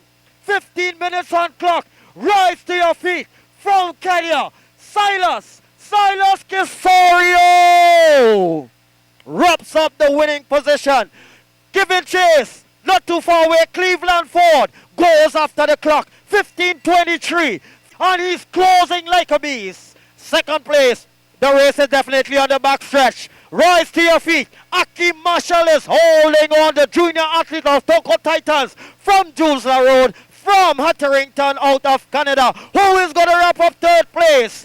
Guarakara. You got to cheer these athletes on. 150 meters. Akeem Marshall from Jules La Road giving chase. Will Akeem Marshall hold on? It's Akeem Marshall. Jules La Road. Cheer them on. Heading for home. Heading for home. Less than 80 meters. Akeem Marshall finds another win. Karif Tabong, the youth athlete. 16 minutes on clock. Wraps up third place from Jules La Road from Hitterington. Inside the men's 5,000 meters, the top positions have already been secured, but I am looking for the race within the race. Okay, we just saw Silas Kisoro taking the men's open 5,000 meters. He was followed by Cleveland Ford and young Akeem Marshall in third. Lerode from Penal in Canada in fifth position. So they would have just completed, and we see here this is Kosoro coming in to finish this grueling 12 and a half laps of this track here. Silas Kosoro, so completing 12 and a half laps, 5,000 meters. This the 50th edition of Southern Games, and that's the second place, Cleveland Ford of Guyana.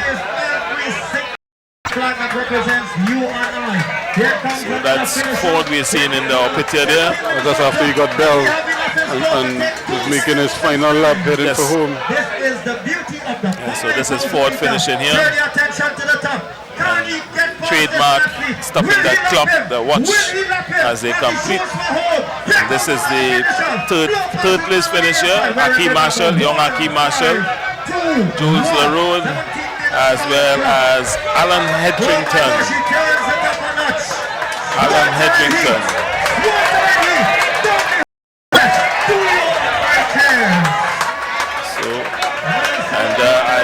All the athletes are completing, they're getting a deserving round of applause. I mean, it's not easy to be, I think the condition 12 and a half laps. 12 and a half, but the condition is ideal for this type of running.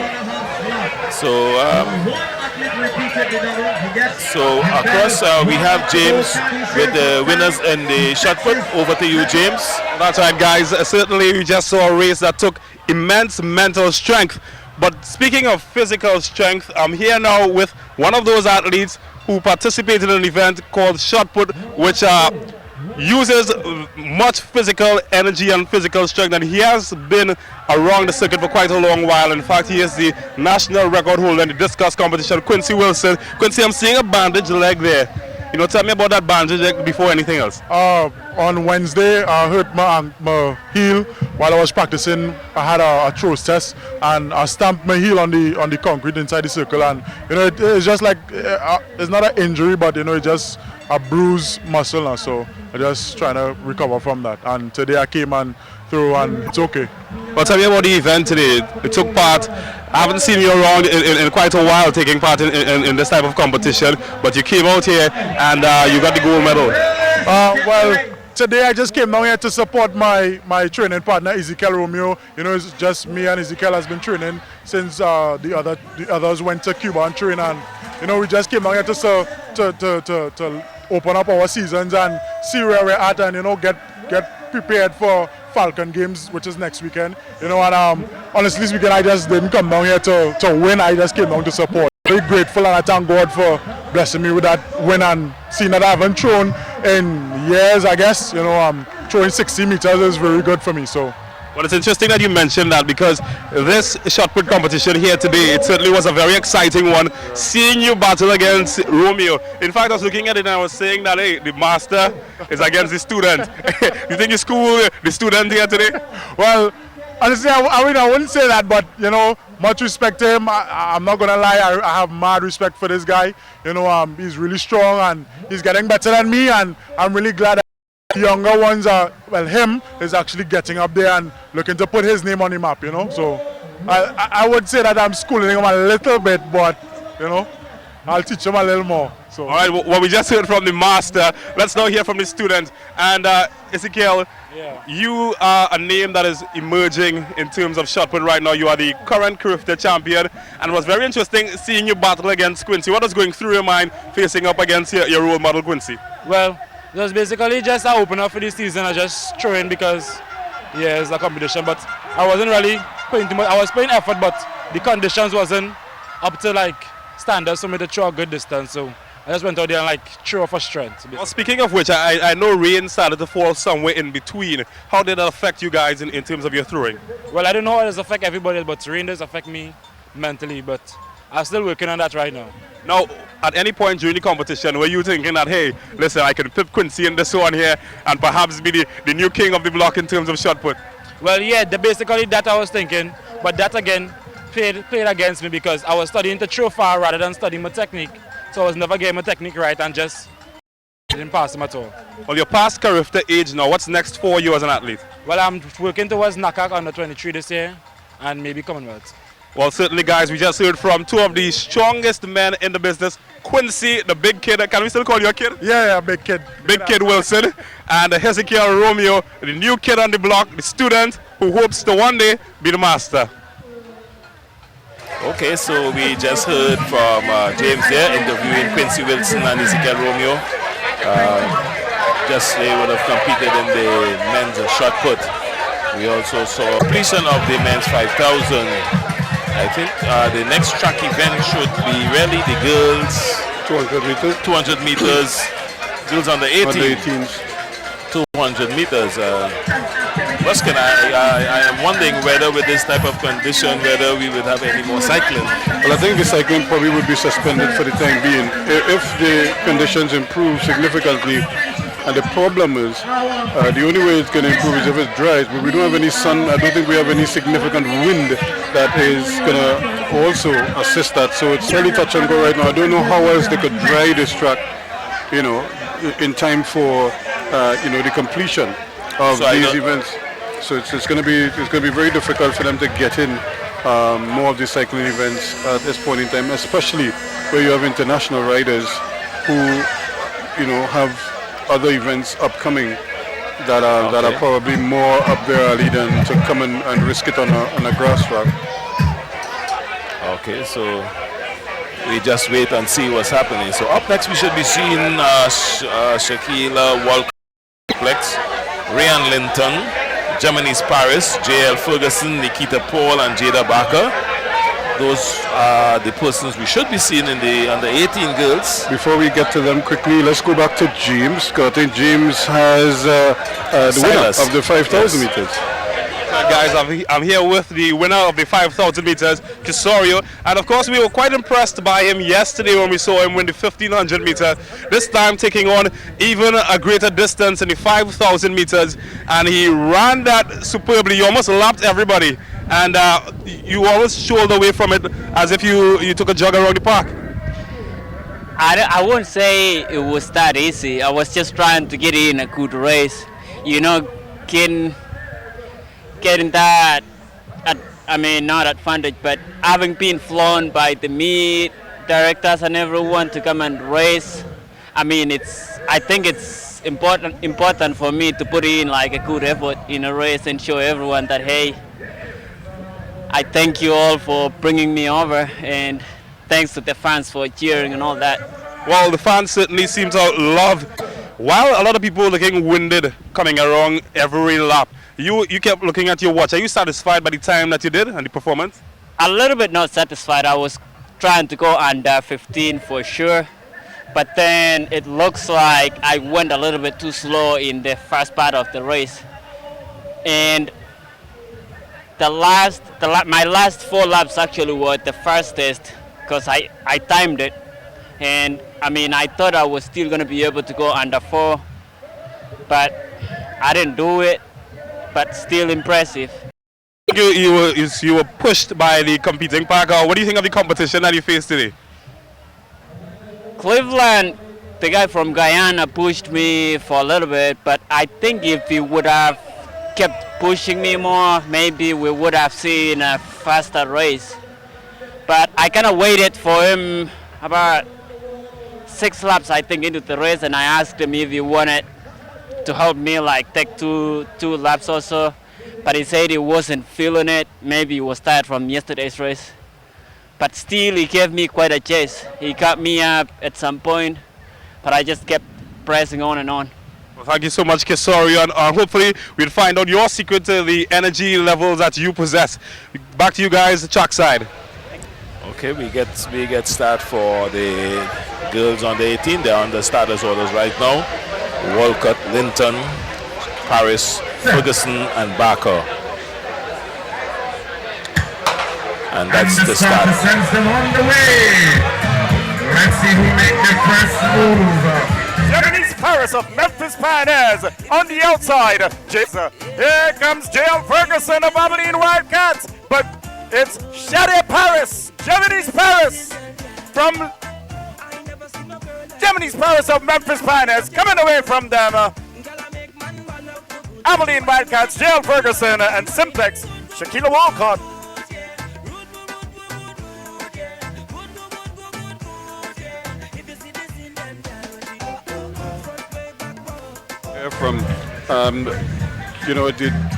She's making up the stag on those on the outside of her already. Yes.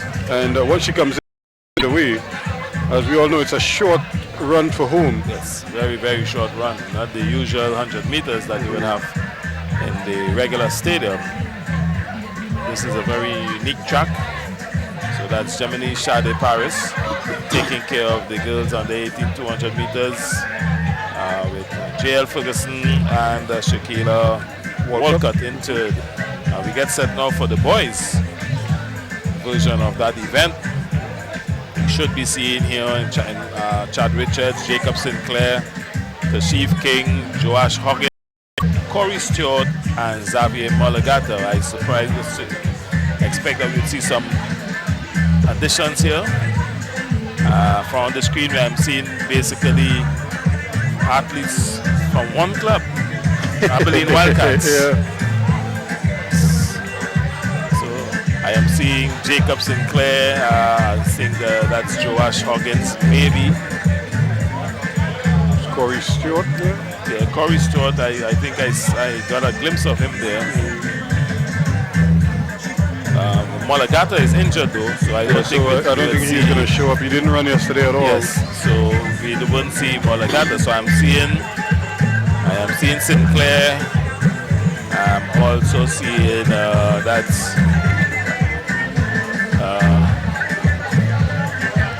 Corey Stewart. I'm seeing Corey Stewart as well. And Joash Hoggins. Next on the track, event number 78 on your program. So we're getting ready for the boys on the 18 200 meter event. And of course, We've seen some excellent sprinting despite the conditions, but if anything, for the sprinters, it just changes the dynamic just a little bit because it's cooler, and most of the sprinters like it a little bit warmer, where they can really fire.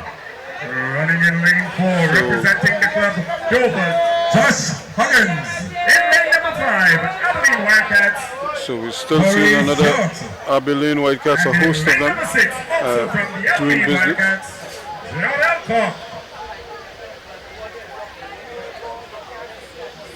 So we have 4 athletes from Abilene Wildcats together with one from Dover's. The Abilene Wildcats are coached by a former national, Charles Joseph. They are under starters orders now.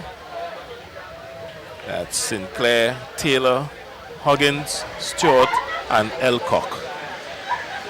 Under starters orders. Boys under 18, 200 meters. Both Stewart and Jacobs are on the Carifta. That's the start of the boys under 18, 200 meters. And let's see who makes it. As they come around the top, Corey Stewart of Abilene comes around the arc. He brings them into the straight. But here comes Jacob Sinclair, Carifta bound. Jacob Sinclair takes it up. Corey Stewart is still there, but it's...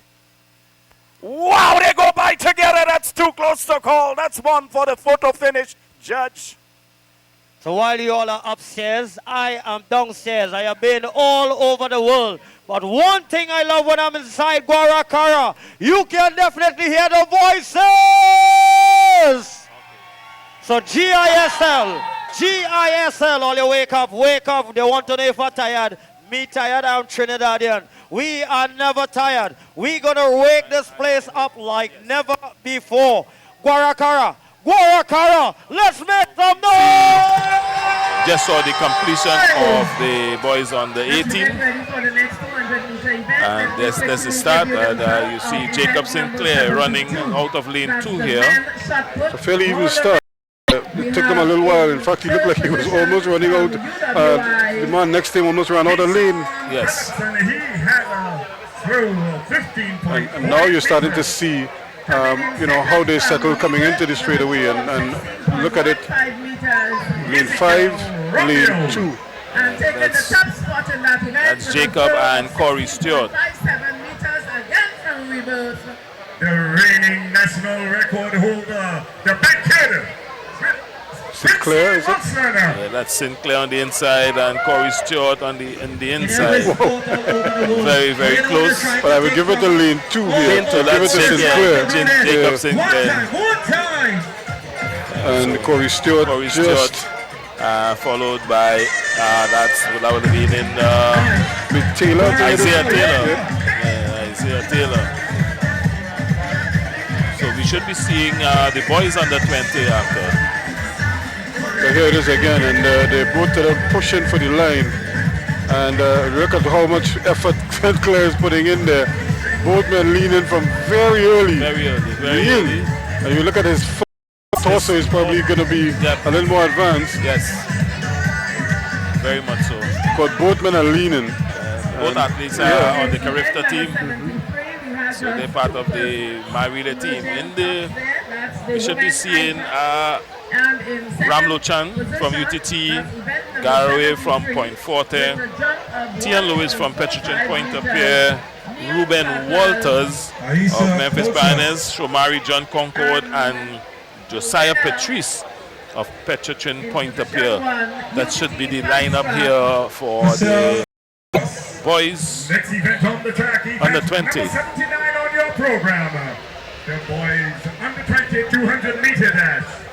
This event is sponsored by... And here again, Ephraim, is a situation here where these youngsters must be thinking, at this age group, you must be thinking national teams, the next level where you go. Because at this point in time, if you're not serious about track and field, it doesn't make sense. It doesn't make sense. The University of Trinidad and Tobago in lane number 1, Oscar Ramlochan.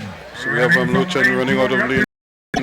And again, it's always a question of how prepared are these athletes to put it on the line here.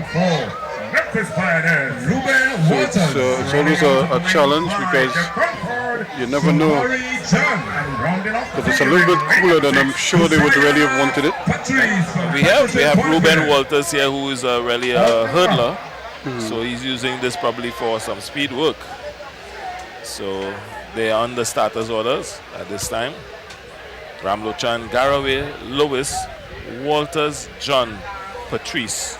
Boys under 20, 200 meters. You can't see it there, but if you notice in the background, there's a little bit of cloud cover, but it's not as bad as it was earlier when we had that sprinkle. Yes. Or that drizzle that became a slight downpour. And here we go. That's the start of the boys on the 200 meters. And as they sort themselves out, making an early move, Memphis Pioneers, Ruben Walters on the ground of the banner. He takes it up from Josiah Patrice of Petrotrainer. There it comes, Theo Lewis of Petrotrainer. And he takes it up, he brings it up to the straight. But Theon Lewis of Petrotrainer takes it. Ruben Walters of Memphis Pioneers, Point 14 New Jets, Daniel Garaway, and Axke Ramlochan. Anybody from South? Okay, so we see the replay here. Boys under 20, 200 meters. And if you look at lane number 3, that's T and Lewis. And just ahead of him, you have Ruben Walters. On the outside, that's Josiah Patrice. But it's very difficult to do a 200 here because you have this big curve and then come into this and then you come into this short, the short straightaway. It's very similar to the track in Penn Relays. Yep. You know, in Penn Relays, there's no big, no straightaway. So you really have to understand this track and get your race together before you go out there. So it's very, very difficult. The next event, I think was Walters was second, and then Garaway was third. Before we get to the next event, I think James has some cycling officials with him. It's over to you, James. Guys, I'm here now with Richard Jimenez, Vice President of the Trinidad and Tobago Cycling Federation. And we just witnessed a downpour of rain. And everybody wants to know what's the condition with the cycling and what's going to take place next. Yeah, it's very unfortunate that the rain had to come because coming off of a good day yesterday and looking forward to the finals of the March Sprint. So unfortunate to have this weather, but we had to call it off. Safety going to be paramount.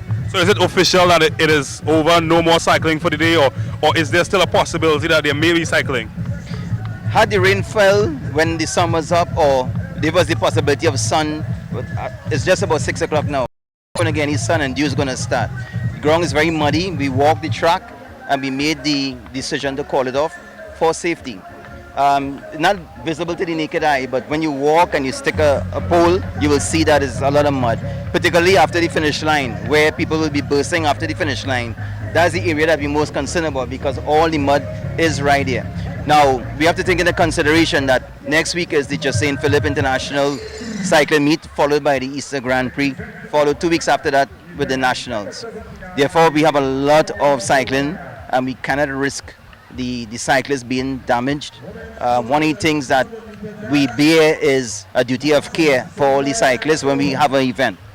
That is a foremost duty that we have to take into consideration. How big a blow is this for the event, seeing that cycling has been a major part of Southern Games for so many years? It's a bigger blow for the cyclists because when you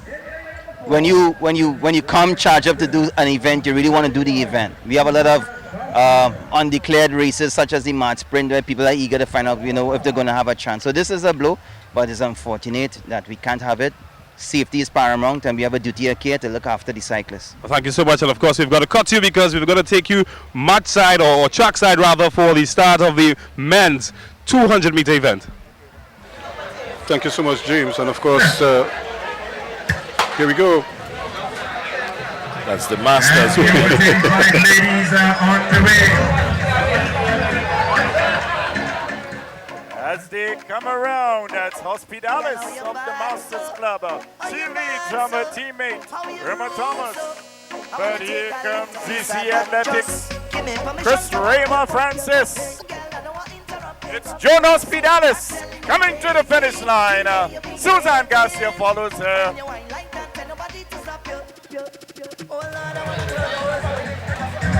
Okay, so we just saw the completion of the women's Masters 200 meters. Joan Hospitalis, Susan Garcia, followed by that's Krista Francis Raymond and Irma Thomas, who would be really senior to those athletes bringing up the rear. We look at Hospitalis, not much lift.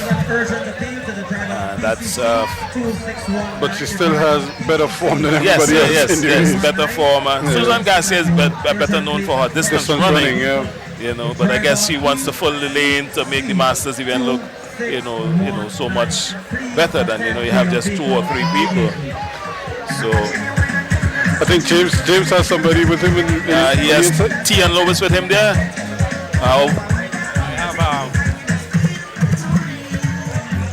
That's right, guys. I'm here with Theon Lewis, and they say when you do it twice, it's always nice. And I've got Theon here, who yesterday we interviewed him as a winner of the men's 400 meter, today a champion of the 200 meter event. How does it feel? It feels good. I was a bit frightened at the start because I realized the ground was wetter and everything. First I was making cold, but I pulled through it out, everything. Thank God for that. Was this what you had planned when you woke up this morning to get the double? Well, that was my plan earlier. All right, Theon Lewis, winner of the 400 meter and recently, just a while ago, the men under 20 200 meter event. We take you trackside now to catch the action. Thanks so much as we get ready for another event.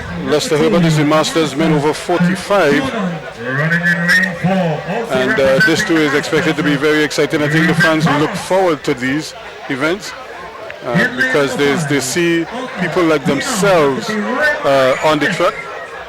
And rounding off the field in lane number 6, also representing. So it's always a nice thing to see persons who have decided they're going to forego their seats in the stands and go on the track and taking the view from there. Yes. I'd say men trying to cheat for the time. That's what that is. But it's always fun, and I have the utmost respect for them.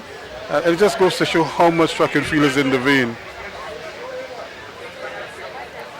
So we get set here for the men's Masters, and they're under starters orders.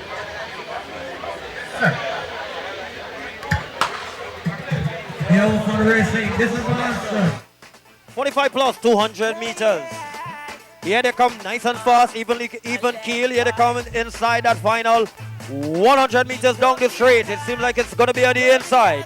On the inside, heading for home, or rather it's going to be out on the outside, inside lane number 4. Lane number 4 is Lester Herbert Raymond Smith. What a beautiful race. I await the photo finish on this one. Okay, we saw a close finish there again. The Masters, that's Lester Herbert and Irvin Thomas. And Irvin Thomas, yes. Close, he has good form. Pushing though, he's really reaching for the line here. And I think similar yesterday in the 100, where Herbert would have come from the inside and beat everybody. He was on the outside lane and just, got past everybody there. It's not easy to do this type of... But the thing is, now the guys are feeling it. Yes, and in this type of weather, this is when you get injured. Yep. So you need to stretch, make sure that you stretch properly more now because of this condition. But then these are old hands at this. I'm sure they're well aware of the before, during, and after the race. Because at this age, you don't want to leave here to go and nurse an injury. Right, because like I said, there's so many other events coming up that they would probably want to participate in. Yes, I think they have a meeting in Puerto Rico sometime in July, August. So up next, we should be seeing the women's 200 meters. Onika Murray, K.L. Clark, Alia Telesford, Mauricia Preto. They should be the participants in the women's 200, which should be followed by the women's invitational 200. We just had a shot there of the skyline, and in patches it's clear, but in the main there is that little bit of cloud cover there. So it's keeping the conditions cool and nice. The sun has long gone down now, so it will remain cool. The artificial light is beginning to kick in. Yes. Here at Guacara Park, and we play a lot of cricket under lights now, But really, when you think of night cricket, this is where you would always think of night cricket. I remember here with the boys from Wanderers from Central against Musai Sports from the Tunapuna area, and there were close to 20,000 people packed into Guacara Park. You couldn't stick a pin in Guacara Park, and that went on for like 4 or 5 years because both teams competed against each other. It's a totally different picture here now, but in a while, when all the lights kick in and it really takes effect, it really is a beauty to watch. So we're getting ready for the 200 meters for women. Murray, Clark, Telesford, and Preto. And the starter send them on the way. Making a early move, Leah Telesford of Point 14 New Jets. But here comes K.L. Clark of TNT. It's Telesford and Clark. Clark takes it up. K.L. Clark of TNT brings them into the straight. But Aliyah Telesford is fighting back. But K.L. Clark put it away, stopping her authority. She takes it from Aliyah Telesford and Nika Murray of Simplex. That was action in the women's 200-meter dash event. Okay, so we just saw the completion of the women's 200 meters. K.L. Clark of Petrichin Point here. And here we see them on the top turn, Telesford from Point 40 New Jets. Onika Murray from Simplex on the inside, and Marissa Preto from also from Point 40. But this is K.L. Clark coming to take victory here in the women's 200 meters. Her arms all over the place. But she has the better of both athletes are Karifta Bong, girls under 20, and we have Preto and Onika Murray. Girls, that's the women's 200 meters. This should be followed by the women's invitational event. We should see Ramona Modest, Kinique Alexander from St. Kitts. I think Kinique Alexander is from St. Vincent. If I remember correctly, I think she's from St. Vincent. And Camira Durant, Simplex representing TNT today. Michelle Leah, he was scheduled to run this event, but I doubt very much he may show because of the conditions. I'm seeing Kinique.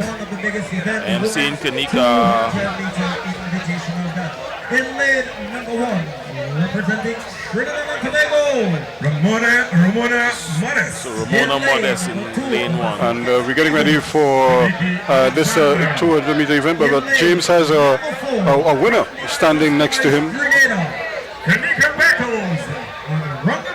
She is K.L. Clark of the women 200 meter event. K.L., how does it feel? Great. Describe the emotions that you feel right now, crossing the line and knowing that, hey, I beat the park and I'm the champion of this event. Well, I feel great because I was not really prepared with the weather, but it was good. What about the track conditions, seeing that rain fell? Well, I train here, so I'm accustomed to the track. All right, so K.L. Clark, champion of the women local 200 meter event right in Guacara Park, Southern Games 2014. Yeah, Kyle Giroux.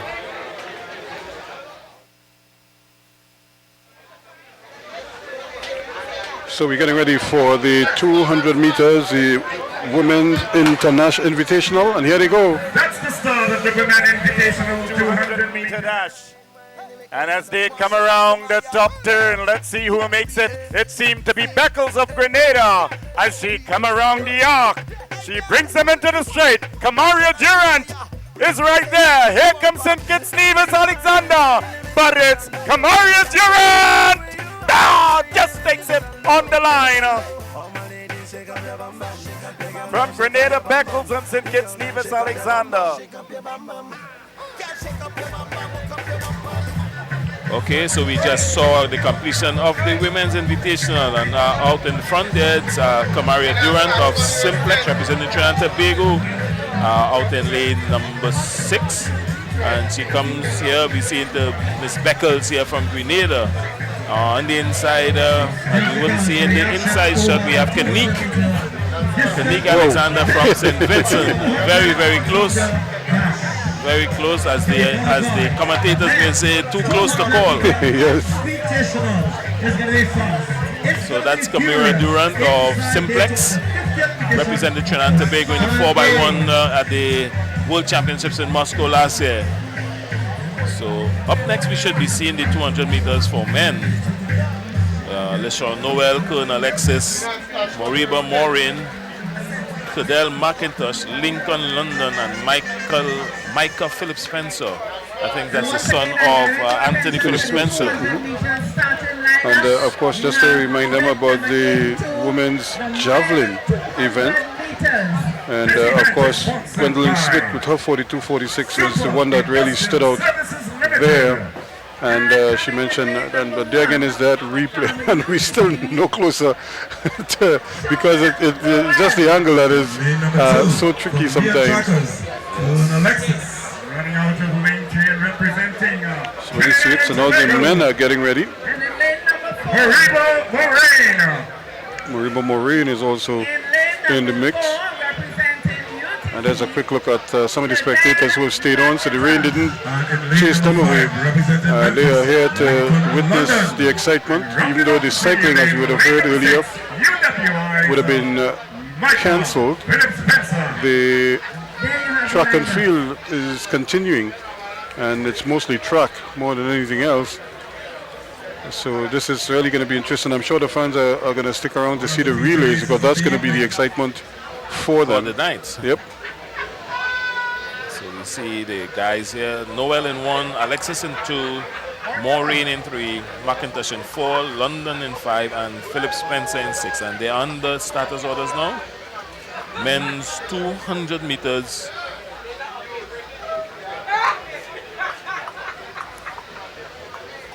This should be quick, relatively. Yes, you have Noel, who would have won the 100 yesterday in this. Colonel Alexis from Neon. Maureen. Moriba Morin is noted. He just seems a little bit out of form right now. I understand. I spoke to his coach yesterday. And That's then the start of the men's 200-meter dash. Making an early move, we see Moriba Morin of Trinidad and Tobago. He comes around the crown of the bend. He brings them into the straight. Moriba Morin stamping his authority. He shows his class. TNT's Moriba Morin taking this one from UTT's LeSean Noel and Neon Trackers Colonel Alexis.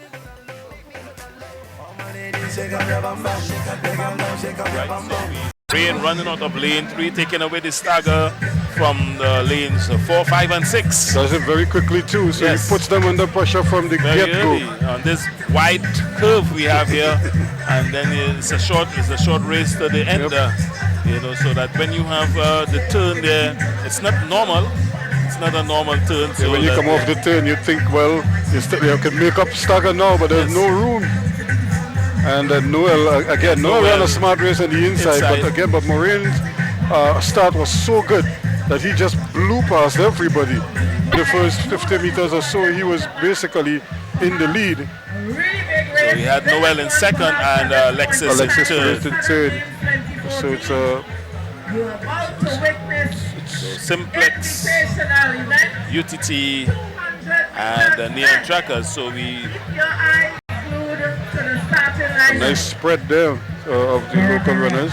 Now, we were just talking about Moriba Morin before the race, and when we saw him yesterday, he didn't look himself in the 100 yesterday. He certainly looked, this is more like the Moriba Morin. Yes. This is his better event, the 200 meters, so that I think he's coming off an injury, and we expect that, he should be making that transition from the junior into the senior, that will take a while to transition. Yeah. Let's go inside and see who James, I think he might have Moriba Morin with him.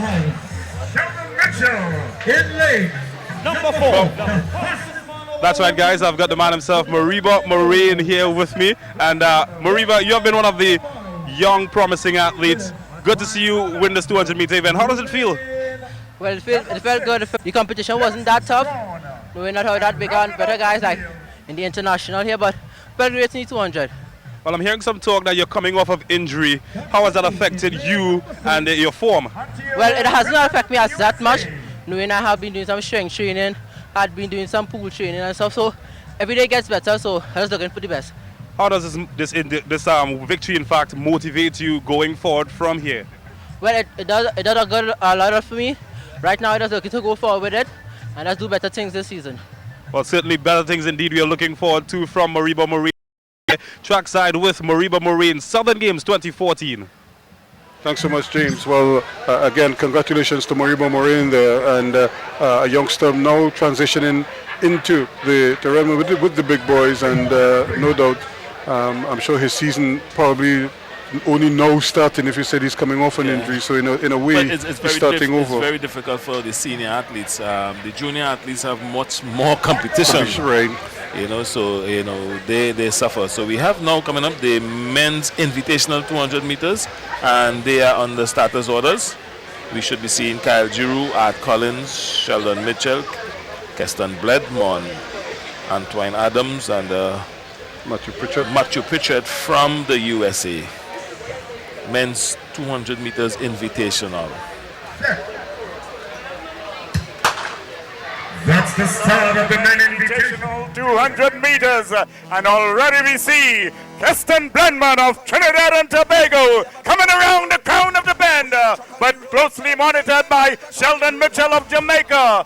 On the outside, St. Kitts Nevis, Antoine Adams. It's Adams of St. Kitts Nevis taking it from Bledmon and Kyle Giroux of Aberdeen Wildcats.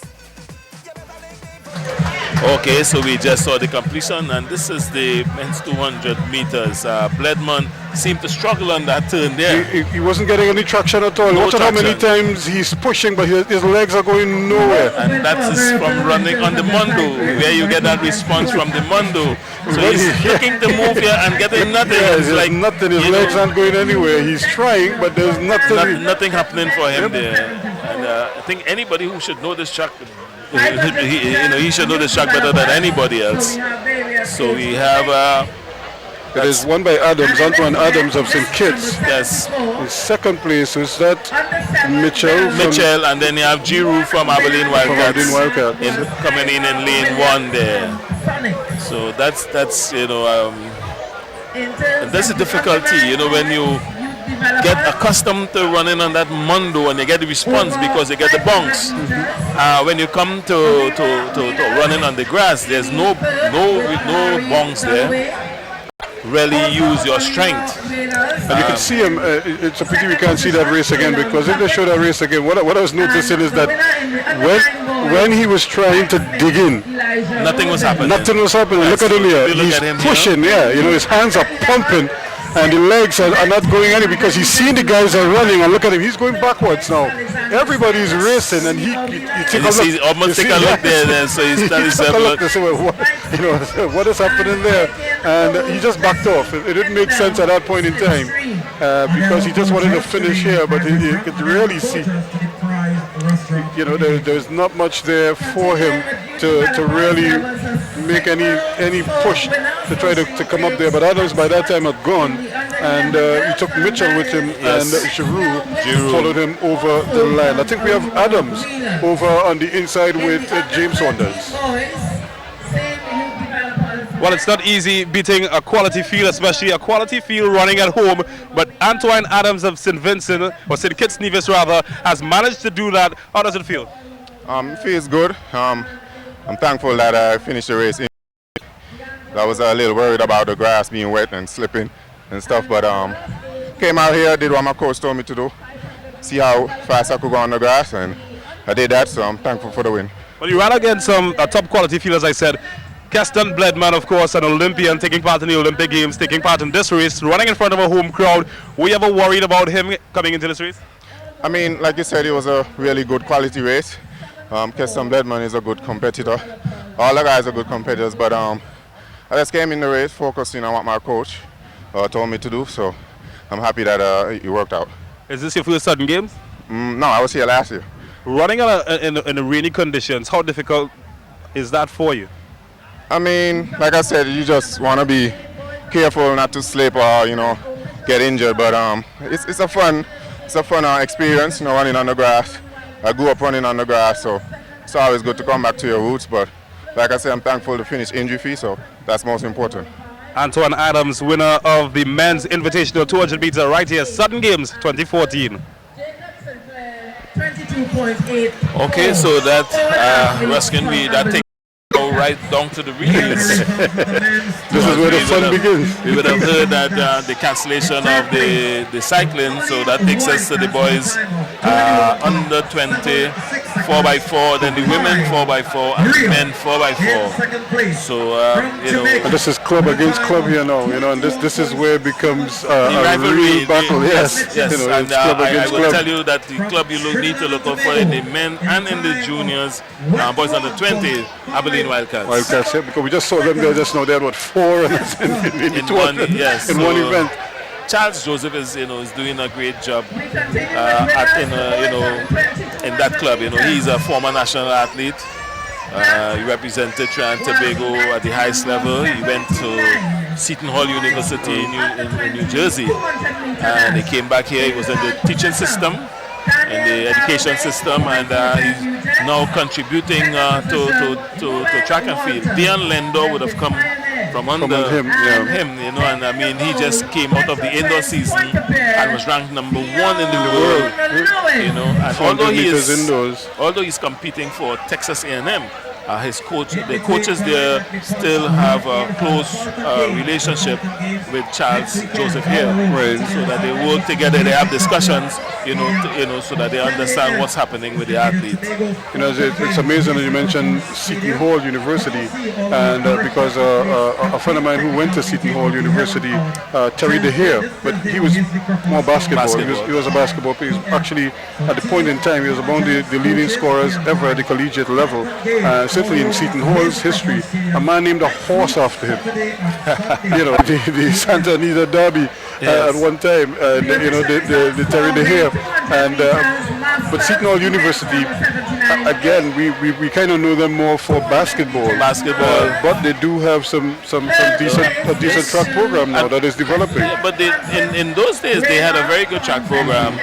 John Moon used to be the coach at Seton Hall, and actually I went to school in that same conference, and they used to be one of our main competitors when we go to track meets. So it would have been Seton Hall, Villanova, Princeton, Rutgers, those are some of the schools, But Charles has, been doing some great work. We have been chatting with him, the kind of work he's doing in Arima with the athletes up there, and seem to be turning out some quality quarter milers.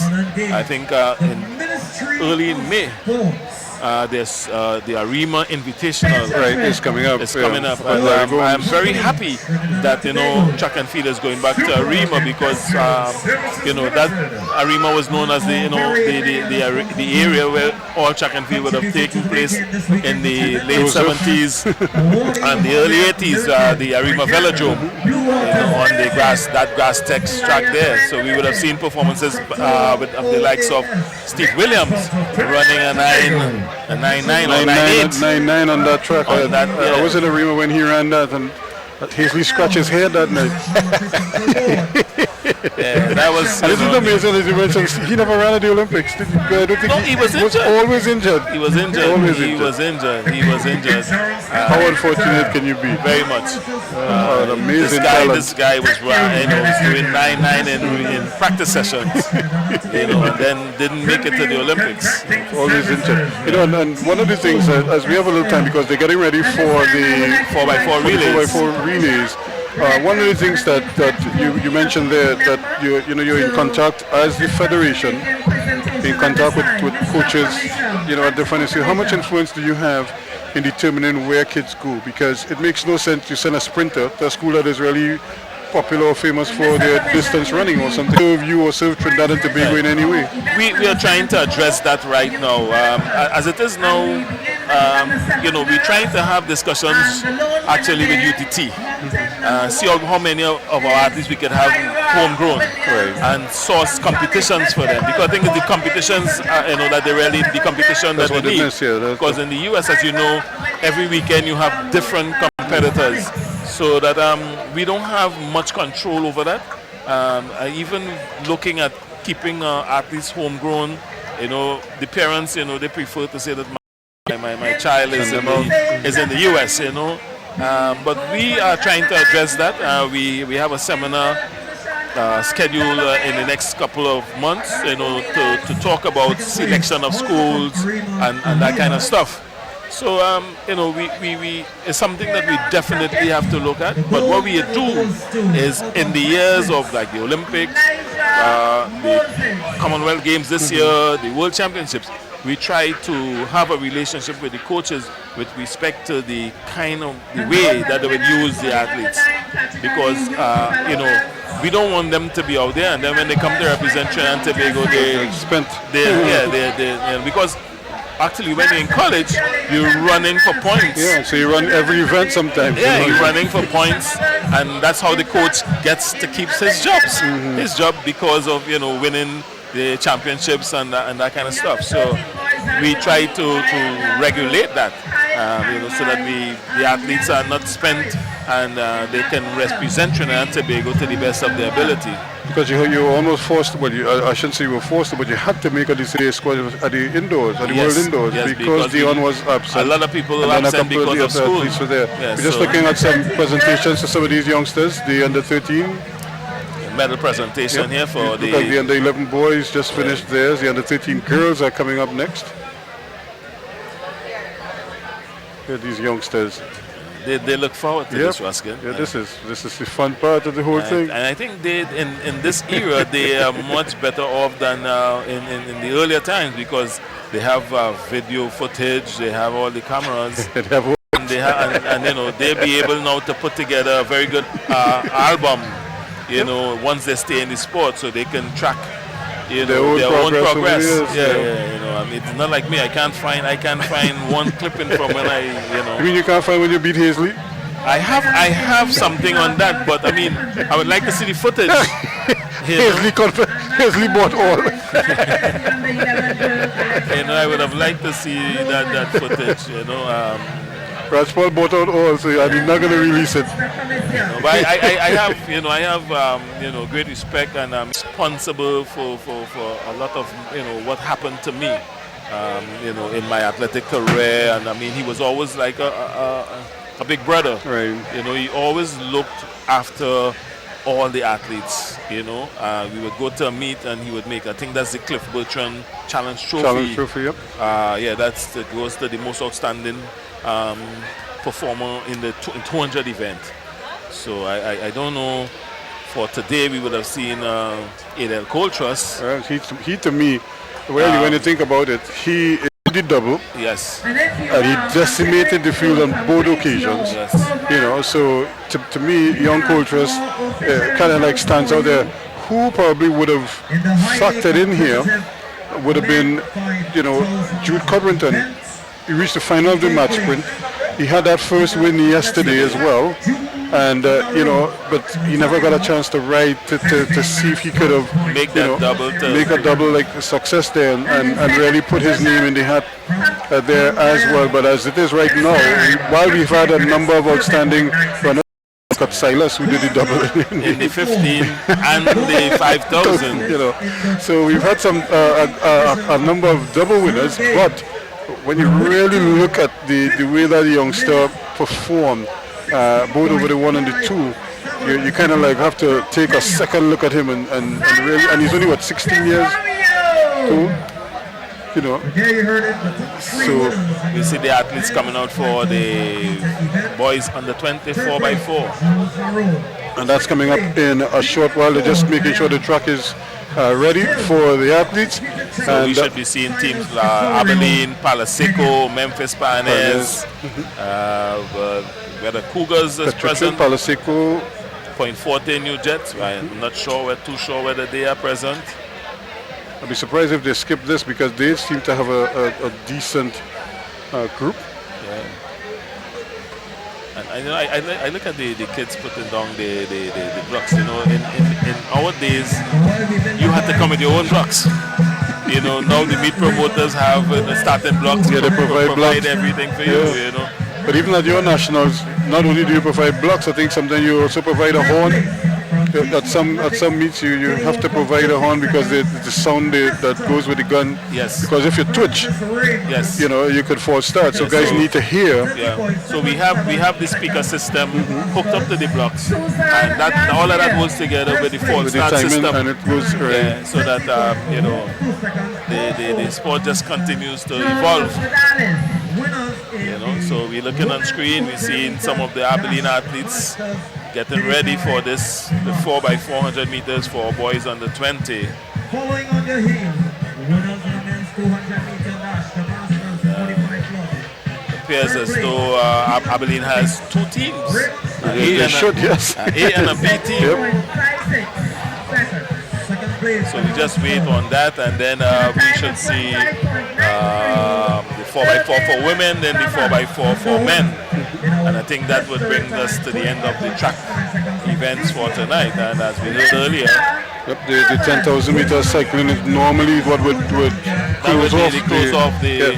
So the men's 4x4 is what will probably bring the curtains down Yes. on proceedings here today. So we do the 4x4 boys under 20s, then we do the women's 4x4, and then we do the men's 4x4. I'll tell you something, Ruskin. It's possible to see some athletes running in the boys under 20 4x4. Run the 4x4 Come for back, men. run 4x4 for men. That's when you have energy as a youthful exuberance. Hampton in the day, Hampton 4x1 junior team, 4x1 juniors, and come right after and run 4x1 men. But what was it for then? What? Who comprised that? In Hampton, it would have been Scott Ferguson. They had a guy named Richard Seeley.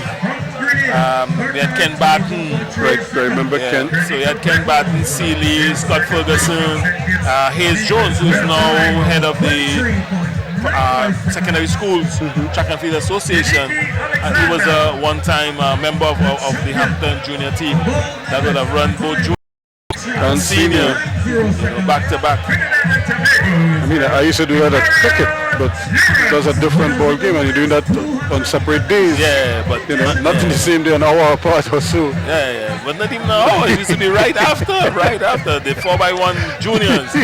Next event number 42 after 41. 4x4 men. 4x1 men. Yeah, that's tough. But it was fun. It was fun. It was fun. So we're gonna look out and see who might make the transition. Who will make that the 4 for juniors as well as the 4x4 for men. Keep an eye on the Abilene team. No, initially, but based on the numbers, initially they had us like in 2 heats. Yes, but I think they would have just boiled on to one. Just one group, group of runners. I'm positively sure that the 2 Abilene teams are present because the number of athletes I'm seeing. Lord, blue shirts is out there. Yes. Winners in the men 200 meters dash. Still to come. So some of the guys are still getting their numbers sorted out. So it looks like Palo Seco, Abilene A team is in the lane 2. The relay is going to be excited to your chairs. Memphis will be in lane 3. Voices inside this relay. You're going to know the excitement is on. Records going to be Lane 4, Dovers, and lane 6, Abilene B team. Abilene B team in lane 6. So it's lane 1 we have Palo Seco, Petrotrin Palo Seco.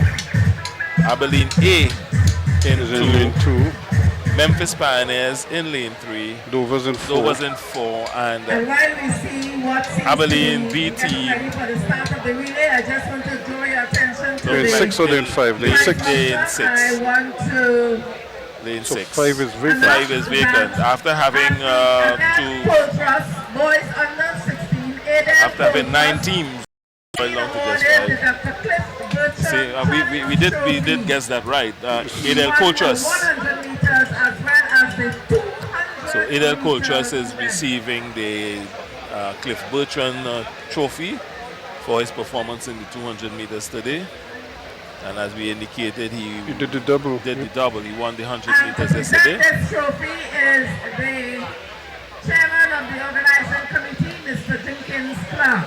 So Jim Clark is going to do the honors to make that presentation for the young man, and it must be a proud moment for him to know that he's being recognized. He's still only a junior athlete. Yeah, very much junior. He's 14 years old. He already has a 10.78. That's why for that age, that's probably the world leading time. No, we have some Jamaicans running 10.28. Next on the track. But I think he's one for the future. I want to say hello to his coach. His coach is not doing too well these days. And that's but Mr. I wish that everything works for him. Chairman of the organizing committee presenting. He's being coached by the father of Ade Allen Fort. Aiden coached 100 and 200 meters. So I want to say, I hope that if he's viewing Mr. Larry Allen Fort, I hope you Next event on the track, event number 91. soon and The boys on the continue the good work that he's doing with Adel. This event is sponsored by Tech Credit Union. In this one, facing the starter. We're getting ready for the 4x4 boys. So let's take the track side here now. In lane number 3, Memphis Pioneers. Running out of lane 4, Dover. And in lane number 6, running up the field, Abilene Wildcats B-Team. So we have the rundown: Palaseco, Abilene A, Memphis Pioneers, Dovers, and Abilene B in lane 6. 5 teams competing in the boys under 20 4x400 meters. Back in the day was the 440. When Trinidad broke that record in the British Empire Games. It was 440, was yards, yes, not meters. 4x440 yards. Skinner and the whole Motley. Skinner was not that team. Well, he was a member of the team, but I don't think he ran that particular race. Yeah. So it would have been Lennox, Yearwood, Kent Bernard, Wendell Motley, and Edwin Roberts. And then you consider Edwin, of course, we think of Edwin running the 200 meters because that was kind of like his baby. He ran everything 1, 2, 4. But in that relay, he ran a scorcher. He ran a scorcher in that relay. He opened it up for Motley in the final leg. And it's nice to know that we maintain that tradition in the My Relay. Yes, yep. Going to the Olympics in 2012 and medaling. I think we have a very good crop of quarter milers. Yep. So we get set here for the boys under 20 4x4, and they are on the starters orders.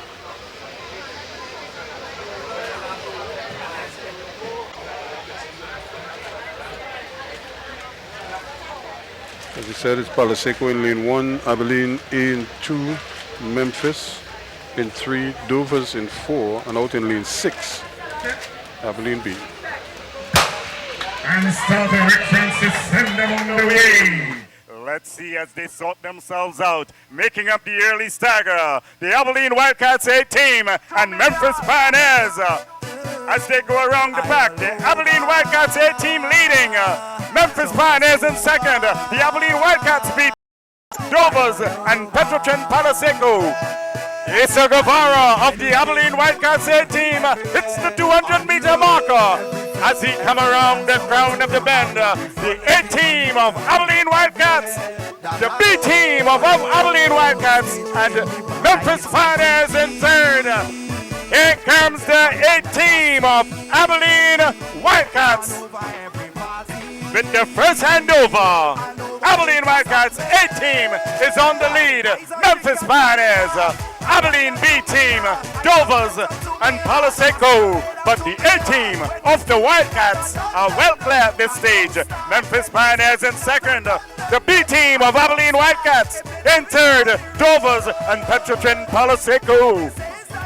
Up the back straight they go. And the Abilene Wildcats A team Going further clear at this stage, the A team of the Abilene Wildcats, the B team of the Abilene Wildcats challenging for second.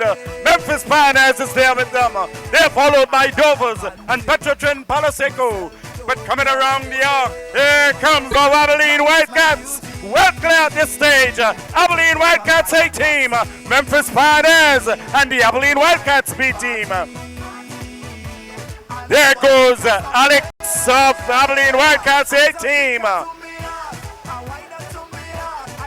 In second is Memphis Pioneers, but right on his shoulder is the B team of the Abilene Wildcats. Dovers and Petrotrin Palaseco, but the A team of Abilene Wildcats, they are gone. Memphis Pioneers in second, being challenged hard by the Abilene Wildcats B team, but the A team comes around the crown of the bend. It's the Abilene Wildcats A team bringing them into the straight for the final handover. And the A team of the Abilene Wildcats, Nathan Farida, takes the baton, shoots off. Memphis Pioneers receiving second. The B team of the Abilene Wildcats, that's Jacob Sinclair. And Dovers, followed by Dovers and Petrotrin Palisek. The Wildcats, they are away and gone. The B team runs into second. Memphis Pioneers is in third. In fourth, Dovers and Petrotrin Palaseco. But already rounding the corner for home, the Abilene Wildcats A team.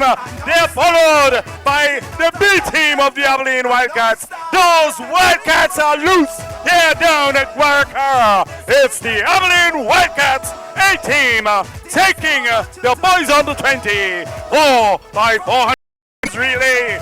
First and second place, the top two places. In third, Dovers takes third, Memphis Pioneers in fourth, Kadeem Campbell, and still on the track, entering the home straight now, Petrotrin Palaseco. Okay, so we just saw completion of the boys on the 24 by 400 meters. And Abilene Wildcats A and B. Actually, the B team is the under 18 boys. As the team of the under 18s that would have come in second there. So we look here and we see this final leg here of the A team. Is this Farina? That is Farina, Nathan Farina would have anchored, and Jacob Sinclair for the B team. That's Nathan Farina. They're finishing up for the A team. Abilene A team. You know, and that's Jacob Sinclair, and we have Dovers coming in here, and Kadeem Campbell just holding on here in fourth position for Memphis Pioneers. Up next, we should be seeing the women. Neon Trackers.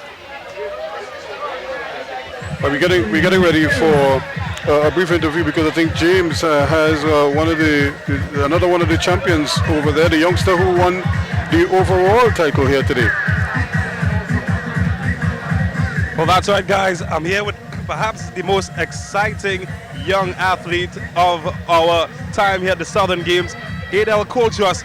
He is the winner of the 100-meter boys and the 200-meter boys 16 title. In fact, he's been so outstanding that they've given him the Dr. Cliff Bertrand Southern Games Challenge Trophy as one of the best overall athletes at the Games. Adel, describe the emotion right now. Well, I feel I'm great. I'm very grateful that I got this, and I'm very grateful for what God gave me.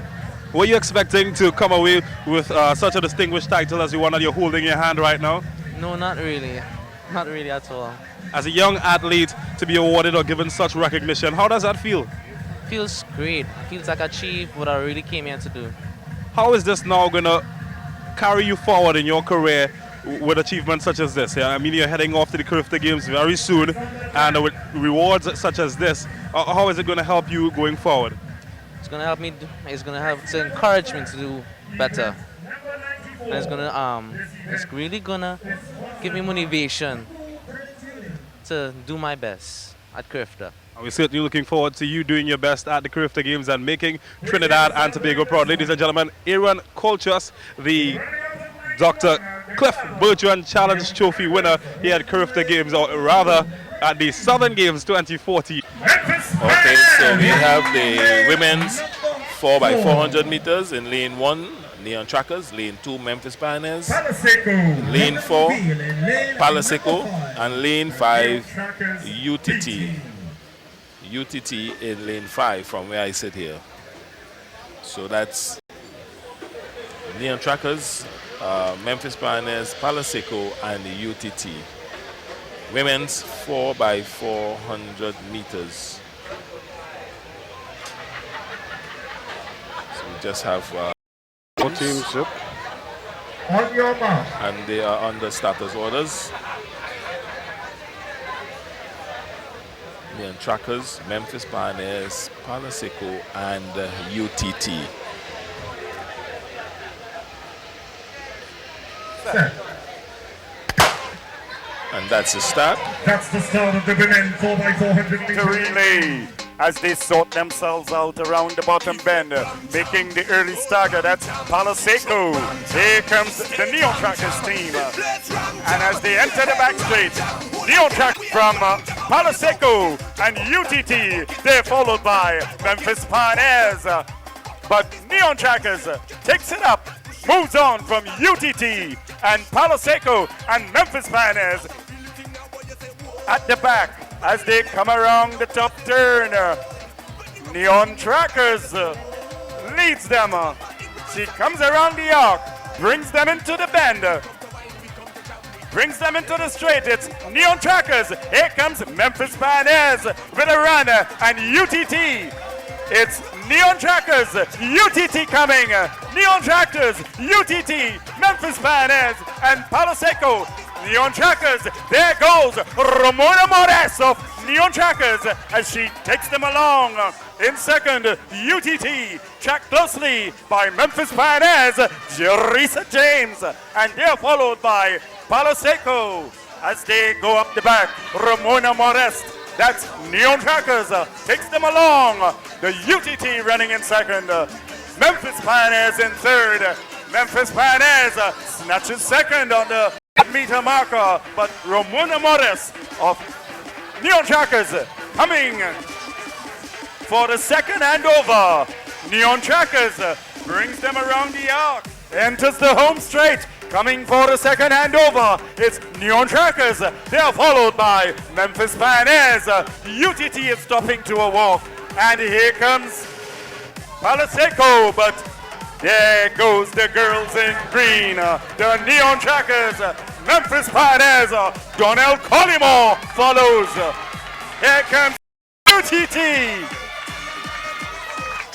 And coming still is Palaseco, but going up the back straight already. The Neon Trackers, Memphis Pioneers in second, extending the lead more and more. The Neon Trackers, Memphis Pioneers too, well clear of the rest of the field as they come around the top turn.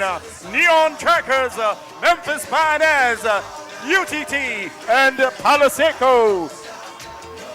As she enters the home straight, coming for the final handover. It is the Neon Trackers.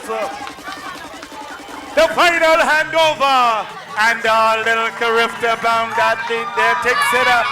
She goes clear. Renee Stoddard. And here comes Germany's Shade Paris. 2 Carifta bound athletes out there. And they're followed by UTTs. Still coming for the final handover is Palaseco. But Neon Trackers, well clear, ready started with just about 200 meters left. She leads from Memphis Pioneers, Germany's Paris, and UTT closing a bit on Memphis. But Neon Trackers is away and gone. Renee Stoddard comes around the arc. She enters the home straight, and here she comes. She's gonna take the women's 4x400 meters relay. It goes to the Neon Trackers. Coming in second, another Carifta-bound athlete, Jimenez Paris, Memphis Pioneers. And in third, UTT. Still on the track, coming around the crown of the bend, Palaseco.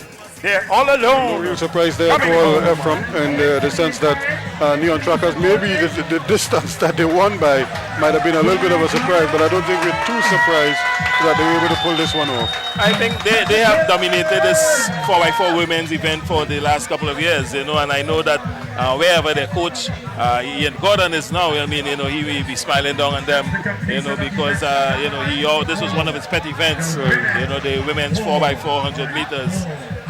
So I think they would have done the club proud, by completing this event, and very early. They would have gone ahead, So they went to front very early indeed, and they stayed out there.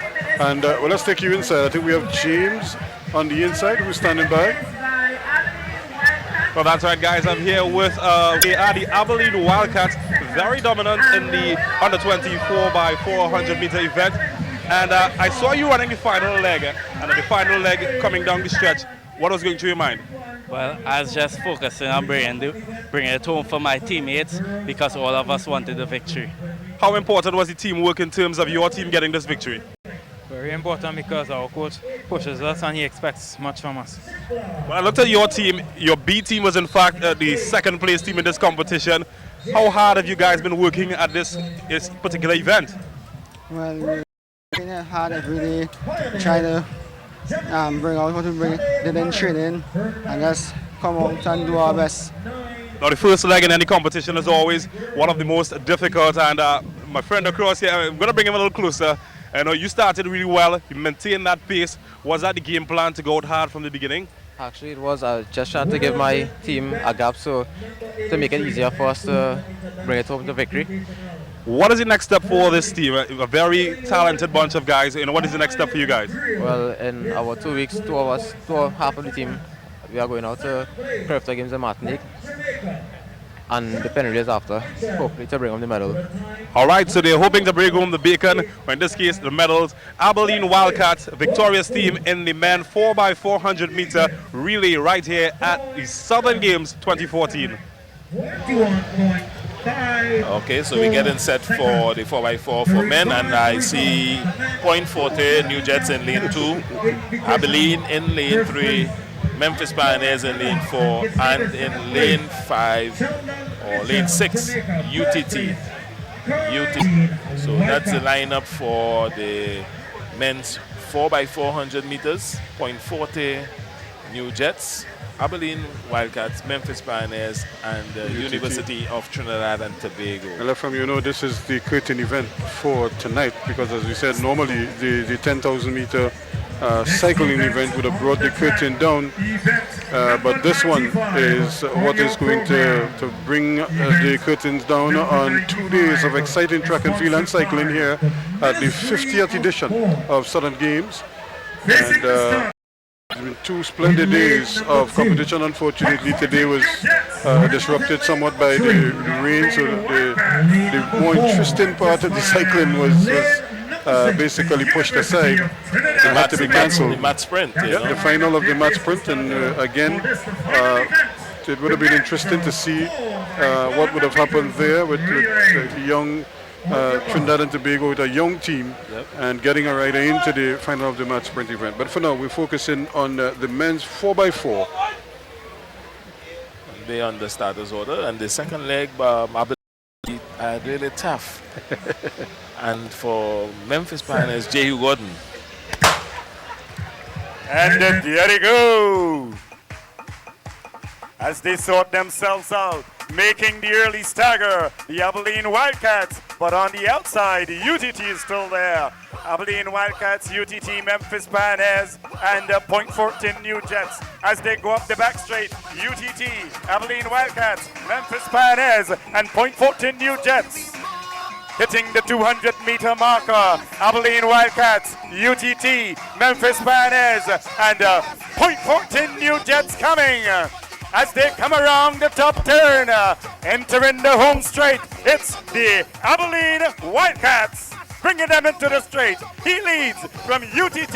Here comes Memphis Pioneers with the first handover. It is the Abilene Wildcats. There goes Asa. That's Ayodele Tough. He leads from Memphis Pioneers. Jehu Gordon. And they're followed by Point Fortin New Jets and T.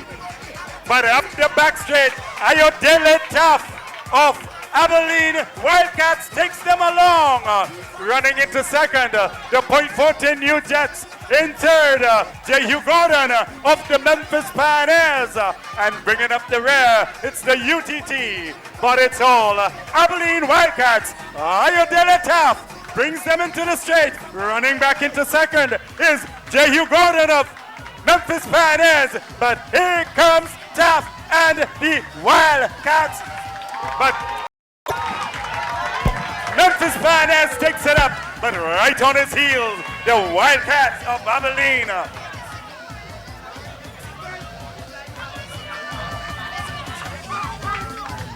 As they go up the back straight, Memphis Pioneers, Abilene Wildcats.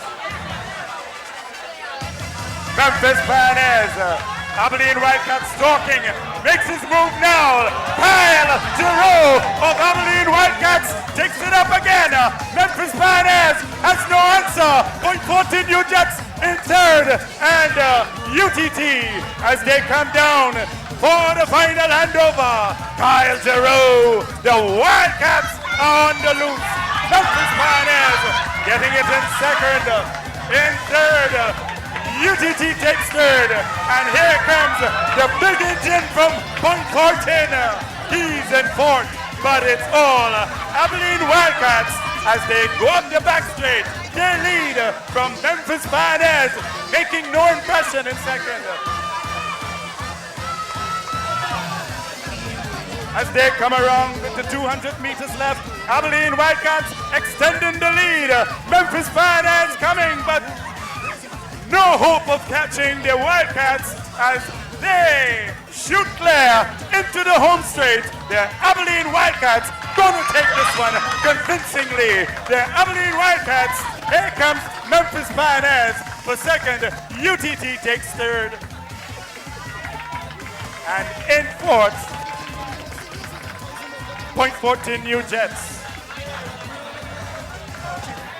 Raise their Ruskin, the completion of the track events for today, the men's 4x4. We see Abilene coming on top here in this the 4x400 meters for men, followed by Memphis Pioneers, UTT, and Point Fortin.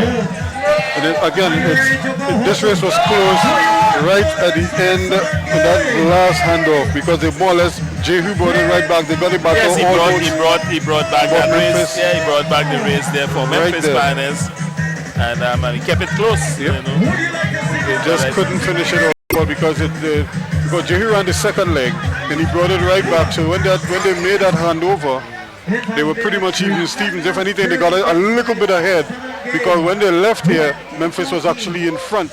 But then, of course, Giroux passed and he just took off. And once he opened up that lead, that was it, race over. Okay, I think James has the winners of the women's 4x4. Over to you, James.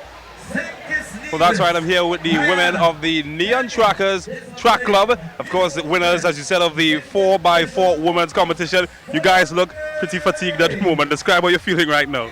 I'm feeling very tired, but I had to fight it off, and I know I had what's to bring it. And you got the gold medal in this event. Now that you've done that, has your victory overridden the fatigue that comes along with an event such as this? Yes, it has. It very much has. I'm very happy. We worked really hard for it. Now, your team has worked hard. You work together as a team. How has your team combined to get this result? Tell me about the teamwork aspect of it. Well, four of us train together, so we already have that connection. So we believe in oneself, and we also support each other. Together is what we do every day. Now, 4x400 meter relay running is a very grueling event. Tell me, what was your game plan like heading into this particular race? Well, mostly we just had to finish hard. However, I start, we just come home strong. What's next for your team? Who wants to take this one? All right, the one who's smiling the most is going to take it. What's next? Say that again? Well, I didn't hear what you said properly. What's next for your team in terms of competition? Bringing it and just hold our position so we can be able to win every time we put it out and go out there. Well, they've got a game plan that seems good for me. All right, so we're here with the Neon Trackers 4x400 meter victorious team in the women's relay. When I come back, I'm going to have the men relay winner with me. Okay, thank you there, James. And he just had a chat with the winners of the women's 4x4. Neon Trackers, and they were dominant. But just as they dominated the women's event from Abilene dominated the boys under 20 and as well and the men's open, and they did it in style. And we were making that point that just up until that second handover, Jehu brought it right back for them, for Memphis. But then Abilene just kind of took it over. Kyle Giroux, who did the third leg for Abilene, he would have, relaxed and came on very strong and put that gap, that distance for the final leg for Abilene, to make it pretty easy for them. And then they just blew everybody away. And then, we at about this time we'd have been getting ready for the 10,000 meter cycling event. Yes. That would have really brought the curtain down in traditional fashion here at Guacara Park. But that is not going to happen tonight, folks, because as you all heard with the rain, safety first for these cyclists, and especially when you have a bunch of international riders with Grand Prix coming up. They have the big Jacine Phillips event that is also on the horizon. So they're going to operate on the side of caution. Unfortunately, this is a grass track. It's not a concrete track that it will dry off, despite the fact that it might be nighttime. But because it's grass, it's too slick for the riders at this point in time. So unfortunately, but I think James is trying to assemble the men's 4x4 team, the Abilene Wildcats, the outfit that just ran away with that event. All right, guys, I'm here with the male 4x4 relay team, and they are the Abilene Wildcats. Abilene Wildcats, so that name seems to be dominating everything concerning relay in this competition. Yes, well, we have a strong group of young athletes training together, and well, the competition is very stiff in training, so when we come out on the we just put what we did in training, and yes, it's paying off. Now this is a very interesting race. Looking at the race, who ran the leg with Jehu Gordon? So you're the guy that ran the leg with Jehu Gordon. You're running against a world champion 400 hurdles runner. What was going through your mind when Jehu took off and you seemed to catch him? Well, this is not really, I would say, a big stage for me, because I was the first leg for the 4x1 team at World Championships last year with Bledman, Thompson and those other guys. So I just came out here running the 400 for strength. Just went out there. I told myself I know Jay would be coming fast at me, and it paid off. All right, so I'm looking for the final leg runner now. Who is the final leg runner? Final leg runner right next to me. Jehu Gordon brings back the race for Memphis Fire Days. You get the baton. Perhaps Jehu's team took off a little bit to the front. What was going through your mind? Well, I had all faith and hope and belief in my teammates, because, we trained really hard, and, we came out here even though it wasn't our strongest team. So, we just really came out to give our best, and we just come out to have fun. So, I know I came third yesterday, so I just, take it. I was just going to take the baton, get out, and come for the win, and, it paid off because we get the win. What's it taste in your mouth right now after this victory? Joy, success. Reaping the rewards with my teammates and thing is a good feeling, though. It's a really nice feeling for the club and for the rest of the teammates and thing. Now, I'm looking at you and I'm just loving your hairstyle. Tell those people looking at home, what type of hairstyle you're wearing there? I'm not too sure what it is, but I believe it's called a Gumby, but it's a backward Gumby instead of a sideward Gumby, which is the norm. You believe that may have been an ingredient to success in style as well? No, not really. The hard training that the coach gave us, our dedication in training, doing training on our own is what got us the win. All right, so these are a very proud bunch of guys and also a very successful bunch of guys. Ladies and gentlemen, we are with the Abilene's Wildcat, the winners of the men 4x400 meter event at the Southern Games 2014. You guys should be very proud of yourselves. Thank you very much, James, and they just had the Abilene Wildcats there, the men's 4x4 relay winners, and they just followed up what the junior runners did in the under-20 boys earlier, where they dominated there as well. Ephraim, we're pretty much getting ready to put a wrap on 2 fantastic days of track and field and cycling here at Guacara Park. As we say, we kind of got robbed of the tail end of the cycling. The match sprint. Yep, because of the weather, not because of the athletes. The athletes were all primed and ready to go. But when we look back at what we saw today, you know, what can you say about young Cole Trust? Cole Trust, I think he is one for the future. I think, you know, it's an athlete that the federation needs to monitor very closely because we would not want to lose him and, you know, put things in place. I mean, he would have won the 100 yesterday, come back and did the double today, the 200, the award, the Cliff Bertrand award for most outstanding 200 performance. And so we saw some good 200s today, you know, the women's invitational as well as the men. Cycling, we had some devil take the hindmost earlier today. And then, on the line. So, and then we had the semi-finals of the match sprint, and then we ended up here with the 4x4 relays, exciting competition. Of course, also we can't help but mention the 10,000 meter event. How do you do a double like that? Double 15 and 5,000. You know, and just blow away everybody and winning it in style there. So again, our congratulations to all of the winners, but more or less so for all of the participants, because we had a lot of young cyclists, the BMXers all the way up to the Masters. We saw some really good races. Joey Nunes dominated in his category as well, and of course the women also showing their wares. And then on the track, as we saw there, some outstanding races. And Michelle Leahy yesterday, Keston Bledman tried to double up today. It wasn't to be. He just didn't seem to handle the wet conditions all that well. But all in all, it was 2 fantastic days of exciting track and field and cycling. And we certainly hope you enjoyed this. So from all of us here, Ephraim, of course, James on the inside, Wayne Cunningham, the entire crew, all the cameramen, all the technicians, audio, everybody. We certainly want to thank you, all the producers and directors as well. We want to thank you for making it possible and for making our job so much easier and so much more fun. So until such time as we meet again, we do invite you to stay with us here on Channel 4 as we continue to bring you all the outstanding events here in Trinidad and Tobago, whether it's sport, culture, the news, you name it, you can find it all here. So this is where we're going to leave you from Guacara Park. Enjoy the rest of your viewing.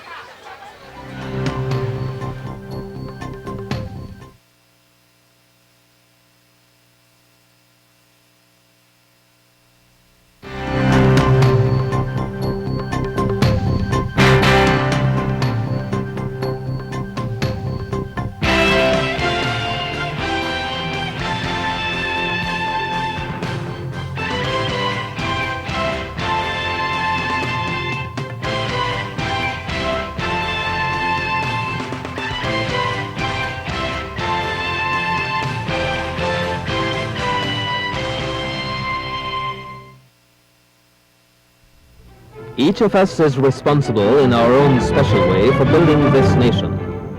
Do we have what it takes? What are the ingredients necessary for this process? Building blocks of nationhood. What does discipline mean to you? What does it mean to our country? How can it help enrich your life, the lives of our children, and the development of our country? Discipline is needed to preserve self-respect, self-restraint, and the ability to succeed. It must at all times be seen as respect for authority, the determination to do what is right according to accepted standards of what is right. Discipline is the courage and the will to face and endure all trials and all temptations, and in trying times to bear success or failure with reasonable calm. This country now more than ever needs discipline. Why not let it begin with you? Let discipline be the crucible to temper the steel of your determination to stand firm in the face of difficult times. Turn your backs on the selfish, careless way we drive. Our increasing criminality. The use of illegal drugs and other destructive paths. Remember at all times that to successfully build our nation and to be able to hold it up to the world, we must have discipline. Discipline to help our country forge ahead. Discipline to produce more. Discipline to work longer, harder hours. Discipline to want to succeed. Be productive, for when we go out to work, we must remember that there is dignity in all forms of work if honestly and thoroughly done. The national aspiration to thrive must be nurtured in discipline and freedom and under the weight of responsibility. Where discipline, production and tolerance comprise our national watchwords, discipline is, perhaps, the cornerstone on which will rest the building blocks of nationhood.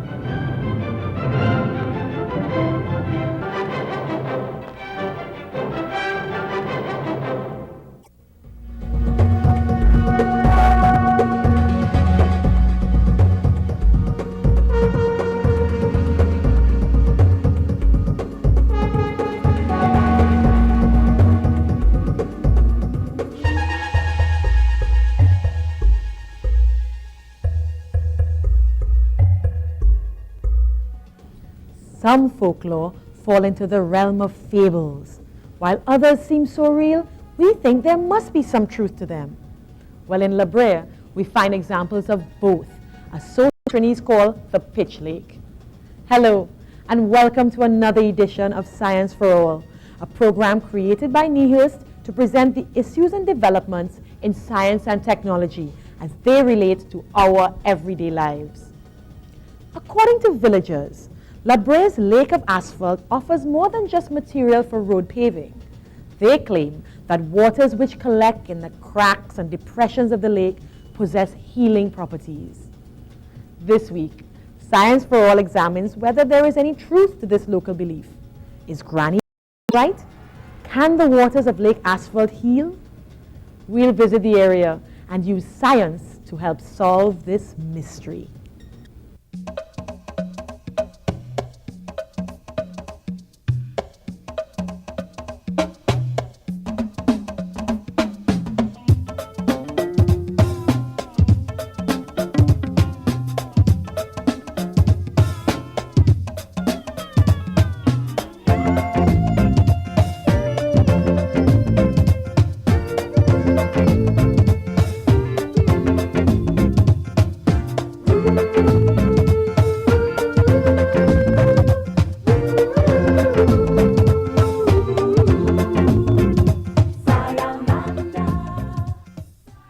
Well, the first story is that viscous oil with mud and sand, there was a volcanic movement, and these flow together, and when it cooled down, it formed the lake.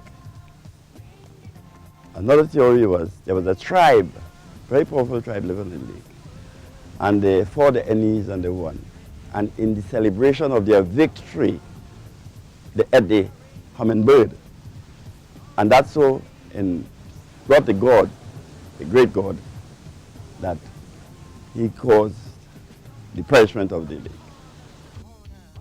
The one some of us remember is the one about the Amerindian village that had this feast and ate the hummingbird, and the gods were displeased and basically destroyed the village by causing it to be swallowed up by this lake of asphalt. That's the one most of us grew up with.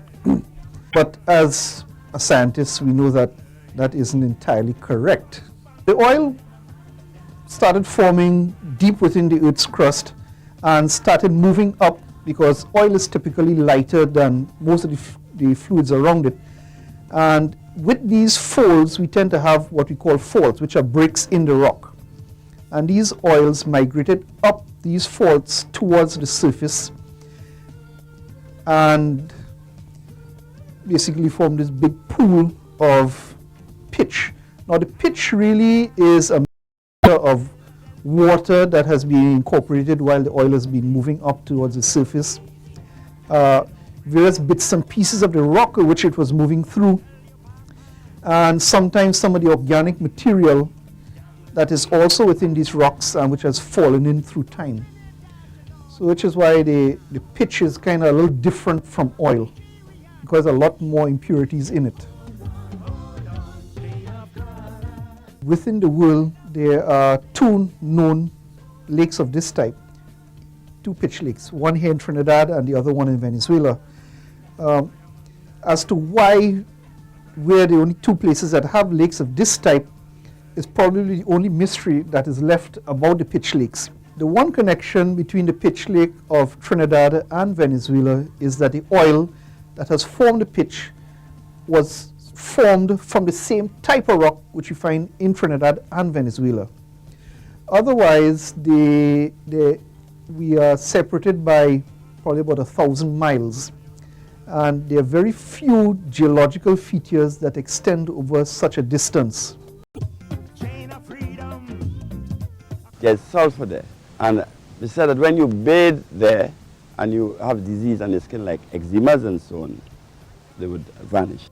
Yes, the water is very good to bathe. People come there, tourists gather the water, they come there, you know, every time they come to visit, they make sure they take a few bottles of water. These sulfur pools is really, water collected from the rain and thing, and the water now, when it mixes with the release sulfur. Now, the sulfur now is used for, like healing some skin disorders. I don't think it's really a folklore per se, because if it was a folklore, I mean, people wouldn't just be going back and going back and going back for it to be cured, to become cured. So I think it's just a scientific fact now, just to prove that what has been happening all the time is really and truly truthful. The sulfur, its origin is probably associated with the nature of the oils that we have here in Trinidad. The rain falls and it settles on something that contains sulfur, so some of the sulfur will move from the pitch or the oils into the water itself. Now, most of the land-based crudes in Trinidad, if not all, are heavy crudes, and associated with a heavy crude is sulfur. The ultimate analysis of Trinidad Lake asphalt, it does have 10% of sulfur. Cross the border. Hold on, chain of colors. Sulfur has been around a long time. It's one of those old minerals that contains antifungal properties, antiseptic properties that people have used traditionally for topical ailments for the skin. It is possible that the sulfur water or the sulfur present in lake asphalt may have healing properties as claimed by people. But of course, one has to really corroborate it via testing, scientific analysis, before one can confirm that. And so it is not necessarily a recommendation that people should go to the water, because we really are not sure. But clearly, linking traditionally sulfur and the skin, it may be possible.